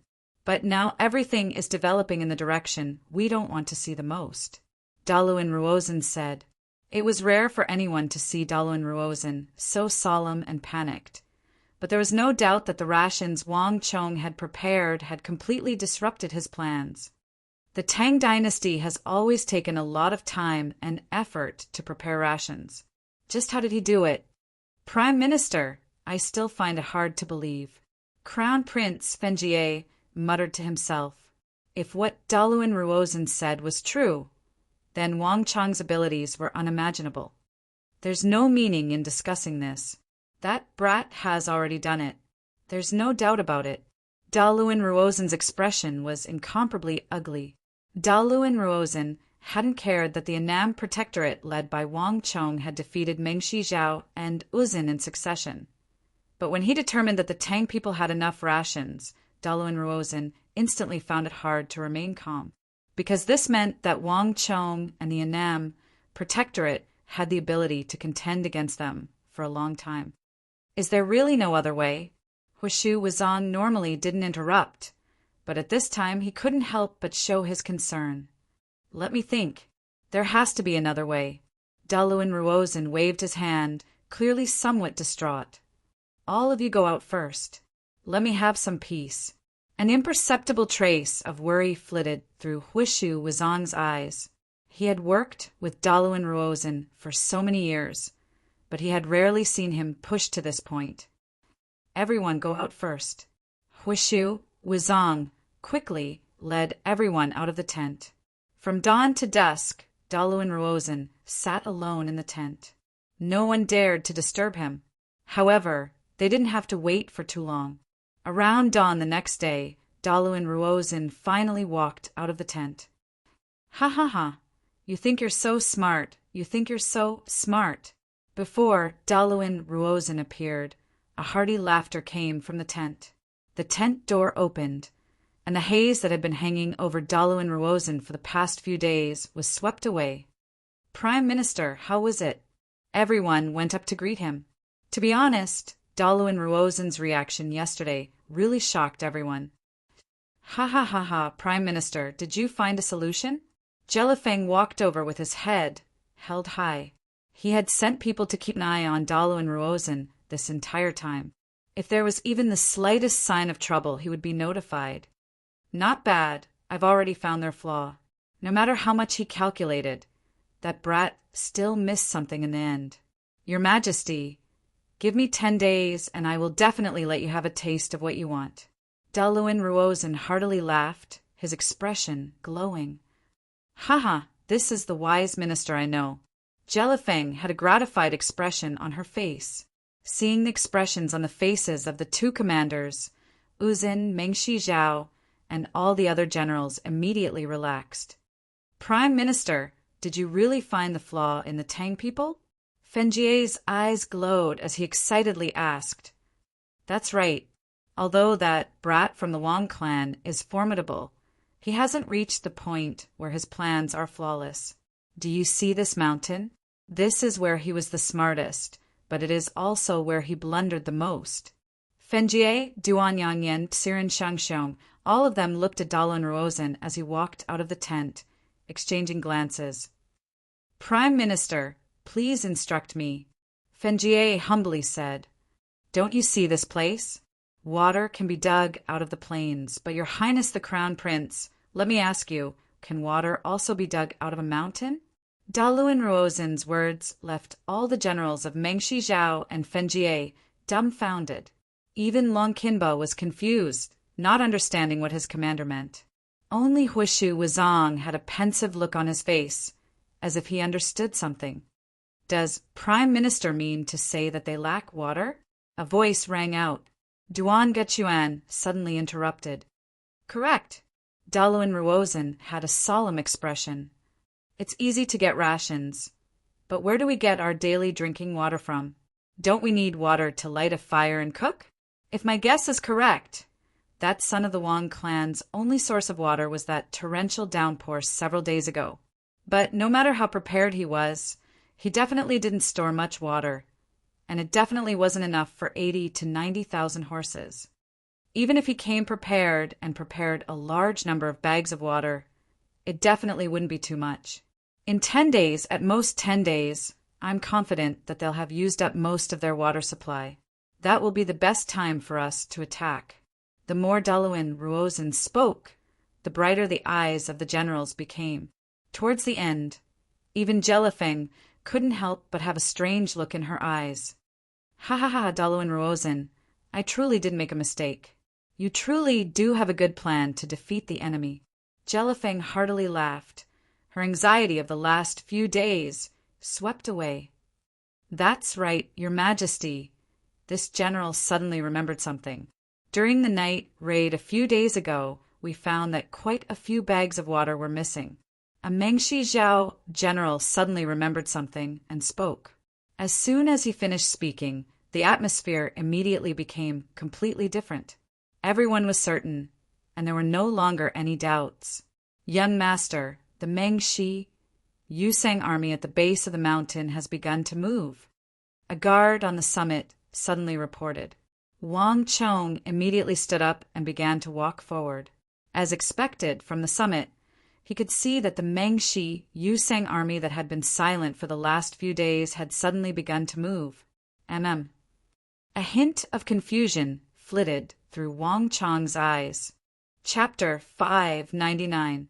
Daluin Ruozen? Wang Chong was inwardly surprised. It had been several days since he had seen this Uzin Prime Minister. As the saying went, those who came did not come with good intentions. For Daluin Ruozen to come out at this time could not have been anything good.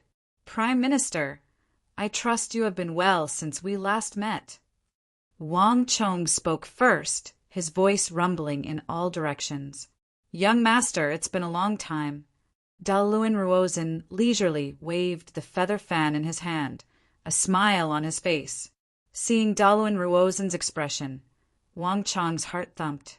There was definitely something strange about this man who could still smile and look so calm after suffering so many casualties. Prime Minister seems to be in a good mood. Wang Chong said calmly, Haha, young Master has been very comfortable these last few days.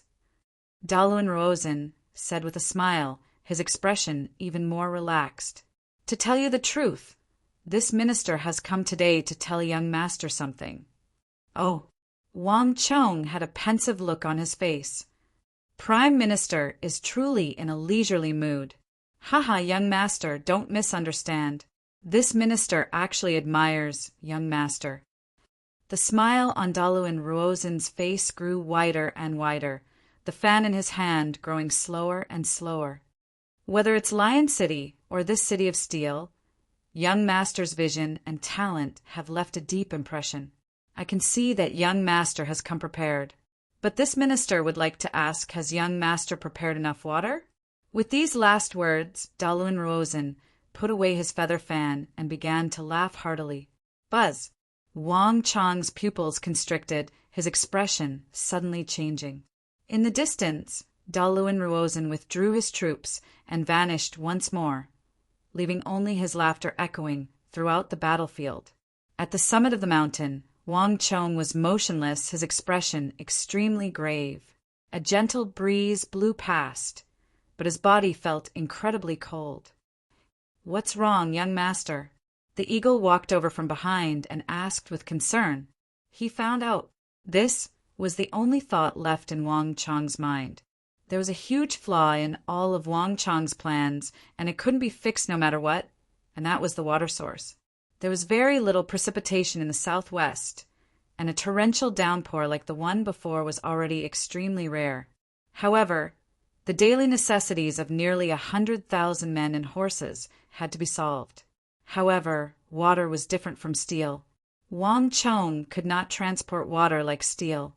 Moreover, in order to deal with Uzin and Mengshi Zhao, Wang Chong had chosen to fight in the mountains, which made it even more difficult for Wang Chong to obtain water. This was something that could never be remedied. Wang Chong had been trying his best to hide this, but in the end, Daluin Ruozin still found out. Call Mr. Zhang Shouji over. Under the flagpole, Wang Chong suddenly spoke. Young master. Zhang Shouji had arrived much faster than expected. Behind Wang Chong, Zhang Shouji respectfully bowed. Zhang Shouji's face was still pale, but after the eagle had struck his sleeping acupoint, his complexion was much better. In addition, Wang Chong had given him some pills that could strengthen his body and revitalize his blood. In the end, they had still had some effect. Senior Zhang, how much water do we have left?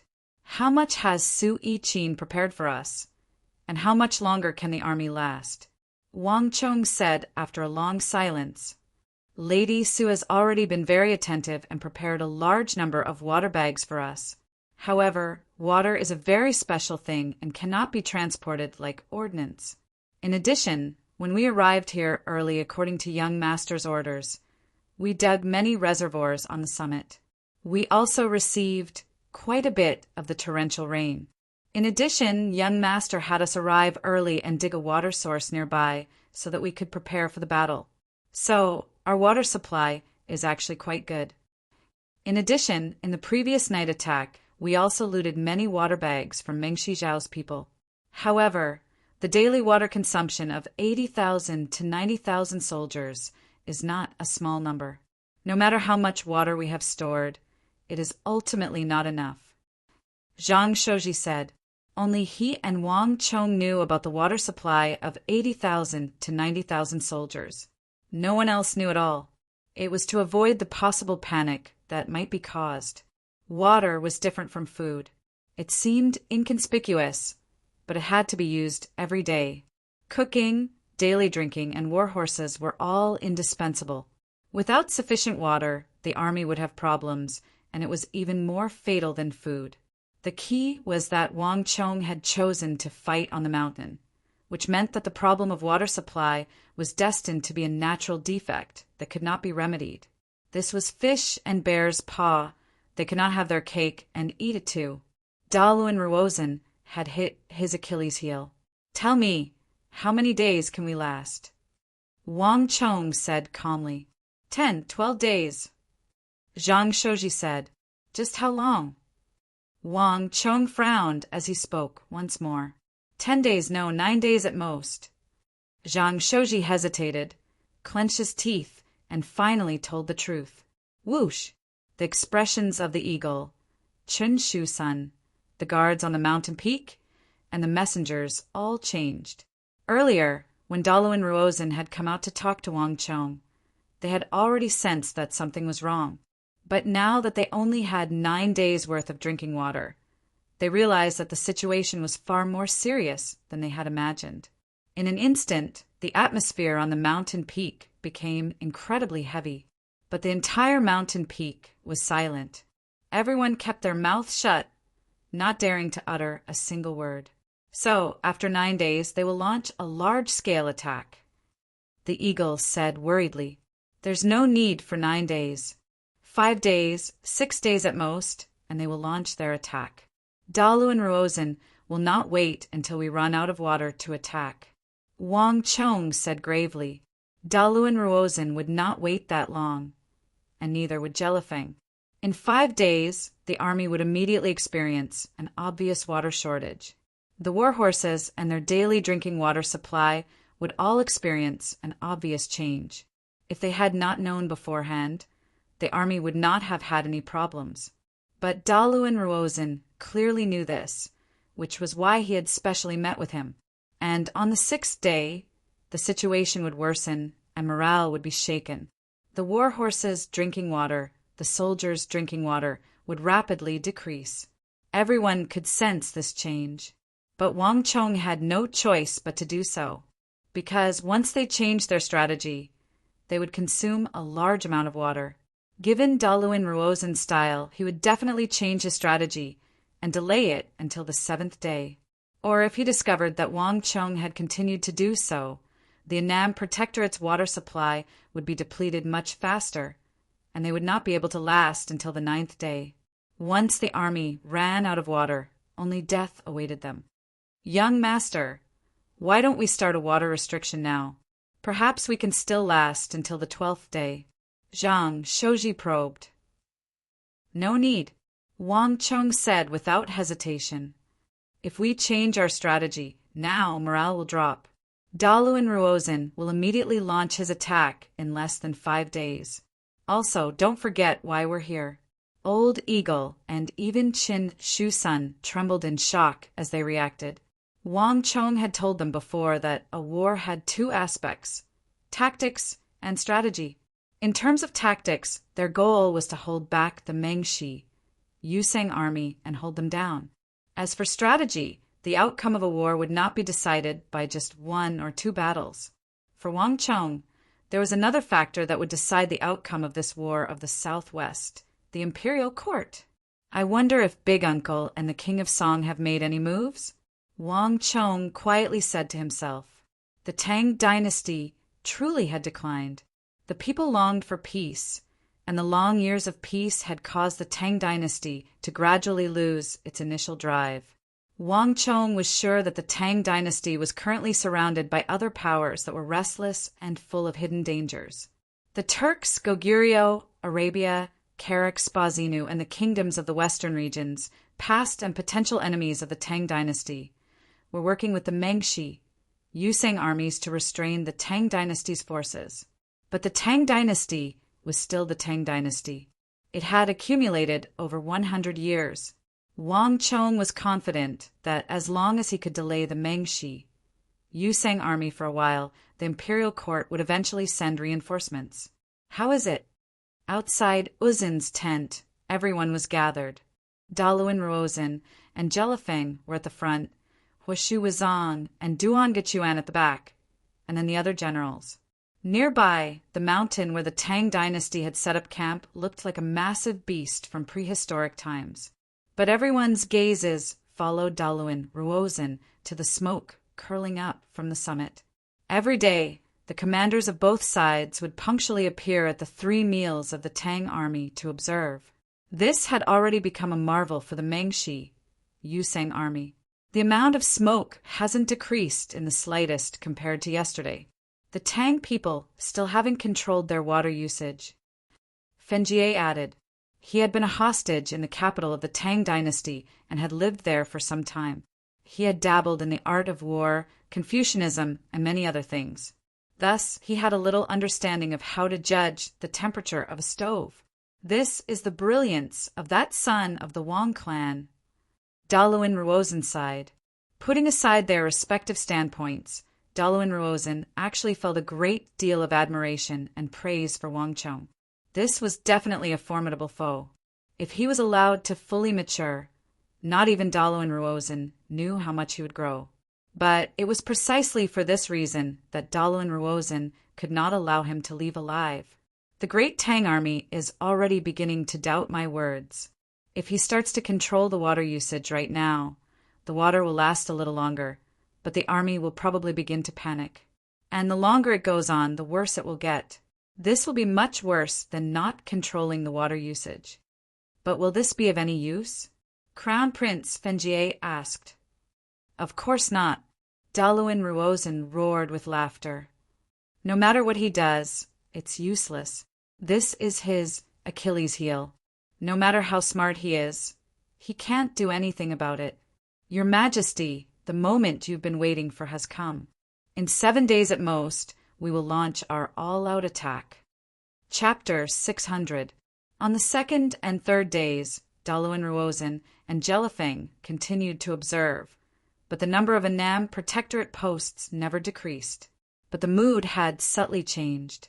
Just when Jelifeng and Daluin Ruozin believed that this would always be the case, on the fourth day, something completely unexpected occurred.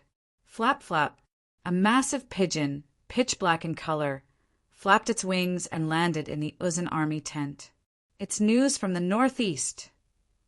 Daluin Ruozin glanced at the symbol on the pigeon's leg and took off the leggings, a hint of confusion in his eyes. The northeast of the Uzun Empire was naturally the Tang dynasty's Longxi. That was where Tadra Konglo and Dusong Mengpoj were currently engaged in a fierce battle with the Big Dipper army commanded by Geshuhan. Tadra Konglo had no problem suppressing Geshuhan, and the Big Dipper army could only defend, not fight back. Daluin Ruozin did not understand why Tadra Konglo had sent a message at a time like this. With a hint of confusion, Daluin Ruozin tore open the message in the leggings. BZZZ. Daluin Ruozin suddenly paled. What's happened? Huishu Wizong walked out from behind him. Take a look for yourself. Daluin Ruozin handed over the letter. There was only a very short paragraph on the paper. The Tang dynasty's war god, Wang Zhongxi, had left the capital and was heading for Longxi. Huishu Wizong paled. This is troublesome.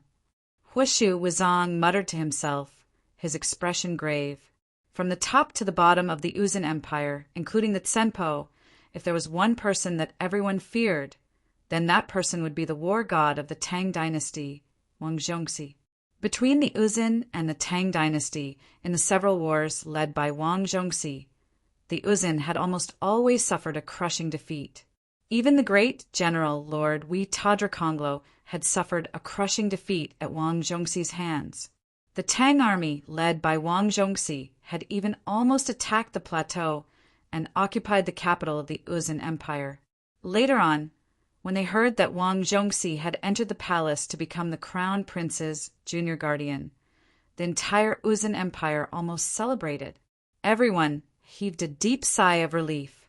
To the entire Uzun Empire, Wang Zhongxi's action was absolutely earth-shattering news. We don't have much time left. The great General King won't be able to hold on for much longer. Daluin Ruozin said with an ugly expression. In the entire Tang dynasty, there was one person that Daluin Ruozin could not control, Wang Zhongxi. This person's level had completely surpassed Daluin Ruozin's. Although Daluin Ruozin was not willing to boost the morale of others and diminish his own, in all fairness, Tadra Konglo was no match for Wang Zhongxi. He had heard that Wang Zhongxi's body was riddled with hidden injuries, and that in order to recover, he had been forced to enter the palace to take up the post of Crown Prince's junior guardian. But now, it appeared that these rumors had all been baseless. To the Uzun Empire, this was an extremely bad sign. Wang Zhongxi will need at most 10 days to get from the capital to Longxi. In other words, we only have 10 days at most to completely destroy the Annam Protectorate and pacify the southwest. It seems like we have to move faster, Huishu Wizong solemnly said. Old Shur, do you still have water? Let me use your water skin. behind the high steel walls. An Annam Protectorate veteran licked his slightly dry lips and extended a hand to another veteran next to him. No more, no more. The veteran turned the water skin upside down. The last drop of water flowed out and was caught by the veteran. Don't you see? I don't have enough for myself. If I want to drink water, I'll have to wait a few hours for the higher-ups to distribute it. I don't remember having this sort of water restriction before. Do you think they're telling the truth? There really isn't much water left in the army. A voice came from the side. For a moment, the surroundings were deathly still as everyone stared at the soldier who had spoken. You're seeking death. What nonsense are you spouting? A veteran kicked him to the ground, his eyes constantly drifting to the summit.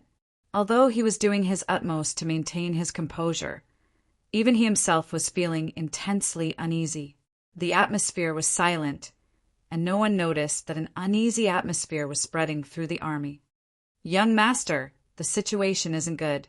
The eagle worriedly looked down the mountain. The thing that everyone had been most worried about had occurred. The lack of water had forced the army to impose water restrictions. This would have been fine in the past, but with Daluin Ruozen's words, everything had changed. Even someone like the eagle, who did not understand the art of war, could sense that the morale of the army was completely different from a few days ago. This was a very unsettling sign. I understand, Wang Chong indifferently said, his face showing no emotion. What had happened had already happened. What he should be thinking about now was how to resolve the problem. Reporting. The enemy troops at the base of the mountain are on the move. A messenger suddenly rushed to the summit and kneeled down. Buzz. Everyone turned to look down the mountain.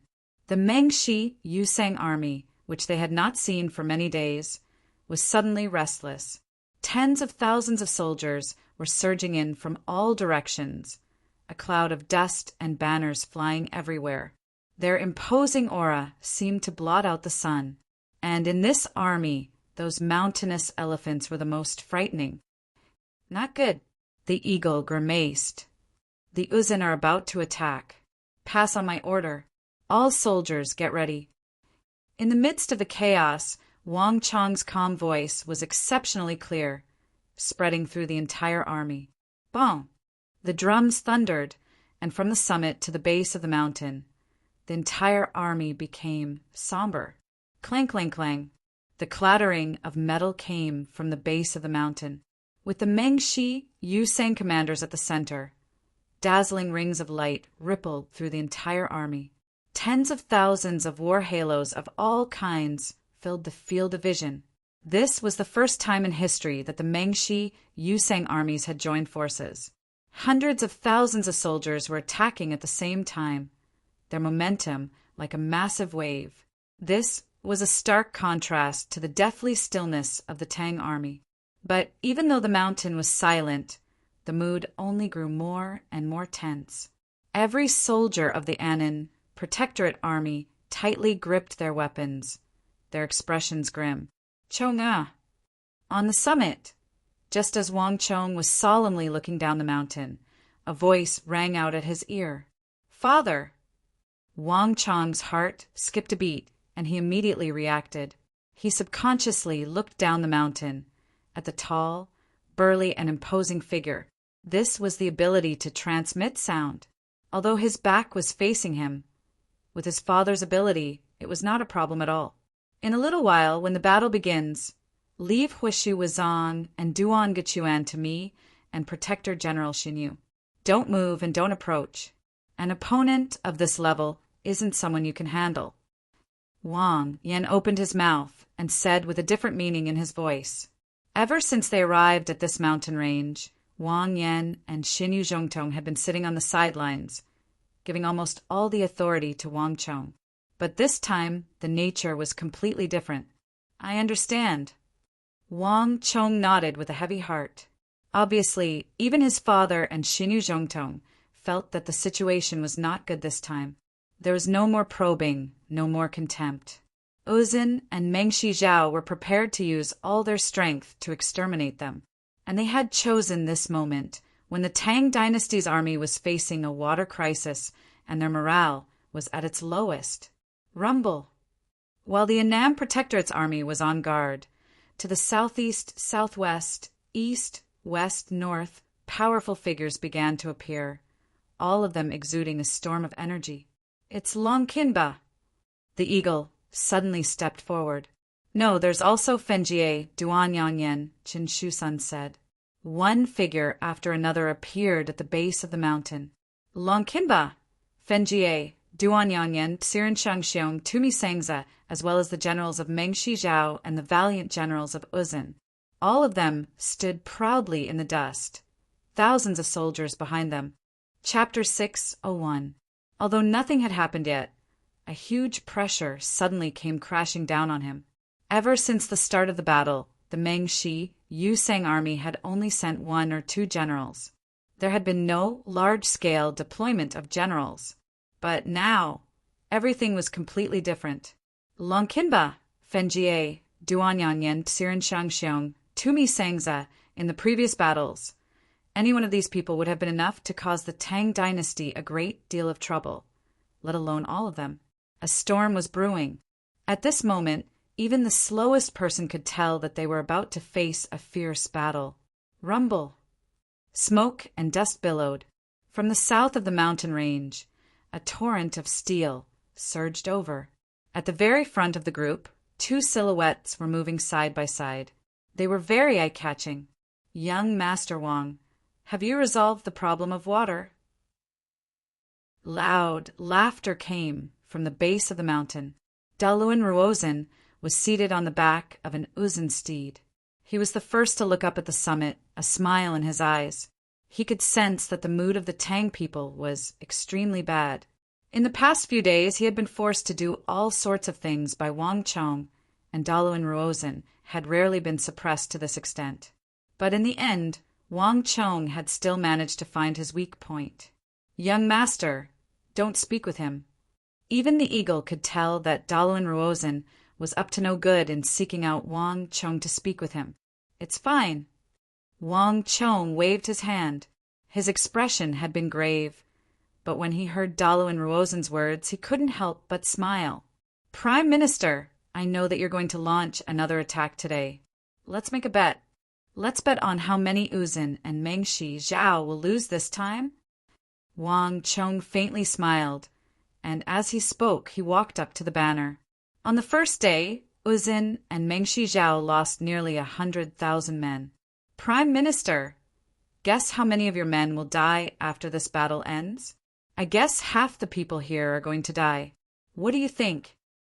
As Wang Chong spoke, he slowly extended a finger and drew a circle in the direction of the army at the foot of the mountain. Buzz. Hearing these words, Uzun's people didn't have much of a reaction. After all, they didn't understand. However, Mengshi Zhao's people were different. In an instant, the entire army's expressions changed. The atmosphere was completely different from before. Wang Chong's words might just be a threat to others, but to Mengshi Zhao's people it was a real warning. This was because, among the nearly 100,000 people who died on the first day, more than 80% of them were Mengshi Zhao's men. To these people, Wang Chong's words were definitely not a simple threat. Haha, young master, you have a sharp tongue. Daluan Ruozin waved his feather fan as an almost imperceptible glint flashed across his eyes. He had to admit that even he didn't expect Wang Chong to use such a move. However, what's the use of having a sharp tongue, young master? Cleverness can be the bane of one's own ingenuity. Young master purposely chose this place to fight us, but in the end he dug his own grave. Prime Minister, don't you think it's too early to say that? Wang Chong's gaze paused for a moment, then he sneered and said, Let's wait until after the battle to decide who's whose grave. Haha, it's good that young master is so confident. I won't say anything else to you. As Daluan Ruozin spoke, he turned his gaze in another direction. Seeing this, Wang Chong only smiled and said nothing. Wang Yan, Xinyu Zhongtong, this is your last chance. Do you want to surrender? Daluan Ruozin's voice echoed throughout the battlefield. "Prime Minister, don't waste your energy. Let's fight." The battlefield was silent. After a moment, Wang Yan's voice finally rang out. His words were concise and straightforward, leaving no room for negotiation. "Humph, as you wish." With a cold grunt, Daluin Ruozen turned his horse around and walked towards the back of the battlefield amidst the billowing dust. "Begin." Following the cold voice, rows of high-pitched and desolate yak horns sounded across the sky. Strong winds howled and thick smoke billowed. In this tense atmosphere, the first wave of attack was not from Uzin and Meng Shijiao's cavalry, but from giant rocks. Boom! Boom! Boom! Huge rocks whistled and tumbled as they soared into the sky from afar. They drew huge arcs in the void and then smashed into the mountain fiercely. Rumble. Dust billowed. Pieces of the steel wall were tilted and some were even sent flying. "Watch out." Screams resounded over the mountain. Under the assault of the giant rocks, the Annam Protectorate soldiers on the mountain began to take cover. Kill. The moment the giant rocks fell, the entire Mengshi Yusang army also attacked. Rumble. Amidst the billowing smoke and dust, huge metal shields flickered with a cold, dim light. The White Stone Legion, 70% of which had been killed by the Annam Protectorate in the previous battle, attacked once more. This time, everyone was mobilized, even the injured Duan Wuji.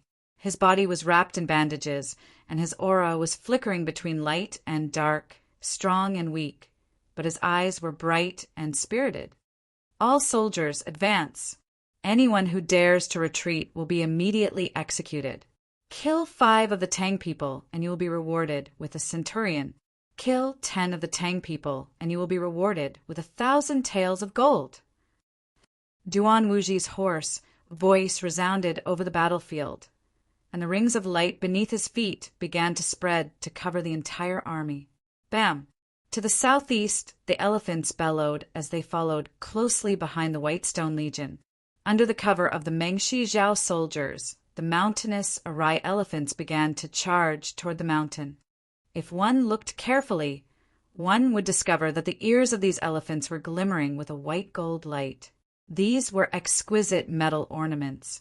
In the battle several days ago, Wang Chong had killed more than 200 elephants with just a few roars, and several thousand soldiers had been killed by the rampaging elephants. In order to deal with the Tang people, Mengshi Zhao had designed these exquisite ornaments to help the elephants block the soundwave attacks. All of this had been the handiwork of Daluin Ruozen. To the southwest, Mengshi Zhao soldiers dressed in gold and white armor swarmed forward. Whether it was in spirit, energy, or strength, these people were far superior to the rest of the army. They weren't the slightest bit inferior to the Annam Protectorate at the summit, and the quality of their armor was even superior. In all of the Mengshi Zhao Empire, only Crown Prince Fenjie's Dragon Sun Legion could be equipped with such fine armor. This legion was composed entirely of elites, and a significant portion of them were even part of Mengshi Zhao's Imperial Guard. This legion was under the direct command of Jelifeng, and even Fenjie had to obtain Jelifeng's approval before he could mobilize them. As the two armies began to fight, Jelifeng finally handed over Mengshi Zhao's most elite legion to Fenjie. "All soldiers hear my order. Without my order, no one is allowed to move." Fully armored, Fenjie stared at the summit, his eyes blazing with the desire to fight. "Come, Wang Chong. Today, this place will be your burial ground." Fenjie's heart blazed with the flames of war. Never before had Fenjie wanted to destroy an opponent as much as he did now. This was not just for the fallen Jiao Sero, but for himself.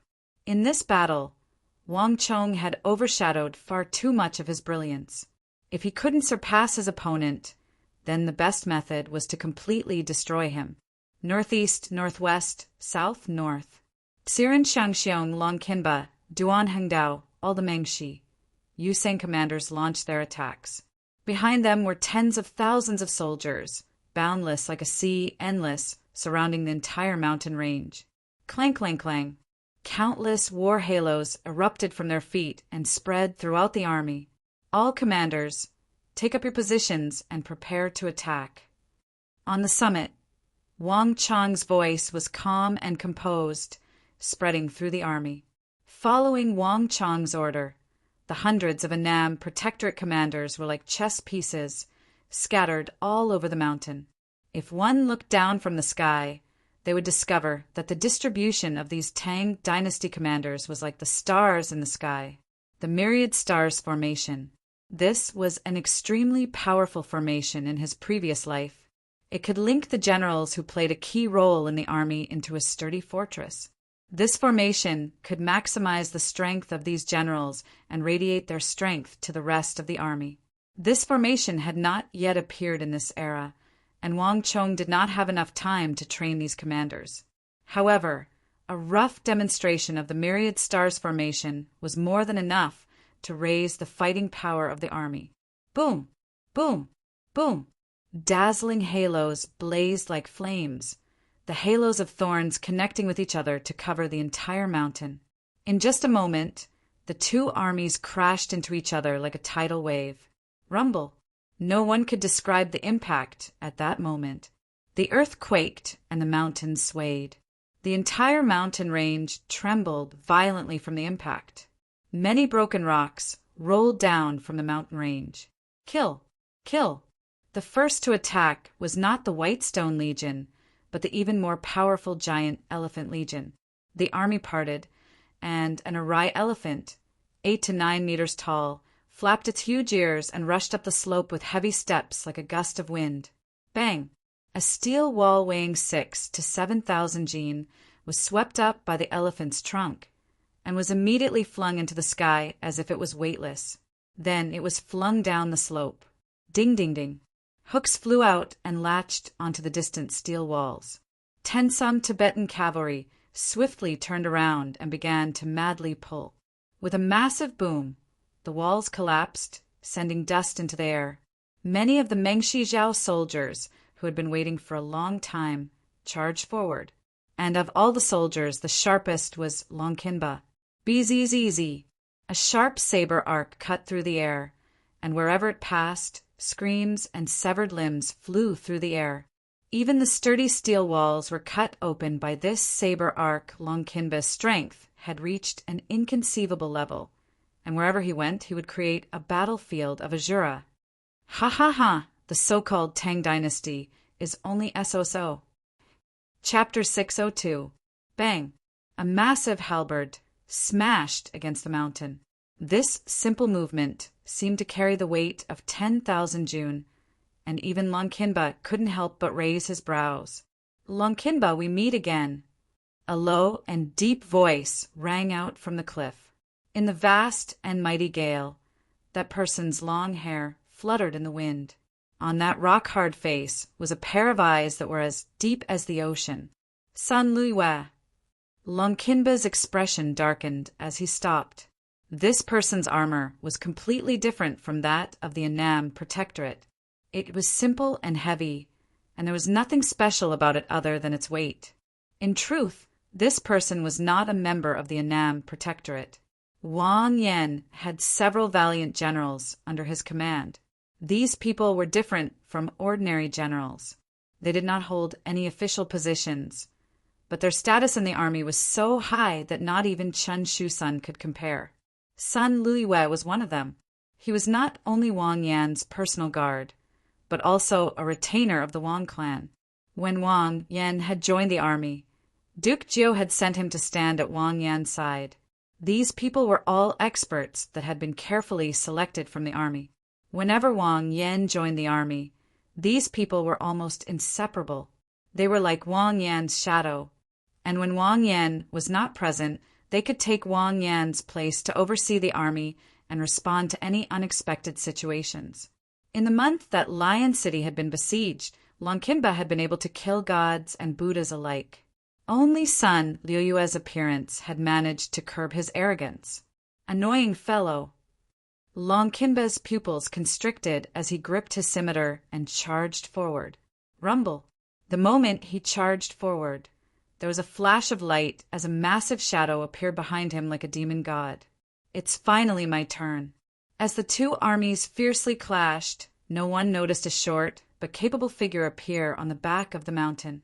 Tumi Sangza looked up at the Caltrip waterfall that was several dozen jong wide, an inexplicable smile on his face. Boom! With this thought, Tumi Sangza stomped his foot down. Boom! An invisible ripple spread out in every direction. In the next moment, the picture on the hillside suddenly changed. Hundreds of iron men, thousands of them, suddenly stood up from the Caltrip waterfall. These iron men glanced around and quickly cleared the surrounding caltrips. Pung, pung, pung. These metal men picked up the caltrips on the mountain and continuously threw them down the mountain. Nearly 100 metal men moved together, and their speed was incredibly fast. Buzz! Tumi Sangza turned his eyes and quickly aimed at the two massive steel walls. He spread open his fingers and began to summon. Get up! Roar! The two huge steel walls twisted as if they were melting.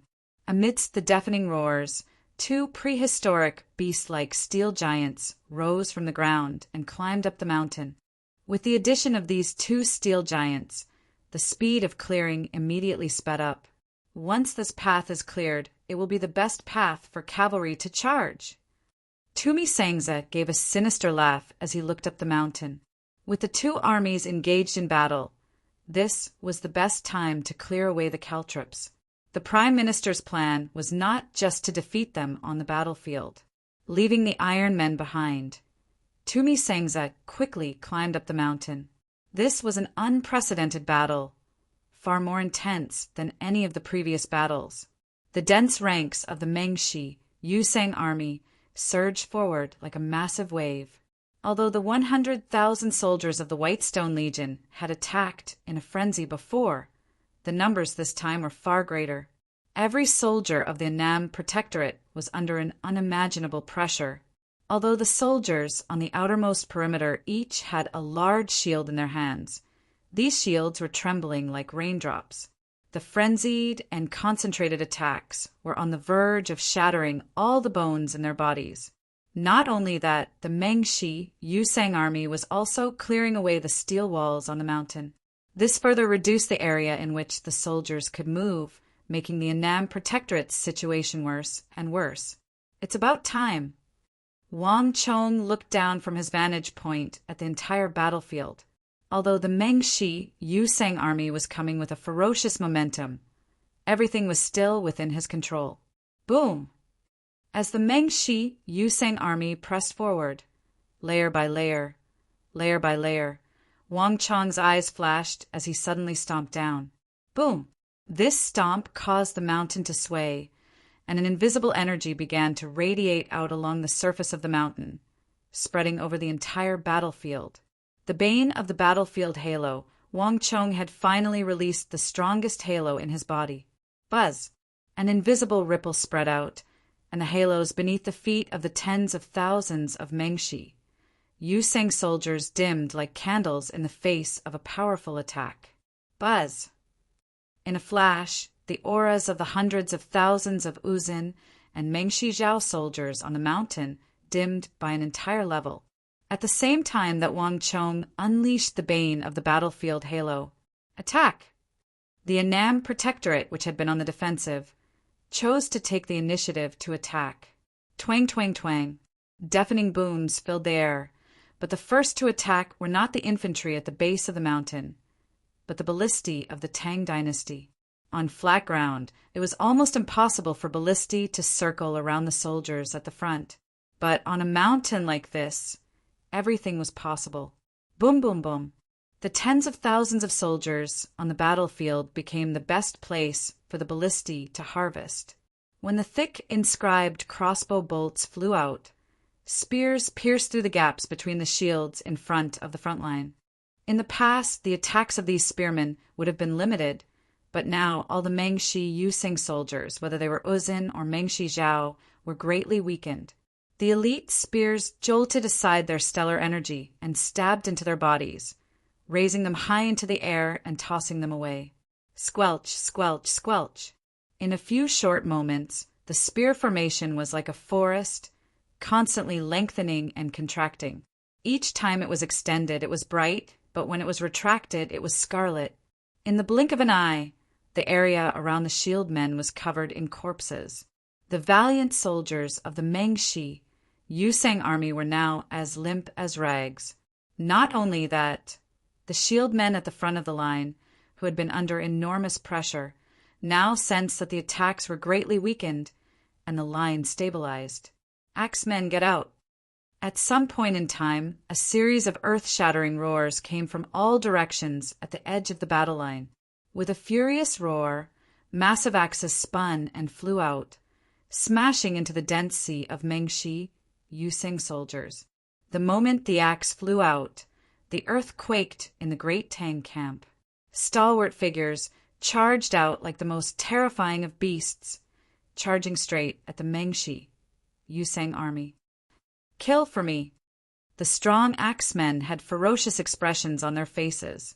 Their veins were bulging, and they were clad in sturdy, high-quality armor. The axes in their hands were inscribed with Xianhua patterns, and they were rampaging through the enemy's camp. Ah! Screams filled the air as the Uzin and Mengshi Zhao soldiers were sent flying like straw. Some of the Mengshi Zhao soldiers were even cleaved in two by the axes from left to right. Axemen had always been the strongest of all the infantry soldiers, and they had all been carefully selected. Each axeman was at least at true martial tier 6 or 7, and with the massive weakening effect of Wang Chong's bane of the battlefield halo, one could easily imagine the power of these axemen. In the army, axemen possessed immense offensive power, and they were always used for breaking formations when the odds were against them. Boom, boom, boom. To the southeast, southwest, northwest, in all directions, the armies that had held the advantage were instantly routed, unable to stop the enemy. What's going on? How can their strength change so quickly? What kind of power can cover such a large area? The changes on the mountain shocked everyone. This was not the first time Wang Chong had used the bane of the battlefield halo, but the first time it had stopped at the front lines in a battle of tens of thousands of soldiers. But now it was completely different. Even a fool could sense that the bane of the battlefield halo was affecting the entire mountain, and perhaps even far beyond that. Prime Minister, what should we do? All eyes turned to Daluan Ruozhen at the foot of the mountain. Don't worry about it. Such a large halo must consume a lot of energy. Pass on my order. Continue the attack. Daluan Ruozhen waved his hand and said without hesitation. Although he didn't know how Wang Chong had done it to weaken the enemy's halo to such an extent, for Daluan Ruozhen, in this world, there was only one thing that could do it, a halo. But as long as it was a halo, it would consume energy, and the more people it covered, the greater the consumption. Wang Chong's halo covered such a large area. For Daluan Ruozhen, it would not take long for it to run out. More importantly, in a war, no matter how powerful a halo or how powerful an existence was, in the face of an army of hundreds of thousands or even millions of soldiers, its effect was negligible. If Huishu Wuzong alone could win the war, what was the point of having others? But soon, Daluan Ruozhen realized that he was wrong. Nay, an impassioned and intense nay sounded. Under the gazes of countless people, an exceptionally handsome colt with snow-white hooves and beans in its mouth appeared under the flagpole at the top of the mountain. On the back of the horse, the tall and handsome figure was like the sun in the sky, attracting everyone's attention. Chapter 603. Buzz. The air trembled as a halo of thorns began to spread out from the white hoof shadow's feet, pouring out like a torrent of water to cover the entire army. The strange halos of thorns began to strengthen the shield men, axemen, and archers, instantly increasing the strength of the Annam Protectorate. Even Daluan Ruozhen could see that the great Tang army was clearly exuding a completely different aura, a completely different spirit stronger than before. One was weakening the enemy, while the other was strengthening itself. At this moment, even Daluan Ruozhen couldn't help but widen his eyes. What sort of halo is this? Daluin Ruozen's mind was in a different state. A normal halo with strength, dexterity, or speed would already be quite decent, but Wang Cheng's halo was different. It had 3 aspects that could simultaneously strengthen all 3. In this situation, the 80 to 90,000 soldiers of the Annam Protectorate combined with the terrain was enough to make this mountain impenetrable. Send my order to Duan Yanyan. Have him mobilize the elephant army and immediately break the formation. Daluin Ruozen's pupils constricted as he issued the order. Wang Cheng had many secrets, and in Daluin Ruozen's understanding, only a great general possessed such a massive halo. And Wang Cheng was clearly no great general. Not only that, a halo that increased strength, dexterity, and speed was no ordinary technique. It was extremely rare in any empire, and not even the supreme Great Snow Mountain Temple of the Uzun had many. In addition, the giant army that the Arabs have trained for us should be arriving soon. Have them move out. With these final words, Daluin Ruozen's eyes turned extremely gloomy. The Uzun and the Arabs had been working together for a very long time, and their cooperation had not been as simple as black kerosene. The giant army was one of them. Roar! An earth-shattering roar suddenly came from afar. The roar contained a strong sense of brutality, wildness, and bloodlust. The voice was as loud as thunder, and it even drowned out the sounds of slaughter and the roar of the giant elephants on the battlefield. The earth rumbled and shook, as if thousands of soldiers and horses were charging over from afar. This huge movement instantly attracted everyone's attention. It also attracted the attention of Wang Cheng, who was at the top of the mountain. Wang Cheng closed his eyes slightly, and a trace of doubt appeared in his pupils. The war between the Tang dynasty and Mengshi Zhao and Uzun had been going on for some time now. All the military branches basically had some understanding of each other. However, Wang Cheng was sure that he had never felt such an aura before. Buzz! When he saw what had appeared in the distance, even Wang Cheng couldn't help but widen his eyes. In the distance, a group of massive figures had appeared on the horizon.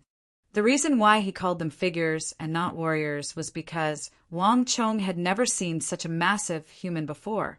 The bodies of these creatures were thick and muscular, and even more astonishing was their height. Each of them was 6 to 7 meters tall, 3 to 4 times the height of a normal human. Their skin was pitch black, their expression savage, and they were grotesquely ugly. Moreover, their bodies were covered in thick plate armor, making one shiver in fear. But there was no doubt that they were humans. Ah! Get out of the way! Get out of the way! Get out of the way! Cries of alarm came from not the Tang soldiers on the mountain, but the distant Uzun soldiers. When these giants appeared, the wild, savage, and brutal aura they exuded caused even the Highland steeds of Uzun's well-trained steeds to yelp in fear and begin to gallop away. Wherever these giants ran, the Uzun soldiers parted like a wave, herding a flock of sheep. Although they were covered in plate armor that weighed nearly 1,000 jin, these giant warriors wielded thick spiked clubs, sticks, spears, and shields, and all of them seemed to be flying. Not even war horses could compare to them. What sort of monsters are these? Chun Shusen's eyes widened. In his month of fighting with Uzun, he had never seen such monsters appear in Uzun. They were not human, but humanoid monsters. Although these monsters were still very far away, the brutal and bloody aura they exuded was so strong that even Qin Shusen couldn't help but feel his heart thump. This had already surpassed the scope of regular warfare. Cindy.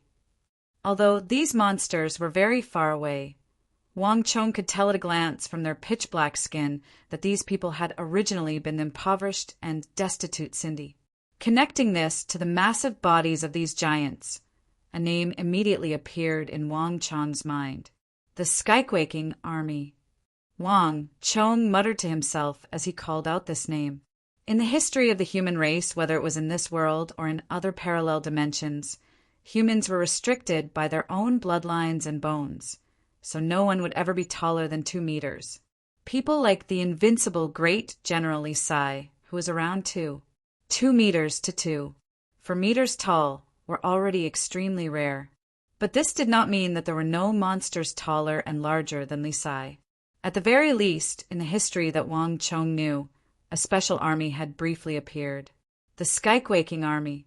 In Wang Chong's memories, in the barren land of Sindhu to the west, the Abbasid Caliphate and the Uzun that bordered Sindhu had once worked together to carry out a plan. They sent people into Sindhu to pick out talented and young orphans who wandered the world.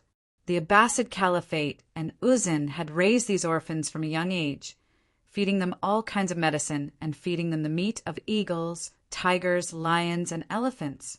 They had obtained an ancient technique from a declined ancient sect for them to cultivate. At the same time, they had used a special method to stimulate the acupuncture points in their bodies and stimulate their potential. In the end, they had raised a group of incredibly powerful and massive creatures that they called the Skyquaking Army. It was rumored that each soldier of the Skyquaking Army was 7 to 8 meters tall, with some even approaching 10 meters. The Abbasid Caliphate constantly used special and ancient techniques to stimulate them and increase their strength. Later on, the soldiers of the Skyquaking Army were trained to the point where they could rely on their physical strength to contend against profound martial realm experts, even imperial martial realm experts. They had apparently been trained using a method completely different from the current martial arts system. Wang Chong had never seen these so-called soldiers of the Skyquaking Army, but he had heard many rumors about them.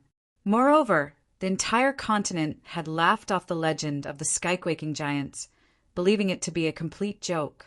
After all, how could a person be so tall? But Wang Chong was different.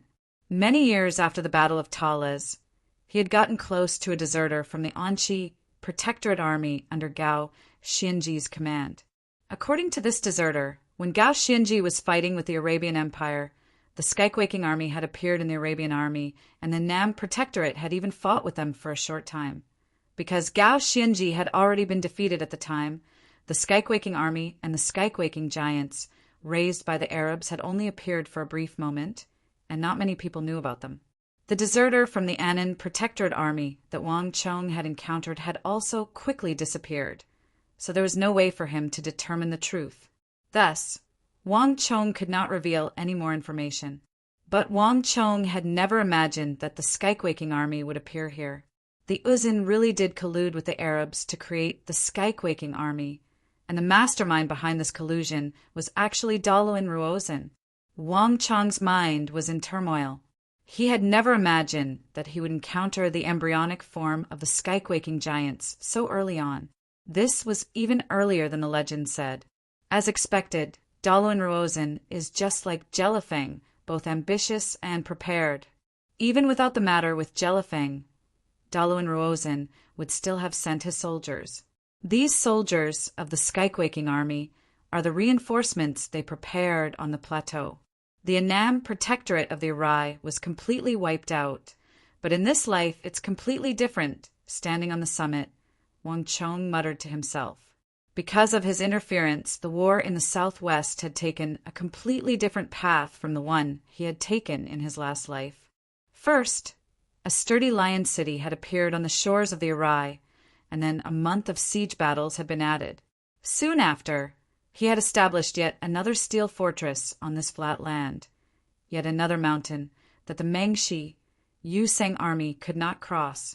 Now that matters had developed to this point, they had completely deviated from their original trajectory. The Arabs' black kerosene had appeared, and the initial Skyquaking Army had also appeared, as had the siege vehicles. Not even Wang Chong had any idea how the war of the southwest would develop. More importantly, Wang Chong knew why Daluin Ruozin had sent out these things. This was because whether it was the elephants of the Arai forest or the Skyquaking giants that the Tibetans and Arabs had trained using secret arts in Sinu, they all used pure physical strength. Wang Chong's bane of the battlefield halo was completely useless against these Arai elephants and the Skyquaking giants. Roar! With a heaven-shaking roar, the first to charge was not the distant and terrifying sky-quaking giants, but the nearby Irai elephants with their two abnormally long tusks. Boom! The two massive steel walls and the Annam protectorate behind them were thrown into the air. Two Irai elephants, 8 to 9 meters tall and clad in thick white plate armor, led the army of elephants and Uzun soldiers toward the summit. Chapter 604. But this was not the most frightening thing. The most frightening thing was that these Irai elephants were completely unaffected by the weakening effects of the bane of the battlefield halo. At this moment, they had become the sharpest weapons the Mengshi, Yusang armies were using to break the formation. Roar! With a deafening roar, two massive elephant hooves rose into the air and stomped down on the Annam, protectorate on the edge of the battle line. Ah! Their faces were brimming with fear, but in the face of these fully armored, invulnerable Irai elephants, the Annam protectorate's resistance was negligible.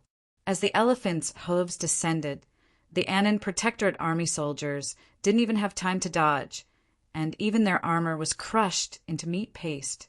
Roar! The elephants raised their trunks high and began to rampage through the Tang army on the summit, none of them a match. Roar! Suddenly, a sound wave arrived, the enormous strength contained in this sound wave jolting aside the metal ornaments in the elephants' ears and blasting into their minds. But just when the elephants raised their heads in fright, a metal halberd flew through the air, stabbing deep into the elephants' eyes and into their skulls. The huge elephants' knees went soft, and they knelt heavily on the hillside. Dark red blood gushed out of their eye sockets, and then they stopped moving. Although they possessed powerful vitality and enormous strength, beasts were not humans, and the intelligence of elephants was far inferior to that of humans. In the face of top-class human experts, they were still vulnerable to a single blow. Axemen, chop off the guards on the elephants' heads. The middle of the mountain was in chaos. A fully armored general was shouting at the top of his lungs, his eyes red with madness. The Annam Protectorate had never been in such a perilous situation. The lives of more than 80,000 soldiers were on the line. If they could not stop this wave of attacks, the entire Annam Protectorate would be wiped out. In order to resist this wave of attacks, all of the generals fought with all their might, using all of their strength. Elephant stabbing guards. Bang! Bang! 2 soldiers of the White Elephant Corps were struck by the spinning axes and dropped from the elephants' heads. A moment later, 2 Tang Dynasty soldiers nimbly climbed up the elephants' trunks. Squelch! 2 sharp swords stabbed into the elephants' eyes. Capture them! Damn it, don't let them get away. Countless sabers, swords, and spears stabbed at the Tang Dynasty soldiers on the elephants' heads. But before they could arrive, the elephant stabbing guards immediately rolled off the elephants' corpses and vanished into the crowd. In these 5 days, Dalu and Ruozhen and the Mengshi Yusang army had truly thought of many ways to protect the elephants from the Tang. But Wang Chong had also thought of many ways to deal with the Irai elephants of Mengshi Zhao. Rumble! While the battlefield was in a stalemate, there was a massive boom from the southeast. In the most intense moment of the battle, the Mengshi Yusang army in the southeast suddenly retreated without warning. All the Annam Protectorate soldiers were stunned, but in the heat of the battle, their bodies couldn't help but follow the pursuit. Interesting, they're copying me. On the summit, Wang Chong was surveying the battlefield. When he saw this sight, his eyes brightened and he couldn't help but laugh. This scene was incredibly similar. Dalu and Ruozhen was using the methods he had used against the Mengshi Zhao army against himself. Pass on my order. Have General Luoji move to the southeast. Yes, your subordinate will go. The guard stood up and quickly left to carry out the order. Dalu and Ruozhen, if you want to use my methods to deal with me, you first have to look at who your opponent is. Wang Chong's lips curled into a cold smile. For Dalu and Ruozhen to be able to grasp his tactics in such a short time and train an army to deal with him was truly formidable. However, he was still far from being able to use his spear against a shield. Luaji's army was extremely skilled in offense. As long as there was the slightest opportunity, they would not let it go. If the Mengshi Yusang army revealed an opening in front of him, they would only be humiliating themselves. Wang Chong only needed a glance to know that the level of tactics the Mengshi Yusang army had displayed was absolutely incapable of dealing with a commander of Luaji's level. It was like how a bag could hold a stick, but not a spear. Turning his gaze away from the southeast, Wang Chong quickly turned his attention to the north. There, an army dressed in dazzling armor of gold and white was charging through the mountains. Even the elites of the Annam Protectorate were incapable of stopping them. The Dragon Sun Corps was the most elite guard of the Mengshi Zhao Empire. Under the leadership of Crown Prince Fenjie, it displayed a terrifying offensive power. Without the protection of the giant Elephant Corps or the support of other armies, this corps had already pierced through more than half of the Annam Protectorate's lines. Weapons, equipment, strength, the entire Dragon Sun Corps stood at the apex of the Mengshi Zhao Empire. In terms of individual strength, neither the cavalry of Uzin nor the Annam Protectorate of the Tang Dynasty could compare to the Dragon Sun Corps of Mengshi Zhao. Even Wang Chong's bane of the battlefield halo was greatly weakened against them, making it far less effective than it was against other armies. The Dragon Sun Corps was the trump card of the Mengshi Zhao Empire. In the Battle of Arai, Jelifeng had used this sharp sword to pierce through the defenses of the Annam Protectorate and crush Xinyu Zhongtong. In the frenzied assault of the Mengshi Yusang army, the one that posed the greatest threat to the Tang people was not Duan Yangyan's giant Elephant Corps, but the Dragon Sun Corps led by Fenjie. To Wang Chong, the Dragon Sun Corps was the pawn of the Mengshi Yusang army that he wanted to eliminate the most. Begin. Wang Chong turned his head to Lin Wushou. This general will go. Lin Wushou's expression was solemn as he bowed and quickly left, vanishing from the summit. All soldiers hear my order. Everyone obey my orders. Anyone who falls behind will be executed. Fenjie's eyes blazed with an unprecedented fighting intent. His gaze remained fixed on the summit, and in the entire world he could see nothing but Wang Chong. Kill him. For Jiasiluo and for myself. Fenjie's mind was in turmoil. He was like an arrow released from a bow, never stopping until he had reached his goal. There was only one thought in his mind: eliminate Wang Chong. Crane wing formation. Advance at full speed. Fenjie unsheathed his sword, his body covered in blood, as he continued forward, stepping over the corpses of the Tang Dynasty soldiers. Behind him, pieces of armor seemed to have a life of their own. They broke free from the corpses and turned into iron men. Clang! Clang! Clang! Fenjie extended a palm, and before the Annam Protectorate soldiers could get close, their swords flew out of their hands, and their armor twisted and deformed as they fell to the ground with screams. Rumble! Just as Fenjie was leading the Dragon Sun Legion in a triumphant march, the sound of galloping hooves came from behind him, accompanied by an unending stream of screams. Fenjie trembled and turned his head. He saw that a cavalry unit had suddenly appeared out of nowhere and cut Fenjie's Dragon Sun Legion in two. The cavalry of the Tang Dynasty. Fenjie's pupils constricted, all the hair on his body standing on end. After fighting the Tang Dynasty for so many days, Fenjie had never seen the cavalry of the Tang Dynasty. The sudden appearance of this Tang Dynasty cavalry was like a needle stabbed into Fenjie's heart. Retreat and defend.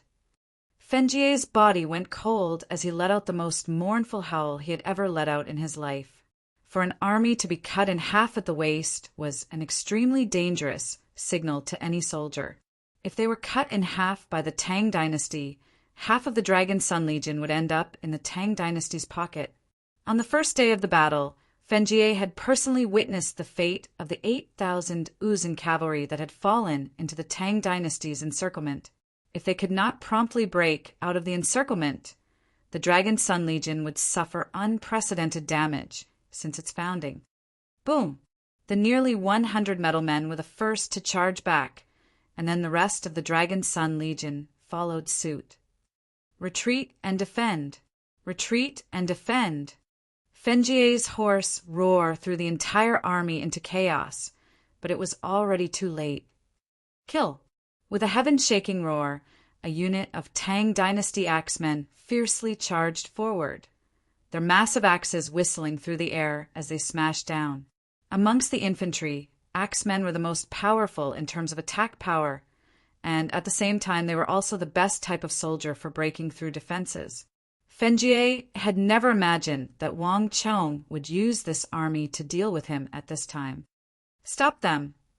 Fengier's eyes were wide with rage, his entire body filled with an unprecedented tension.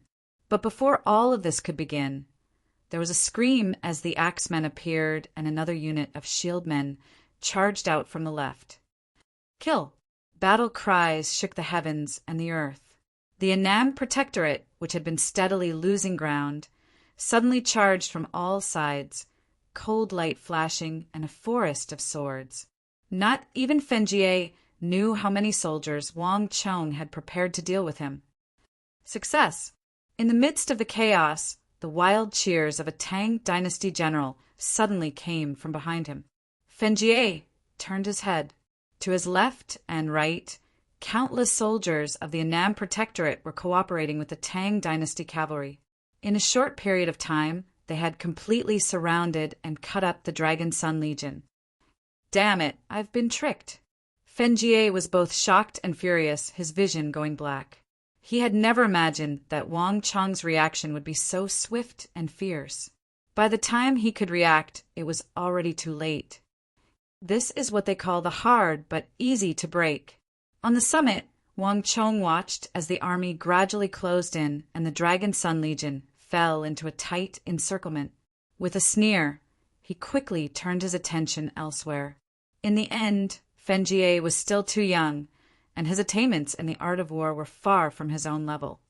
If one could unify the world by relying on a strong army, then wouldn't the Tang Dynasty have already unified the world? What use would they have then for the art of war? The fate of the Dragon Sun Legion had already been decided. To Wang Chong, there was an even more important matter for him to complete. Careful! All soldiers on guard! Put everything on the defense! Chapter 605. Roar! Bestial and savage roars came from the base of the mountain. The earth rumbled and the heavy footsteps seemed to stomp on everyone's heart. Careful! They're coming! Stop them! We can't let them break through our defense line. At the very front of the battle line, countless soldiers stared at the massive black silhouettes emerging from the roiling dust, their palms drenched in cold sweat. After such a long time, the egg-shaking legion's giants finally rushed over. Bang! A metal cudgel as thick as a thigh held through the air, its enormous strength sending 5 or 6 Annan Protectorate army soldiers flying. Before the rest of the soldiers could surround the cudgel, a massive arm grabbed the edge of the steel walls and fiercely pushed aside these massive weights. Aslan Kadafii Luo, Kelsalai Slap. The massive and ugly skyquaking giants uttered some inexplicable words as they charged up the mountain. Before their massive bodies, the Annam Protectorate warriors were as insignificant as ants. Bang! Bang! Bang! The giants charged forward. Whether it was the defense line, the walls, or the massive shields, they were all unable to withstand a single blow. One Tang soldier after another was sent flying, none of them a match for the giants. They weren't even able to slow them down in the slightest. Wherever the giants passed, the Tang people fell into chaos. The eagle! As Wang Chong gazed down the mountain at the fearsome, skyquaking giant, he suddenly said, "The skyquaking giants are invincible." Your subordinate understands. There was no need for Wang Chong to say more. The eagle unsheathed his woozy steel sword and turned behind him, his expression grave. "Zhang Long, Zhao Hu, all of you follow me." As Old Eagle spoke, he mounted a war horse and charged down the mountain. The Black Dragon gang members followed closely behind. All the skyquaking giants were covered in thick and sturdy floor armor, a defense that Uzin and the Arabs had jointly forged for them. In the entire army, the only weapon that could pierce through this armor was the woozy steel swords of Wang Chang's subordinates. Nay, the eagle's warhorse charged down from the top of the mountain, colliding with the earthquake giant at the foot of the mountain. The huge recoil threw the eagle and his warhorse into the air. But the next moment the eagle did a somersault, the woozy steel sword in his hand, slashing down at the giant in midair. Roar! A blood-curdling scream came from the giant's mouth. The mountainous figure was filled with terror as it staggered backward. Not far from him, an arm as thick as an adult's waist fell into the dust, blood gushing out. The eagle descended from the sky and crouched on the ground. Looking at the severed arm, a smile suddenly appeared on his face. For a moment, the mountain was deathly still.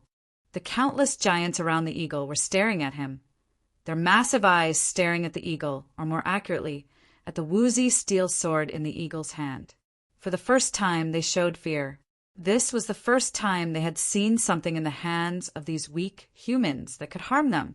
It seems that it's time for me to enter the stage. At the foot of the mountain, in the center of thousands of gazes, a tall and straight figure smiled and suddenly took a step forward. Rumble. The ground quaked and dust billowed. The entire area along with the battlefield where hundreds of thousands of soldiers were fighting trembled violently, as if it were about to shatter. This is... Wang Chang's pupils constricted as he sensed the astonishing tremors coming from behind him. The number of people in the southwest with such a tyrannical aura could be counted on one hand. And in that direction, Wang Chang could only think of one person, Huishu Wuzong. Turning his head, Wang Chang gazed toward the southwest. In the center of the earth, Wang Chang finally saw that figure. From the start of the battle until now, besides that long howl that had interrupted the Arai elephants, Huishu Wuzong had not made any other attacks, nor had he revealed any of his skills or cultivation. Until this moment, boom! There was nothing in front of him, nothing at all, but the moment he saw Huishu Wuzong, Wang Chang clearly sensed an enormous pressure sweeping over him like a tide. Even from a great distance, Wang Chang could still feel that oppressive pressure, the terrifying power that could explode at any moment like a raging inferno. Buzz! It was only a tiny bit of power, but Wang Chang could clearly see a vast azure light shoot up from Huishu Wuzong's head. This invisible yet tangible power was like a sharp sword, stirring up the dark clouds overhead. So powerful, Wang Chang's eyes widened as he felt an unprecedented pressure. There were many legends about Huishu Wuzong. Although there were many things that could not be verified, there was one thing that was beyond doubt. Huishu Wuzong was an imperial great general of the Uzin Empire, a Saint Martial expert. Although the legends of the Tang dynasty said that of the experts of the three kingdoms, Jelifeng, Duan-Gechuan, Huishu Wuzong, and Zhangqiu Jinqiong, the strongest had to be the tiger of the empire, Zhangqiu Jinqiong, but Huishu Wuzong was definitely not too far off. Alas, Zhangqiu Jinqiong isn't here. Wang Chang's heart was heavy. His father's strength was definitely not enough to contend against Huishu Wuzong, and Xinyu Zhongtong was no match for Duan-Gechuan. The two of them were still some distance away from the imperial great general level. The only thing that could make the Annam Protectorate stand against the Mengshi Yusang army was the Tang dynasty's numerous generals and formations. This was the greatest characteristic of the Tang dynasty when it came to foreign conquests, and it was also the method that the Tang dynasty used to protect itself against foreign experts. Chong'er, no matter what happens next, you must not get close. This is a battle between us and Huishu Wuzong.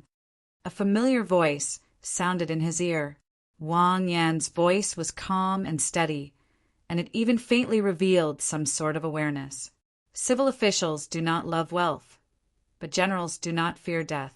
This was the understanding that every general on a foreign campaign should have. Huishu Wuzong was the most formidable opponent that Wang Yan had ever encountered, and this was definitely not their first battle. But no matter what, Wang Yan would not cower. The more than 80,000 Tang dynasty soldiers would not make him cower. "Father!" Wang Chong stared at his father's back, his mind in agitation. His father had always given him a cold and harsh impression. He rarely smiled or showed any emotion. But this time, Wang Chong felt something completely different. "My strength is still too lacking. I have to get stronger as quickly as possible. Father, be at ease. No matter what, I won't let you fight alone." In the howling winds, Wang Chong clenched his fists, his long hair dancing in the wind. Ever since his reincarnation, his strength had advanced very quickly. To an ordinary person, this was completely unimaginable, but in a battle of this level, he was still far too weak. There's only one way left. In a flash, a thought flashed through Wang Chong's mind. He remembered the Stone of Destiny's bane of all generals. No matter what Wang Chong thought, on the other side, Wang Yan and Huishu, with Zong's movements, attracted the attention of the entire battlefield.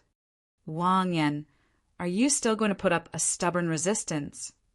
A thunderous voice swept through the sky above the mountain, echoing throughout the entire battlefield. Huishu, with Zong, looked at Wang Yan, who was at the top of the mountain, and the densely packed generals of the Tang dynasty who surrounded him like stars surrounding the moon. Huishu Wuzong had the ghost of a smile on his face. Up until now, no matter what strategy Wang Chong used, no matter how many losses he suffered in the early stages, Huishu Wuzong did not care too much. Soldiers against soldiers, generals against generals. No matter how the people of the Central Plains viewed a war, to Huishu Wuzong, a war would always be decided by the battle between the top forces of both sides. As long as he killed Wang Yan and Xinyu Zhongtong, the entire Annam Protectorate would collapse without a fight. If the great general wants a battle, Wang Yan will naturally accompany you. Wang Yan said calmly. His rumbling voice resounded through the entire sky. His voice was not overbearing, but it had a tenacity and boldness that could not be shaken by anything. He was like a rock in the middle of a river, fearless in the face of thousands of huge waves. He was like a lush green bamboo, unbending in the face of a violent storm. Wang Gengji is indeed worthy of being the descendant of a general. Just this alone makes him worthy of being my opponent. A strange look flashed through Huishu Wuzong's eyes. The breadth of mind and boldness that Wang Yan displayed was something that even he, a general of the Yuzhen, could not help but admire. If that's the case, then let's fight. With a clang, Huishu Wuzong unsheathed his long saber and strode forward. Behind him, thick smoke billowed and war horses neighed. The most elite guards under Huishu Wuzong, along with all the remaining Yuzhen Iron Cavalry, formed an army of more than 100,000 and swept toward the top of the mountain. The atmosphere there was earth-shattering and extremely frightening. Up to this point in the battle, Huishu Wuzong had finally mobilized his entire army. "Spread out!" A stern shout came from the top of the mountain, and in an instant the army parted like waves. The 40,000 troops of the Tang dynasty that had not been involved in the battle since the beginning of the war also began to move. Buzz! Several dozen streams of energy soared into the sky. As countless people watched, a pitch-black horse like a dragon leaped down from the summit. Wang Yan took the lead, leading the countless elite generals of the Tang dynasty toward Huishu Wuzong. Huishu Wuzong was an Yuzhen great general.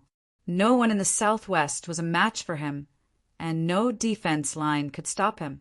To a supreme expert like Huishu Wuzong, the steel walls that Wang Chong had erected on the mountain like clay chickens and pottery dogs. Boom! Wang Yan stomped down, and several dozen Mengshi, Yuseng soldiers on the mountain walls screamed as they were sent flying like rag dolls. Just like the soldiers of the Tang dynasty could not stop Huishu Wuzong, the soldiers of the Yuzhen and Mengshi Zhao could not stop Wang Yan. Retreat! Chapter 606. This battle drew the attention of countless people.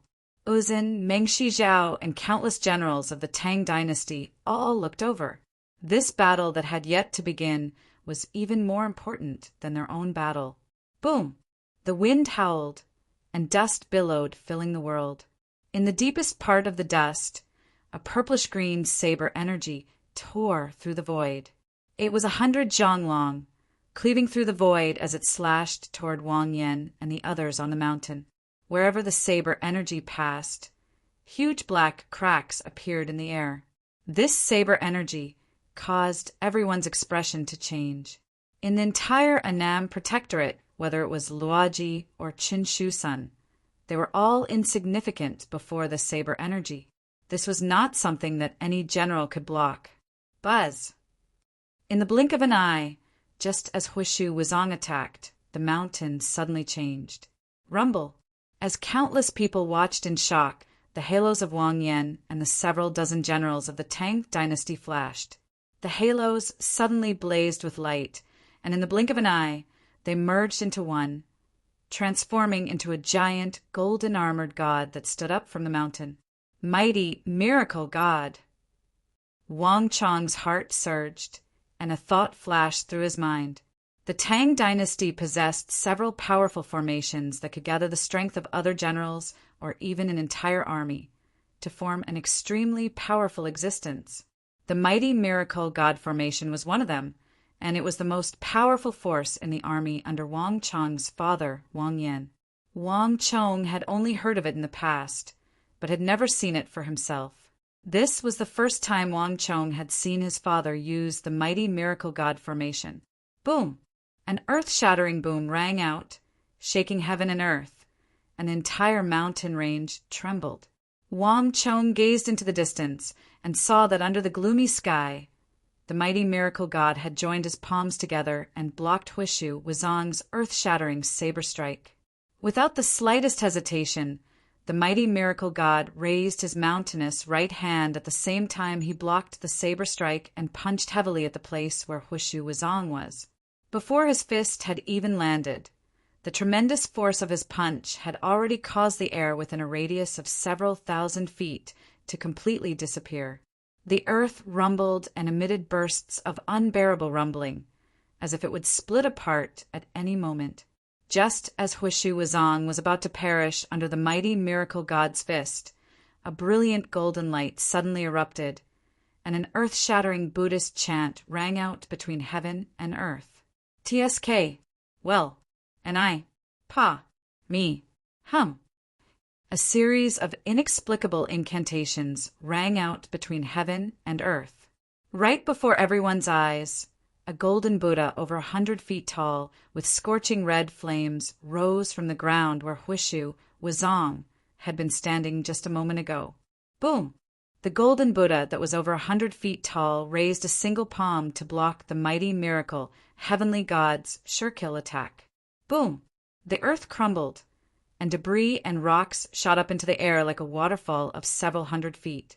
All of the nearby war horses neighed in anguish as they were tossed into the air, torn to shreds by the stellar energies of the battle. The destructive power of the battle struck fear into the hearts of everyone who saw it. Great Sun Buddha Golden Body Mantra. Huishu Wuzong has finally used it. In a place where no one could see, the great general of Mengshi Zhao, Duan Gechuan, stared at the golden Buddha over 100 feet tall, and a long-awaited smile appeared on his face.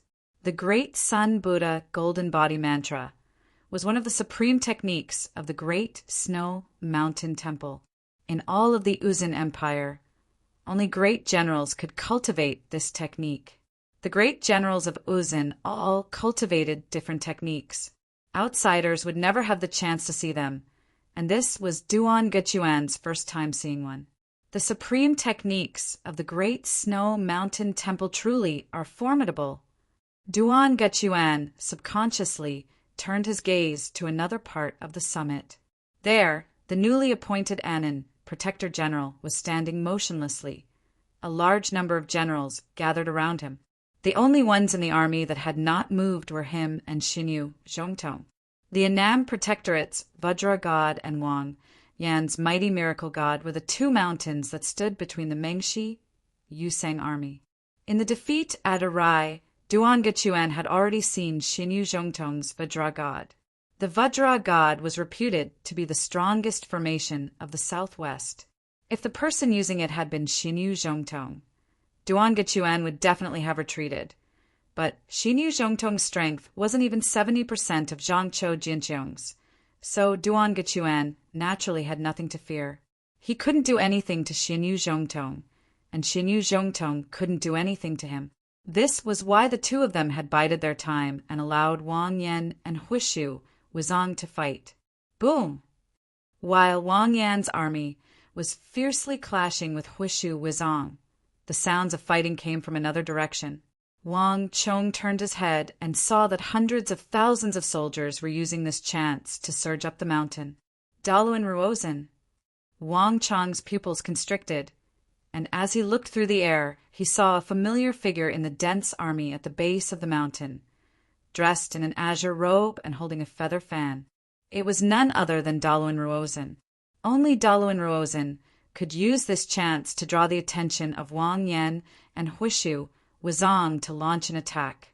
The army of hundreds of thousands was like a vast sea, and in the blink of an eye, a powerful pressure washed over them. As expected, this was where Daluan Ruozhen was primarily attacking. He had used the direction of his father and Huishu Wuzong as bait. Wang Chong could smell danger. All soldiers, listen up. Get into position. Archers, get ready. Wang Chong's loud voice resounded across the entire battlefield. Hua! Following Wang Chong's voice, the entire mountain peak suddenly fell silent. All the soldiers and generals seemed to have frozen in place, and an austere aura soared into the sky. What no one knew was that Wang Chong's myriad stars formation had already started to operate. Although it wasn't a complete state and was only in its embryonic form, in Wang Chong's hands, it was enough to display a portion of its combat power. Prime Minister. At the base of the mountain, an elderly Uzun elder stood together with Daluan Ruozhen with a worried expression. This was a tribal elder of the Uzun Plateau. Whenever the Uzun went to war, there would occasionally be a few wise tribal elders who would follow him. Wang Chong's commands had left a deep impression on this elder, and had also made him wary of the Tang dynasty youth on the summit. There's no way out. Wang Zhongxi is already on his way to Longxi. If the great General King also fails, Geshu Han will lead his army south, and our operation will be a complete failure. There are sacrifices in war, and no matter what, we must win this war. Daluan Ruozhen stood at the base of the mountain, his eyes shining with unprecedented resolve. At this moment, he didn't seem like a civil minister, but a fierce general. The art of war of the Central Plains says that we should multiply the enemy, and we have far more soldiers than they do. This is our greatest advantage right now. No matter what kind of military strategy he has, as long as we maintain our absolute advantage and continue to exert pressure on him, compressing his space, in the end, all of his military strategies will collapse. This is our greatest weapon to destroy them. This, I understand. Chapter 607. Boom! Without the slightest hesitation, the two armies crashed against the mountain like howling waves. This was the most intense clash since the start of the battle, other than Jelifeng and Duan. The rest of the army of more than 400,000 had been thrown into the battle. This time, Daluan Ruozhen did not use any tactics. He simply pushed forward, using his overwhelming strength to push his way up the mountain. When one's army far outnumbered the other, numbers became the greatest tactic, the greatest strategy. Kill! Kill! A series of earth-shattering shouts rang out, and the rolling black steel wave was enough to make everyone's expression change in horror. Ready! Ready! Forward! Wang Chong's voice resounded over the mountain. The first to attack was not the surging Mengshi, Yusang army, but the Annam Protectorate on the summit. Swish, swish, swish. The first volley of arrows howled through the air, landing in the middle of this flood of steel. Bang! Like a boulder falling into a river, countless arrows pierced through necks, cheeks, knees and bodies. Hundreds of Mengshi, Yusang soldiers immediately collapsed to the ground. The flood of Mengshi, Yusang soldiers immediately falling into disorder. Swish, swish, swish. 1 wave, 2 waves, 3 waves. Countless arrows rained down in a concentrated manner, and the chaos continued to increase. It's useless. When the number of soldiers reaches a certain level, local victories and defeats are no longer important. Daluin Ruozin looked up the mountain, his eyes calm. In an army of 100 soldiers, if 100 died, it would be a complete wipeout. In an army of 200, if 100 died, it would be a heavy injury. In an army of 1,000, it would be a setback. And when the number increased to several thousand, or even tens of thousands, the effect would be negligible. The damage caused by Wang Chang's archers was insignificant to the army of hundreds of thousands. However, Daluin Ruozin had still underestimated Wang Chang's strategic intentions.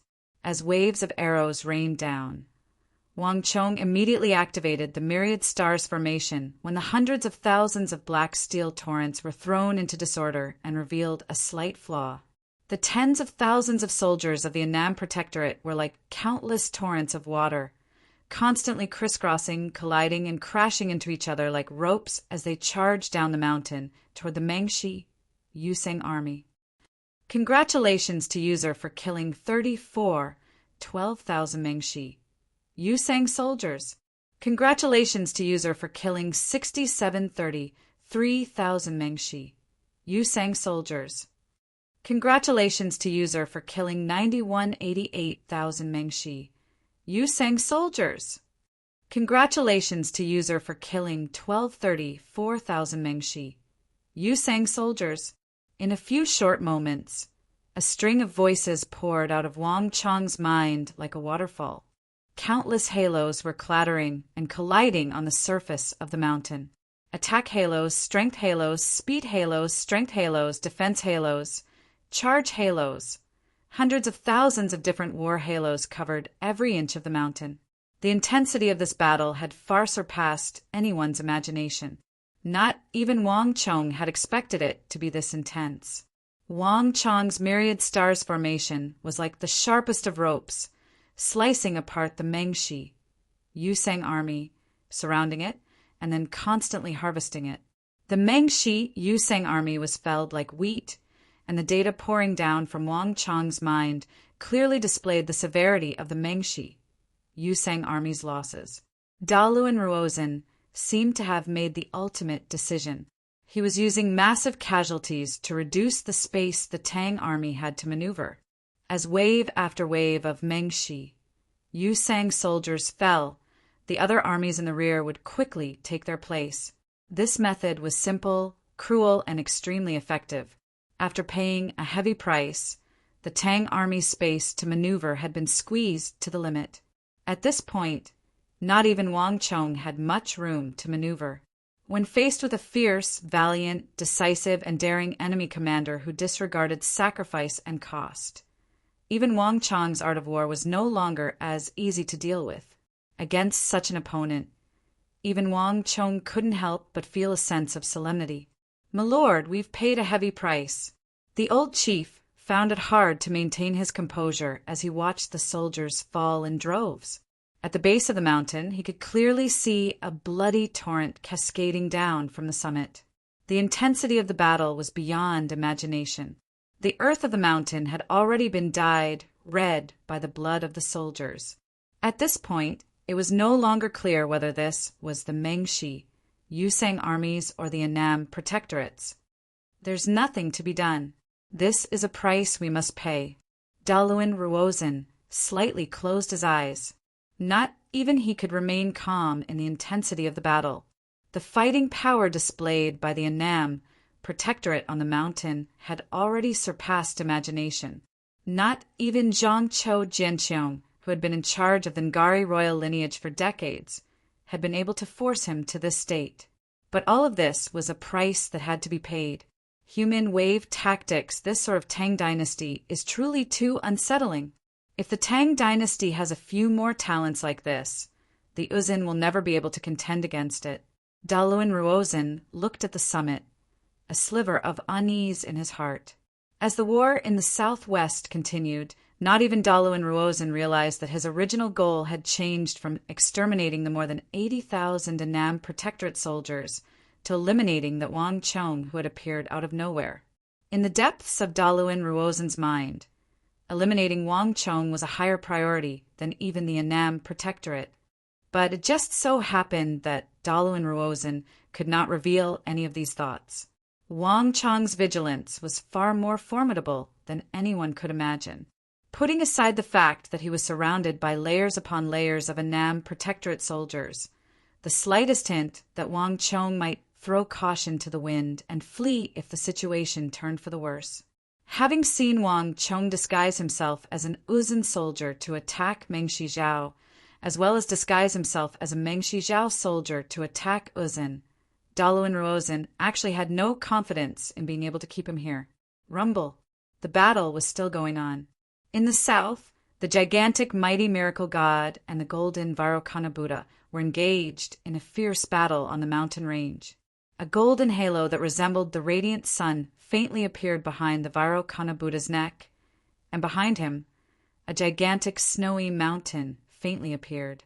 This was a supreme technique of the great snow mountain temple being used to its fullest potential. Buzz! Stellar energy gathered from all around, strengthening the halo and the image of the snow mountain behind the dignified and divine Vairocana Buddha. Although the Uzun Empire did not have a supreme battle technique like the mighty miracle god formation, it still had techniques and artifacts that could borrow the strength of its soldiers. Even though it was of a much lower level than the mighty miracle god formation, it was still a powerful formation.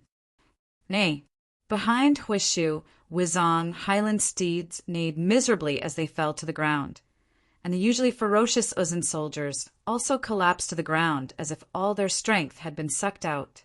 At the same time, opposite Huishu, Wizong, the Annam Protectorate was not in a good situation either. Clang, clang, clang. The halo vibrated, and the auras of countless Annam Protectorate soldiers visibly weakened. The mighty miracle god formation could not only absorb the strength of other generals, but it could also absorb the strength of other soldiers. This was also the reason why Wang Yan and Xinyu Zhongtong were able to resist Huishu Wizong and Duan Gechuan through the formation. The battle in the south was in a stalemate, and on the other side, the battle between Wang Chong and Daluin Ruozin had also entered a white-hot stage. Warning: 1280 Annam Protectorate casualties. Warning: 2314 Annam Protectorate casualties. Warning: 3215 Annam Protectorate casualties. Warning: 3847 Annam Protectorate casualties. A string of warnings rang out in Wang Chong's mind. Daluin Ruozin's strategy had finally begun to show results, and Wang Chong's Annam Protectorate was beginning to suffer heavy casualties. This was a contest of wills, and the effects of strategy were becoming extremely small. Daluin Ruozin's Mengshi, Yusang army, continued to surge up the mountain. No matter how much resistance they encountered, it seemed like they would never stop. No matter how many casualties there would always be more soldiers surging up the mountain. But the 40,000 soldiers commanded by Wang Chong displayed a different side. They were callous and calm, like a rock before the raging waves. No matter how many Mengshi, Yusang soldiers surged forward, they would never retreat. Whether it was Wang Chong or Daluin Ruozin, both sides had suffered heavy casualties. Cavalry, mount your horses! At the most intense moment of the battle, Wang Chong's eyes flashed as he suddenly mounted the white-hoofed Shadow's horse. Behind him, war horses neighed as one powerful Tang dynasty cavalry after another leaped onto the summit. Clang! Without the slightest hesitation, Wang Chong unsheathed his Wuzi steel sword. Lin Wushou, I'll leave the command to you. Nay. The white-hoofed Shadow let out a heaven-shaking neigh as it led the 2,000-some Tang dynasty cavalry down the mountain like a bolt of lightning. At this point, all of the Tang dynasty's reserves had been used up. Rumble. No one could describe the impact Wang Chang's 2,000-strong cavalry had inflicted on the Mengshi Yusang army. Wang Chong had chosen precisely where the Mengshi Yusang army was lacking in soldiers, its weakest point. The rapid charge of the cavalry, the amplification of the terrain, and the halo of Dusk Stallion had transformed Wang Chang's 2,000-strong cavalry into the sharpest blade, piercing through the entire Mengshi Yusang army. Rumble. The entire mountain was thrown into chaos. Wang Chang's myriad stars formation had already been exerting a constant pressure, but Wang Chang's 2,000-strong cavalry had become the straw that broke the camel's back. Ah! Screams resounded from the summit as the Mengshi Yusang army fell into chaos. Wang Chang's myriad stars formation pushed forward, and countless Uzun and Mengshi Zhao soldiers fell to the ground. Congratulations to user for killing 78615 Mengshi Yusang soldiers. Congratulations to user for killing 86135 Mengshi Yusang soldiers. Congratulations to user for killing 91543 Mengshi Yusang soldiers. Congratulations to user for killing 98712 Mengshi Yusang soldiers. A string of voices washed over Wang Chang's mind like a waterfall, and when all the voices reached their peak, something completely unexpected occurred to Wang Chang. Congratulations to user for killing more than 200,000 foreign soldiers. The conditions for advancement have been met, and the bane of the battlefield halo has been upgraded to the 3rd level. Chapter 608. No one could describe the transformation that had taken place at this moment. Metal clanged against metal as the intense battlefield suddenly fell silent. More than half of the tens of thousands of war halos instantly dimmed, like extinguished candles. Some of the heavily injured Mengshi Yusang soldiers even dropped below the true martial realm under the effects of the bane of the battlefield halo. Damn it! What's going on here? The Mengshi Yusang soldiers were stunned as if they had seen a ghost. The drop of strength from the true martial realm to the origin energy realm was a massive transformation. It was like a muscular man capable of lifting up a mountain had suddenly become a child without the strength to truss a chicken. The difference was extremely obvious. The effects of the bane of the battlefield halo reaching the 3rd layer were so great that even some of the generals revealed shocked expressions. They were the most sensitive to the changes in their surroundings. Damn it! It's that foul brat again. Countless gazes converged on the summit, and even Jelifeng couldn't help but raise her eyebrows. Wang Chang's existence had already become the greatest variable in the War of the Southwest. His influence was no longer limited to 1 or 2 soldiers or commanders, but to the outcome of the entire battlefield. How could there be such a halo in this world? Why have I never heard of it before? Jelifeng, Duan Gechuan, and Daluan Ruozhen all had the same thought. But regardless of what they were thinking, Wang Chang's bane of the battlefield halo's 3rd layer was already producing an avalanche of effects. The Mengshi Yusang army on the surface of the mountain was thrown into chaos, and this effect was even affecting Huishu Wuzong and the Uzun soldiers behind him. Huishu Wuzong had been using the secret arts of the great snow mountain temple this entire time to absorb the strength of the Uzun soldiers behind him. When Wang Chang's bane of the battlefield halo was applied to these soldiers and weakened them, even Huishu Wuzong was affected.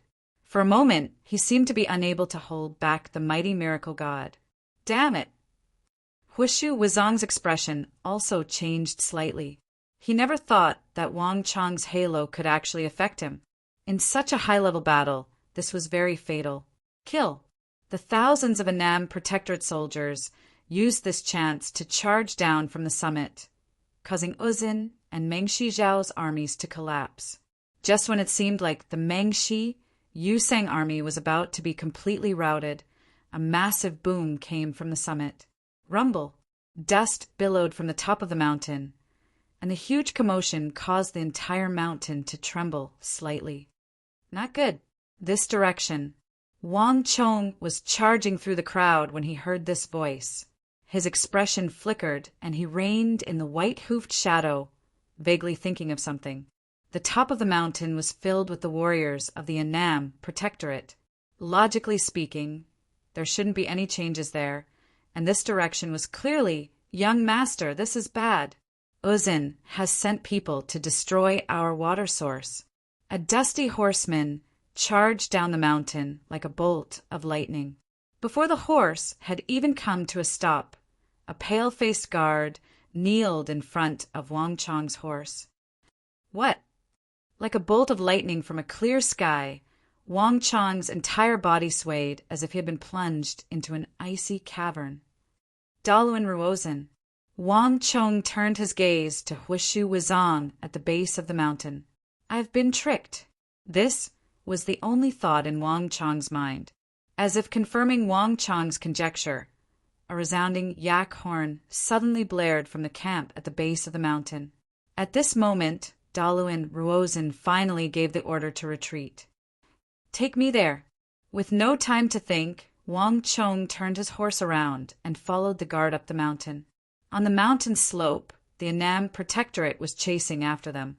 However, Wang Chong's attention had already shifted to another place. "Young master, look." At the back of the mountain, a cave had completely collapsed. Countless water sources flowed down the mountain like a waterfall. Uzin's people used a boulder to reach here. They smashed the cave and dug out the water stored inside. They even poisoned the water. The guard explained with a pale face. Wang Chong turned his head and saw the boulder that the guard was talking about not far away. "You're saying that they fell from the sky on a boulder and landed here?" "Yes, young master." Wang Chong instantly fell silent. Falling from the sky on a boulder was simply wishful thinking.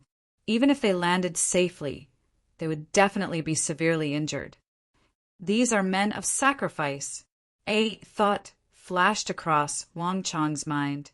To use this method to transport soldiers, Wang Chong had to admit that Daluin Ruozin's method was something that he had never thought of.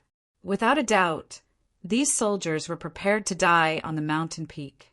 With this thought in mind, Wang Chong's eyes scanned the surroundings and indeed found a few corpses. The mountain peak is filled with our people.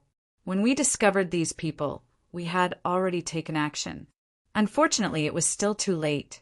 The guard said with a face full of shame, "There are a total of 17 water sources on the mountain. How many of them have been contaminated like this?" "A total of 8. Wang Chong's face darkened. His heart suddenly felt heavy. By now, he had completely understood Daluin Ruozin's scheme. A frontal battle was not his goal. Even Huishu Wuzong's attack was just bait. His true goal was the water sources on the mountain. To use hundreds of thousands of soldiers as chess pieces, Wang Chong had to admit that he had underestimated the resolve, capability, and charisma of this Uzin Prime Minister. "I've been underestimating him all along." No wonder a civil minister like him could stand on equal footing with Zhang Chou, Jianqiong, Jelifeng, and Huishu Wuzong in the southwest. Zhang Chou Jianqiong has always been ambitious and has always wanted to achieve something in the southwest, but in the end he achieved nothing in the past decade.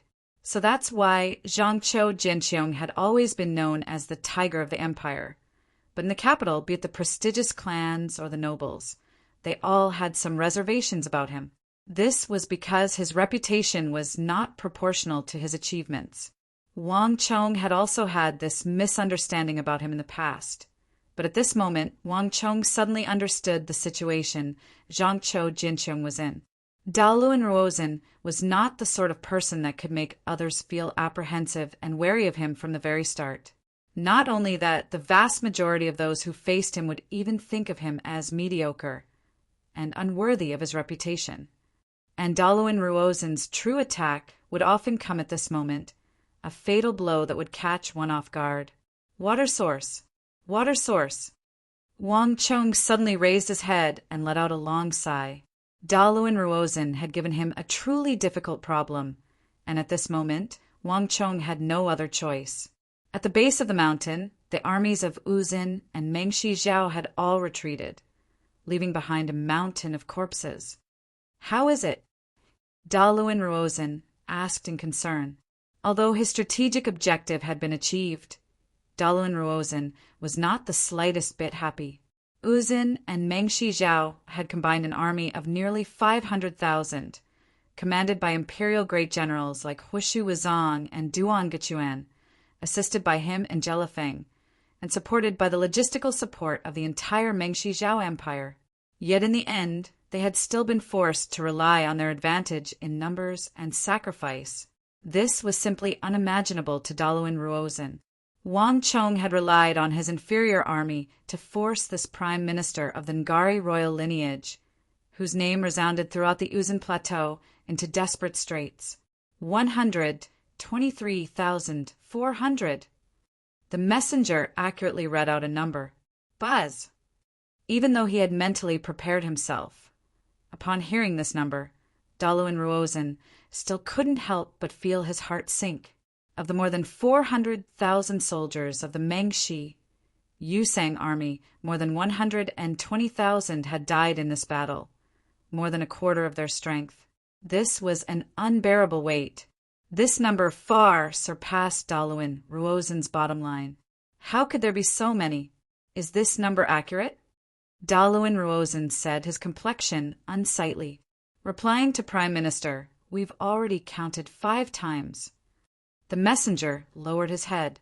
How many soldiers did the Tang dynasty lose?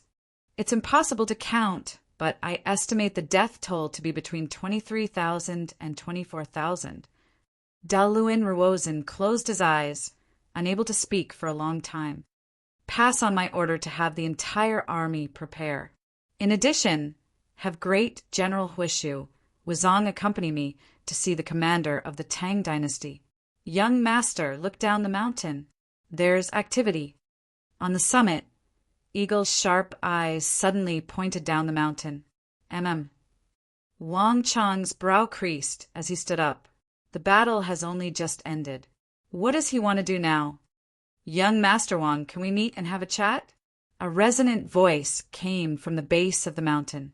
From the summit, one could see the dense ranks of the Mengshi Yusang army parting like a wave, and the figures of Daluin Ruozin and Huishu Wuzong were once more reflected in everyone's eyes. But unlike the first time, Daluin Ruozin and Huishu Wuzong's expressions were a little less relaxed and carefree, a little more solemn and respectful. "We've already come this far. Does the great minister still want to play any tricks?" Wang Chong circulated his energy through his dantian, his eyes bright as he fearlessly looked down the mountain. "Young master is too serious. In front of young master, how could Ruozin possibly play any tricks?" Daluin Ruozin sincerely said, "Young master has already seen the result of this battle. The Annam Protectorate's water supply will not last more than 3 days. For the sake of Uzin, for young master's sake, and for the sake of the Annam Protectorate, Daluin Ruozin wishes to sincerely discuss a matter with young master." Just what does this Daluin Ruozin want to do? This time, even the recuperating Wang Yan and Xinyu Zhongtong couldn't help but look at each other in dismay, their brows furrowed. They had been fighting with the Mengshi Yusang army for more than a month now, but Daluin Ruozin's attitude had always been aggressive and unrelenting. This was the first time the two had seen such a humble and modest attitude in front of Daluin Ruozin. "There's no need for Prime Minister to worry about the matter of the water supply. Prime Minister, if you have something to say, just say it," Wang Chong calmly said. "Young Master Wang, I will say the same thing again. If the Annam Protectorate and young master are willing to surrender, I can guarantee that young master and all the warriors of the Annam Protectorate will receive appropriate treatment. Although we cannot allow young master and the warriors of the Annam Protectorate to return to the Tang dynasty, young master and all the warriors will be able to live out the rest of their lives on the Uzin Plateau. No one will be harmed. This is the best outcome for young master and for our Uzin. I hope that young master can seriously consider this. This way we can avoid many unnecessary sacrifices. With these final words, Daluin Ruozen put down the feather fan in his hand and looked at Wang Chong on the summit, his expression incomparably sincere. The entire battlefield was deathly silent. Jelifeng, Duan Gechuan, and Huishu Wizong, these titans of the southwest who should have been vehemently opposed, all chose to remain silent at this moment. The strong would only respect the strong.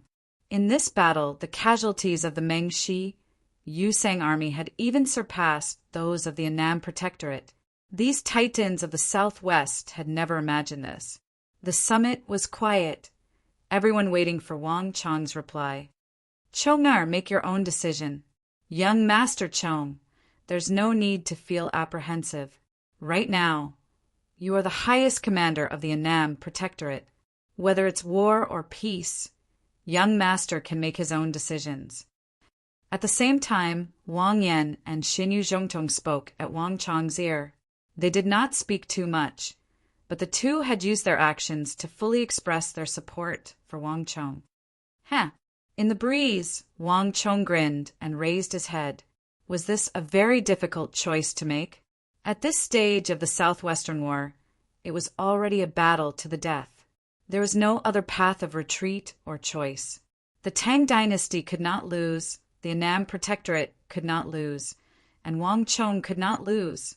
And did Daluin Ruozen really think that he had already won? Prime Minister, have you ever heard of this saying? Wang Chong looked down the mountain and suddenly laughed. What? Daluin Ruozen's pupils constricted. For Wang Chong to still be able to laugh at a time like this, and even have the leisure to mention other things, was truly beyond his expectations. Whoever laughs, in the end, laughs the best. Daluin Ruozen, Jelifeng, and Huishu Wizong were all flabbergasted. Jelifeng had a deep understanding of the Tang dynasty, but she had never heard of such a thing before. Jai, you've been studying in the Tang dynasty for many years. Have you ever heard someone say such a thing? Jeluofeng looked to the side at the bandaged Fenjie and asked in confusion. This, your child has never heard of such a thing. Fenjie lowered his head. Everyone was baffled by Wang Chong's words. Ha ha ha, Prime Minister. Until the final moment of this war, it's too early to say who will win. Wang Chong heartily laughed. Without waiting for Daluin Ruozen to ask any more questions, he flicked his sleeve and left, vanishing from the summit. Chapter 609. Prime Minister, what does this brat mean by this? He's already at this level? Does he still have some tricks up his sleeve? Longkinba turned his head to look at Daluin Ruozen. His battle with Sun Luiwa had consumed a great deal of stellar energy, and his armor was covered in scars, many of which had even been cut open, revealing the mangled flesh beneath. But even so, Longkinba had still maintained a vigorous fighting spirit. Daluin Ruozen said nothing, while Huishu Wizong slightly frowned. In the past, he might not have been so dismissive of Wang Chong, but he would have only given him a few more glances, just a few glances. But now was different. Wang Chong's battle halos could even have a significant effect on his viral Kanabuda. And if what Wang Chong said was true, and he felt that he could win this battle, not even Huishu Wizong could maintain his composure. Although he didn't care about Wang Chong's individual strength, he couldn't help but care about the outcome of this battle. After all, his mission as a general was not to defeat his opponent, but to win. Daluin Ruozen, what do you think he means by this? To Huishu Wizong's flabbergasted gaze, Huishu Wizong actually turned to Daluin Ruozen. My lord, do you really think that he can win? Longkinba called out, a look of disbelief on his face. It's better to believe that it's true than not. Daluin Ruozen deeply creased his brow, a pensive look on his face. You've seen this brat's abilities. Although not every word he says is true, not every word he says is false. Moreover, at this stage, there's no need for him to use these little tricks. Pass on my order. All soldiers are to be on guard. In this period of time, have 10 groups of soldiers take turns keeping an eye on the Tang people. In addition, use kerosene to set up a campfire in the camp. All the blind spots must be illuminated. When the patrols go in and out, including Meng Shijiao's men, use the secret code. We can't give them the slightest opportunity. It had not been long since Wang Chong led the Tang people to disguise themselves as Meng Shijiao's people to attack Uzun. Dalu and Ruozhen did not want to make any mistakes at this time. If they allowed Wang Chong to successfully raid the camp and snatch more water, the chances of the Uzun Empire strategy failing would increase with every day of delay. Wang Zhongxi had left the capital of the Tang dynasty. The current situation was completely different from the beginning. Now, Dalu and Ruozhen was more anxious than Jelifeng. Yes, your subordinate obeys. As soon as Dalu and Ruozhen's voice fell, a few Uzun messengers quickly received the order and left. General, what should we do now? On the other side, in a tent far away from Uzun's people, no one expected that two figures were gathered together. One was the ruler of Meng Shijiao, and the other was the general of Meng Shijiao. At this time, even Crown Prince Feng was excluded and had no chance to meet them, let alone others. Your Majesty, you have seen the fighting power of the Tang people in today's battle. If we attack them by force, I'm afraid that we will suffer heavy losses. Even if we succeed, we will have to pay a huge price. The loss outweighs the gain. Dalu and Ruozhen has already destroyed their water source. On this point, Dalu and Ruozhen and I have the same view. Let's call a truce for 3 days. Although we don't have much time left, we have to wait. Duan Gechuan's voice came from the tent. The only general of Meng Shi, Zhao, had been hiding behind the scenes and was a man of few words. It was not until now that it was revealed that the real commander of this battle was actually Duan Gechuan, not Jelifeng. The key is the youngest son of the Wang family. If not for him, we would have won long ago. Jelifeng said. Now, whenever she thought of that boy, the youngest son of the Wang family, Jelifeng felt like there was a thorn in her back, and she couldn't even swallow her food. In terms of strength, for a strong warrior like Jelifeng, a warrior like Wang Chong was completely like an ant, not even qualified to carry his shoes. If it were any other place, Jelifeng could easily crush him to death. However, what Wang Chong was best at was not martial strength, but the most important thing on the battlefield, the art of war. Moreover, when the two armies fought, the barrier was clear. Wang Chong stood at the top of the mountain, surrounded by an impenetrable wall. Who knew how many experts were protecting him, including Wang Yan and Xinyu Zhongtong. Therefore, no matter how much Uzun and Meng Shijiao wanted to kill him, even the intelligent Dalu and Ruozhen couldn't do anything to him. It wasn't that easy to behead the enemy's commander. Don't worry, in the final battle, 3 days later, when the Annam Protectorate is completely wiped out, that youngest son of Wang Yan naturally won't be able to escape. Duan Gechuan said calmly, "Did you see anything today, General?" Zheluo Feng hurriedly asked, his heart thumping. "Although it hasn't reached the level that your Majesty thinks, it's not far from it." Duan Gechuan nodded. Although the Wang family's attainments in the art of war are unimaginable, even Zhang Qiu, Jianqiong can't compare to him. However, he isn't the true commander of the Annam Protectorate, and the Annam Protectorate wasn't personally trained by him. To be able to raise the fighting strength of the Annam Protectorate to this level in such a short time is already impressive enough. However, there are some flaws that can't be fixed no matter what. Duan Gechuan said calmly. An astonishing light flashed across his eyes, but it quickly dimmed, and everything returned to silence. The tent also returned to silence. This day was equally difficult for Uzun, Meng Shijiao, and the Tang dynasty. While the commanders of Uzun and Meng Shijiao were discussing countermeasures, the core commanders of the Tang dynasty were also gathered at the top of the mountain. However, this time, it wasn't just Wang Chong the Eagle and Qin Shu-sun. Even Xinyu Zhongtong, Wang Yan, and Sun Liyue were gathered at the top of the mountain. The 6 of them sat cross-legged on the ground in a circle. In the center was a crude sand table. Around the mountain in the center of the table was a map of the distribution of the Meng Shi Yusang army. Standing on the summit and looking down from above, it was far too easy to create such a crude sand table. Chongar, no matter what, reaching this step is already beyond our expectations. Neither I nor Lord Xianyu will blame you. Wang Yan was the first to break the silence. The casualties had already been reported. In this battle, the Annam Protectorate had suffered significant losses, including the reinforcements from Wang Yan and Wang Chong. They had originally had an army of nearly 100,000. Now, they only had 60,000 some left. And this was not the crux of the problem, but the water source. With the Annam Protectorate's water source destroyed and the gurgling water gushing out like a waterfall, even the slowest of soldiers understood the situation they were in. Lord Wang is correct. No matter what the result is, no matter what the outcome is, we will not blame you.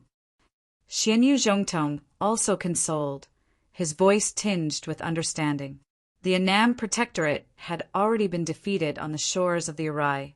It was already a miracle that they had been able to delay until now. The army of the southwest was currently beset by both internal and external threats. It was like a dragon trapped in shallow waters in desperate straits.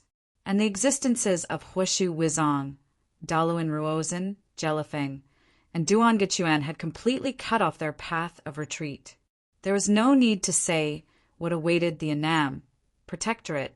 Correct, young master. No matter what, no one will blame you. At the very least, we've already made the Uzin and Mengshi Zhao pay the price. Sun Luiwe was seated cross-legged on the ground as he spoke. Sun Luiwe was a taciturn man who never liked to speak. For him to say such words, it was clear that this youngest young master of the Wang clan had truly won his respect and approval. No, Father, Lord Protector General, I know what you're thinking. But this battle is still far from reaching the level you think it is. At least not yet. A bright light flashed through Wang Chong's eyes as he suddenly put on a serious expression. Young master, there's no need to comfort us, Chen Shu-sun couldn't help but say as he patted Wang Chong on the shoulder. Uncle Chin, I'm not joking with you. Wang Chong shook his head, his expression extremely solemn. The words that I said to Daluan Ruozhen were not just for show, Wang Chong said. Buzz. In a flash, the summit was eerily still. Everyone stared at Wang Chong in shock. Chong'er, what do you mean? Wang Yan frowned. Not even he, as his father, understood what Wang Chong meant. Could it be that at this stage, there was still room to retaliate? Young master means that we can still defeat them. Sun Luiwe asked in surprise. Although he wasn't particularly skilled in the art of war, he could still tell who was stronger and who was weaker, who was winning and who was losing. In the current situation, the water source had been destroyed. As long as Daluan Ruozhen and the others held their ground, the Annam Protectorate was almost certain to lose. Moreover, the armies of the Tang dynasty were good at fighting on foot, not on horseback. If they abandoned the steel defenses of the mountain and went down the mountain to seek battle, they would be cutting off their own limbs. Uzun's men wouldn't even need 3 days to wipe out the entire army of the Annam Protectorate. Sixth uncle, you've misunderstood me. Wang Chong shook his head. War is never purely a battle between armies, but a continuation of politics. What decides the outcome of a war isn't just the fate on the battlefield, but also the outcome outside the battlefield. The battlefield of the southwest between the Tang dynasty and Uzun and Mengshi Zhao has never been just this one place. At least it's not for me. The group glanced at each other, let alone Xianyu Zhongtong. Even Wang Yan, his father, was somewhat dumbfounded. He had no idea what Wang Chong was talking about. War was war. To these pure soldiers, war had always been as simple as defeating the opponent in front of them. Everything else had nothing to do with it. As for war is a continuation of politics. Not even a veteran general like Wang Yan had ever heard of such a theory, much less anyone else. The group surrounded Wang Chong, wanting to say something, but not knowing where to start. Chapter 610. The Eagle. Do you still remember Li Sai? Wang Chong said no more, turning his head to the eagle. Bang! The name Li Sai made the eagle shiver like a bolt of lightning, like the dark clouds in the sky scattering. The eagle seemed to remember something, and his expression became excited. Li Sai! That's right. How could he have forgotten Li Sai? When they had set out from the capital, the young master had far more people at his side.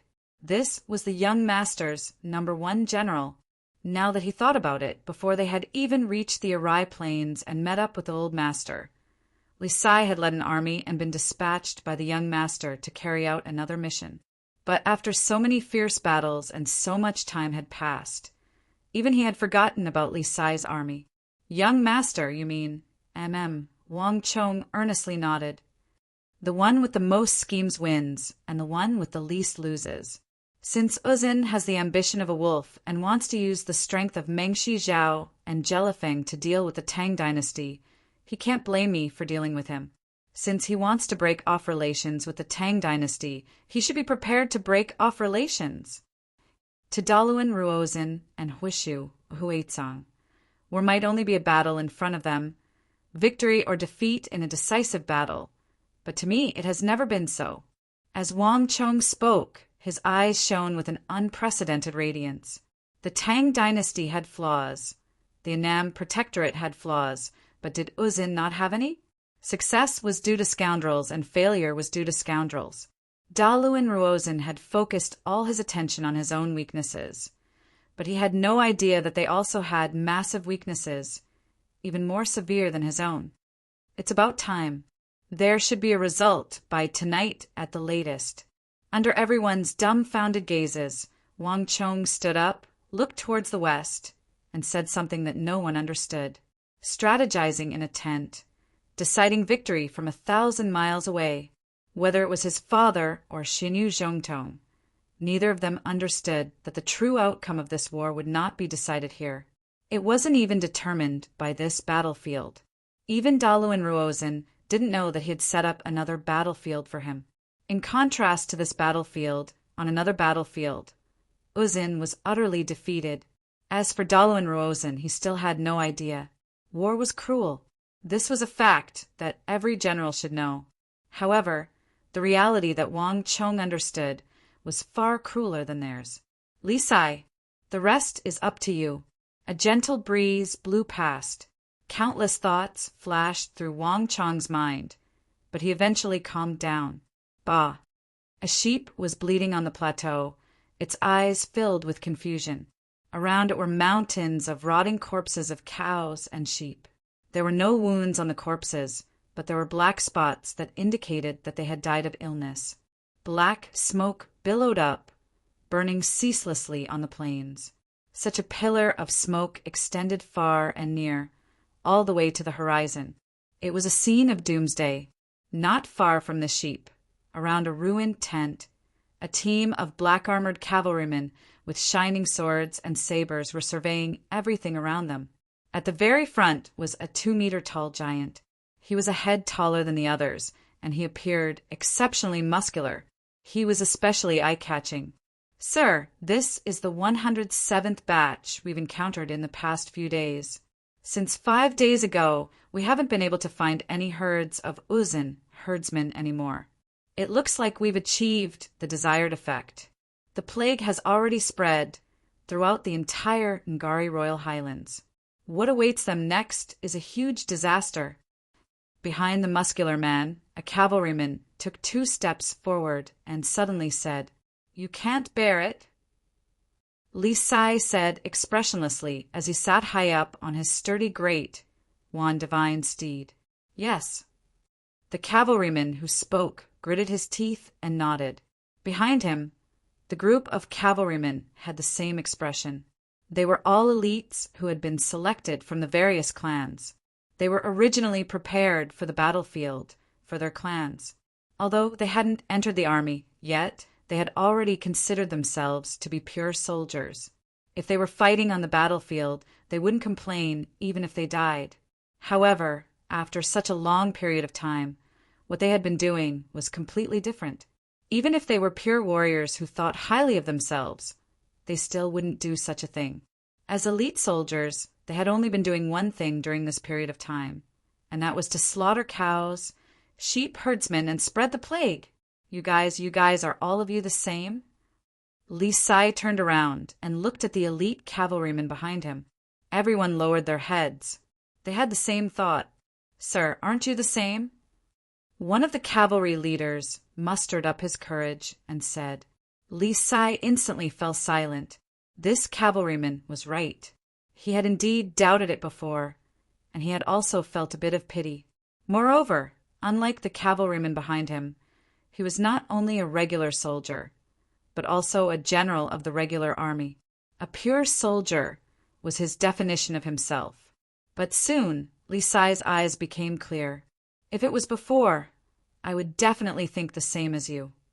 Li Sai's voice was loud and clear. His first sentence attracted everyone's attention. However, have you forgotten who we are? Soldiers. It doesn't matter who you were before. Now that you've entered this place and entered the battlefield, you are soldiers, pure soldiers. You represent others, not yourselves, but the Tang dynasty. Let me ask you, what is the most important thing for a soldier?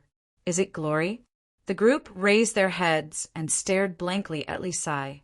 The most important thing for a soldier, of course, was glory. Was that not the case? Sir, are you saying something wrong? Another cavalryman asked. Li Sai shook his head, but he remembered what Wang Chong had said to him in the brocade pouch. At that time, he didn't think much of it and even mocked him. But now, Li Sai didn't think like that. You're wrong.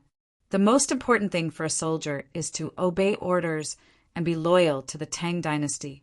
When each of you steps onto the battlefield, your personal will, your honor, and disgrace will become insignificant. If the Tang dynasty fails, even if you preserve your glory and die gloriously on the battlefield, what's the use? If the territory of the Tang dynasty is occupied by a foreign country, that would be the real shame. Compared to that, what are your feelings now? Li Sai said in a deep voice. His deafening voice stunned everyone. No one would have thought that the person who should have felt the most pity for him would say such words. But there was no one who could refute him. Yes, if a soldier died gloriously on the battlefield, but the war was lost, what meaning was there in the greatest honor? Moreover, the Southwest right now, it really had reached the point where Uzin and Meng Shizhao had invaded the territory of the Tang dynasty. For a moment, everyone was silent.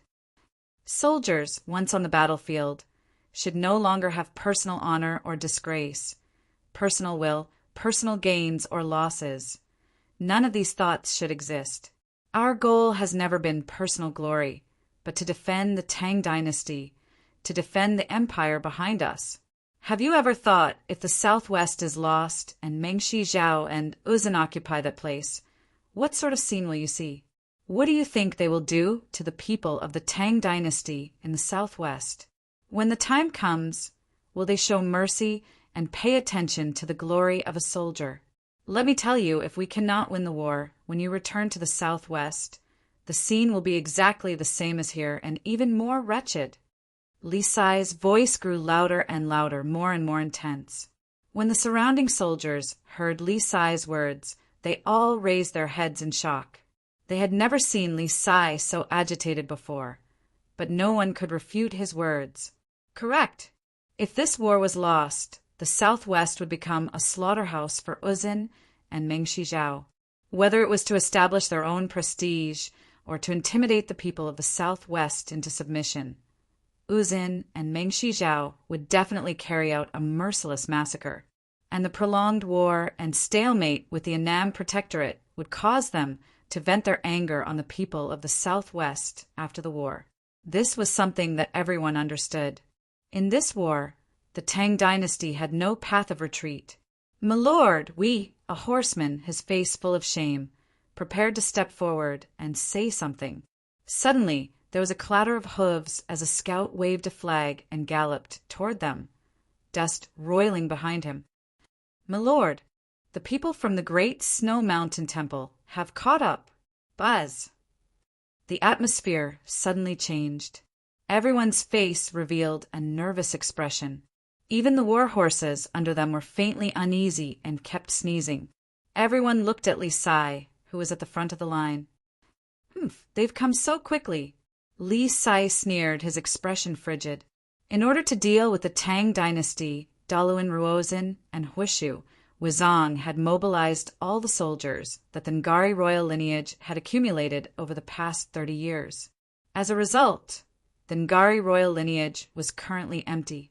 On the entire plateau, there were only a few herdsmen and scattered tribal warriors. In front of Li Sai and his Wuzi steel elite cavalry, they could not withstand a single blow. In all this time, Li Sai and the others had not encountered any decent resistance. However, the commotion that Li Sai and the others had caused on the Uzun Plateau was too great. This was not a war, but an unprecedented disaster. Even the entire Uzun Empire would be severely damaged. The consequences of the plague that Li Sai and the others had spread were so great that even the great Snow Mountain Temple, which was thousands of miles away, was alarmed and sent out a large number of experts to hunt them down. In the face of these experts from the Great Snow Mountain, even Li Sai did not dare to take them lightly. Therefore, Li Sai had long sent the eagle to monitor them from afar.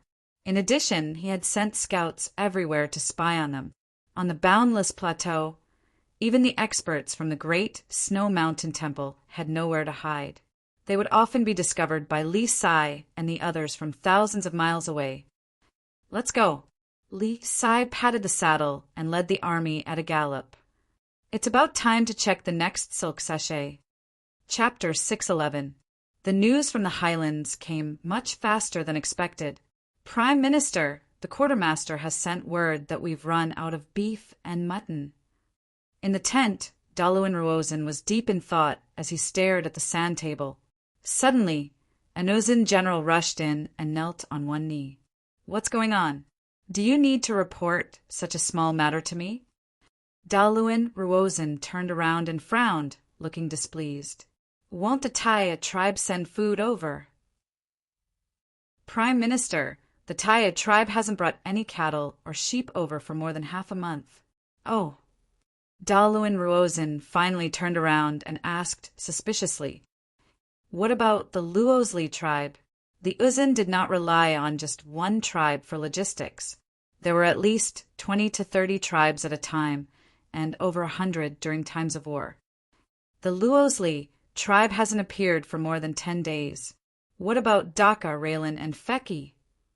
Daluin Ruozin reported the names of several tribes. We lost contact with them 8 or 9 days ago.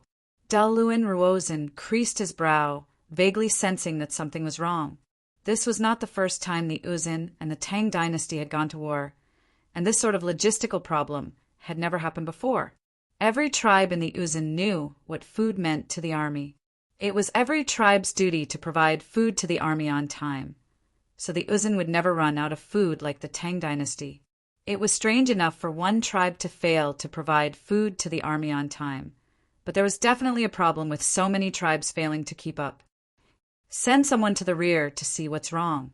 Daluin Ruozin's eyebrows twitched as he suddenly had a bad feeling.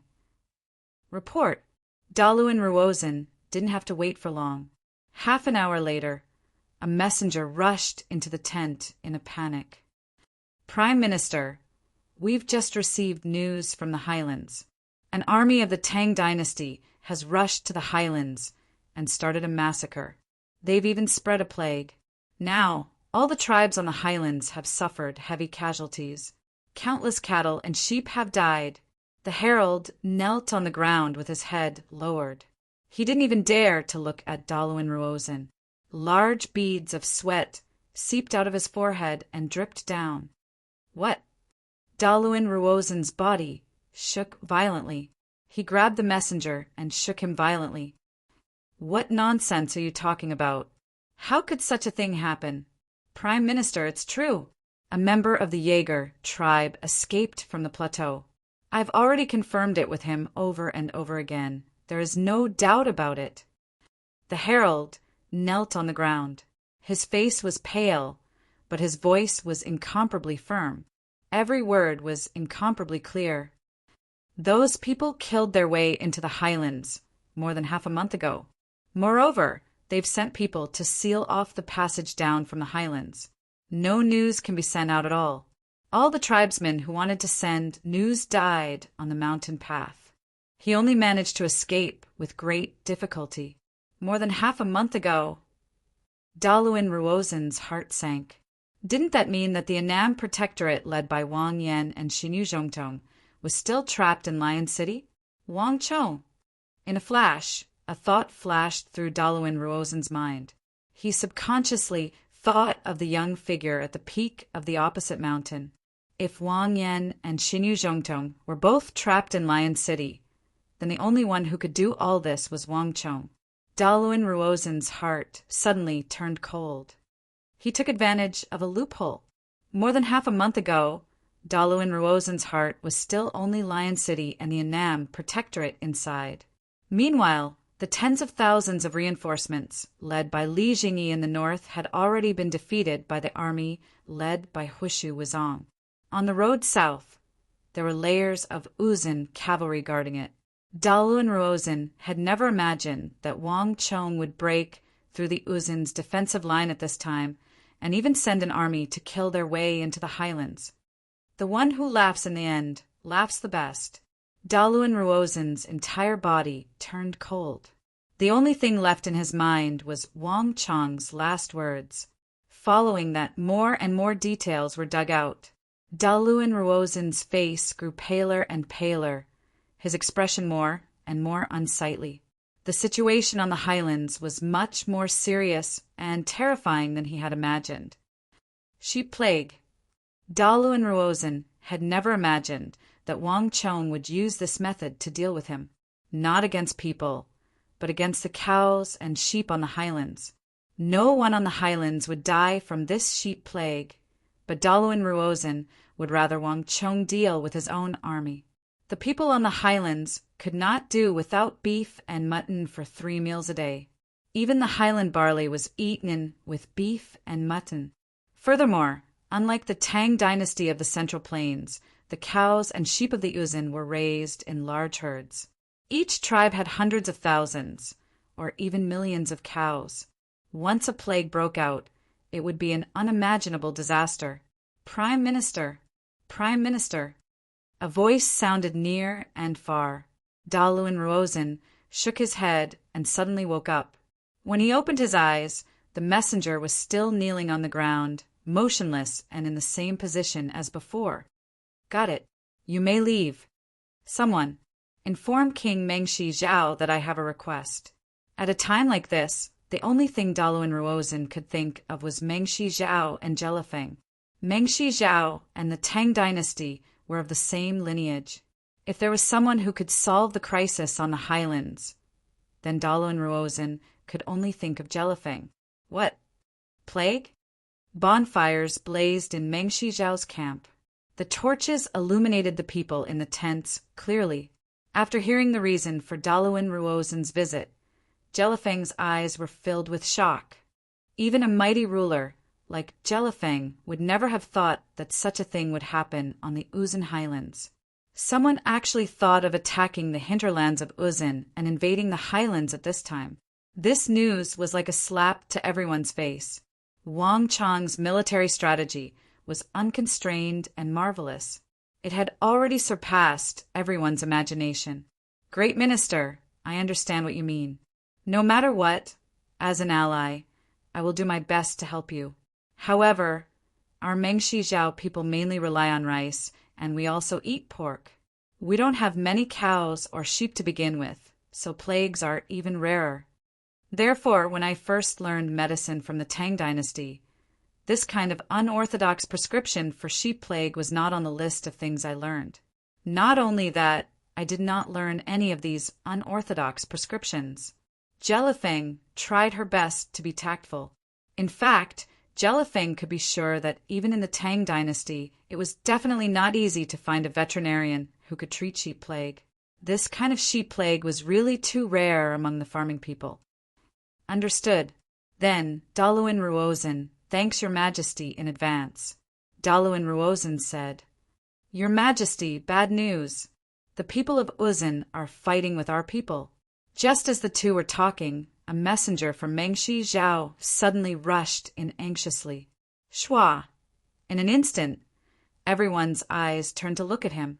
The food shortage in Uzin had finally caused a problem. Under the stimulation of hunger, the people of Uzin, who were known for their ferocity and belligerence, naturally turned their attention to their fellow allies, the people of Mengshi Zhao. Due to the language barrier, a fight quickly broke out between the two sides. When Jelifeng and Daluan Ruozin arrived, the commotion was quickly quelled. However, everyone knew that this was just the beginning. Young master, they really are fighting. At the top of the mountain, a long flagpole danced in the wind. Under the flagpole, the eagle and Wang Chong stood together, looking down the mountain. The eagle's face was full of joy, while Wang Chong was silent. Young master, it seems that Li Sai's strategy is really working. The eagle looked at Wang Chong, said beside him. The eagle knew everything about Li Sai. Wang Chong had said earlier that if a fight broke out between Uzin and Mengshi Zhao, it meant that the people of Uzin were running low on food. In other words, Li Sai's operation behind their backs had been a complete success. Wang Chong nodded. In the night wind, the two strands of hair at his temples danced incessantly. In the dark of the night, they had already stood here for a long time. From the top of the mountain, they had already seen at least 17 fights in the light of the fire. To say that nothing had happened between Uzin and Mengshi Zhao, Wang Chong would never believe it. War is cruel. Now it's up to Daluan Ruozin to make his choice.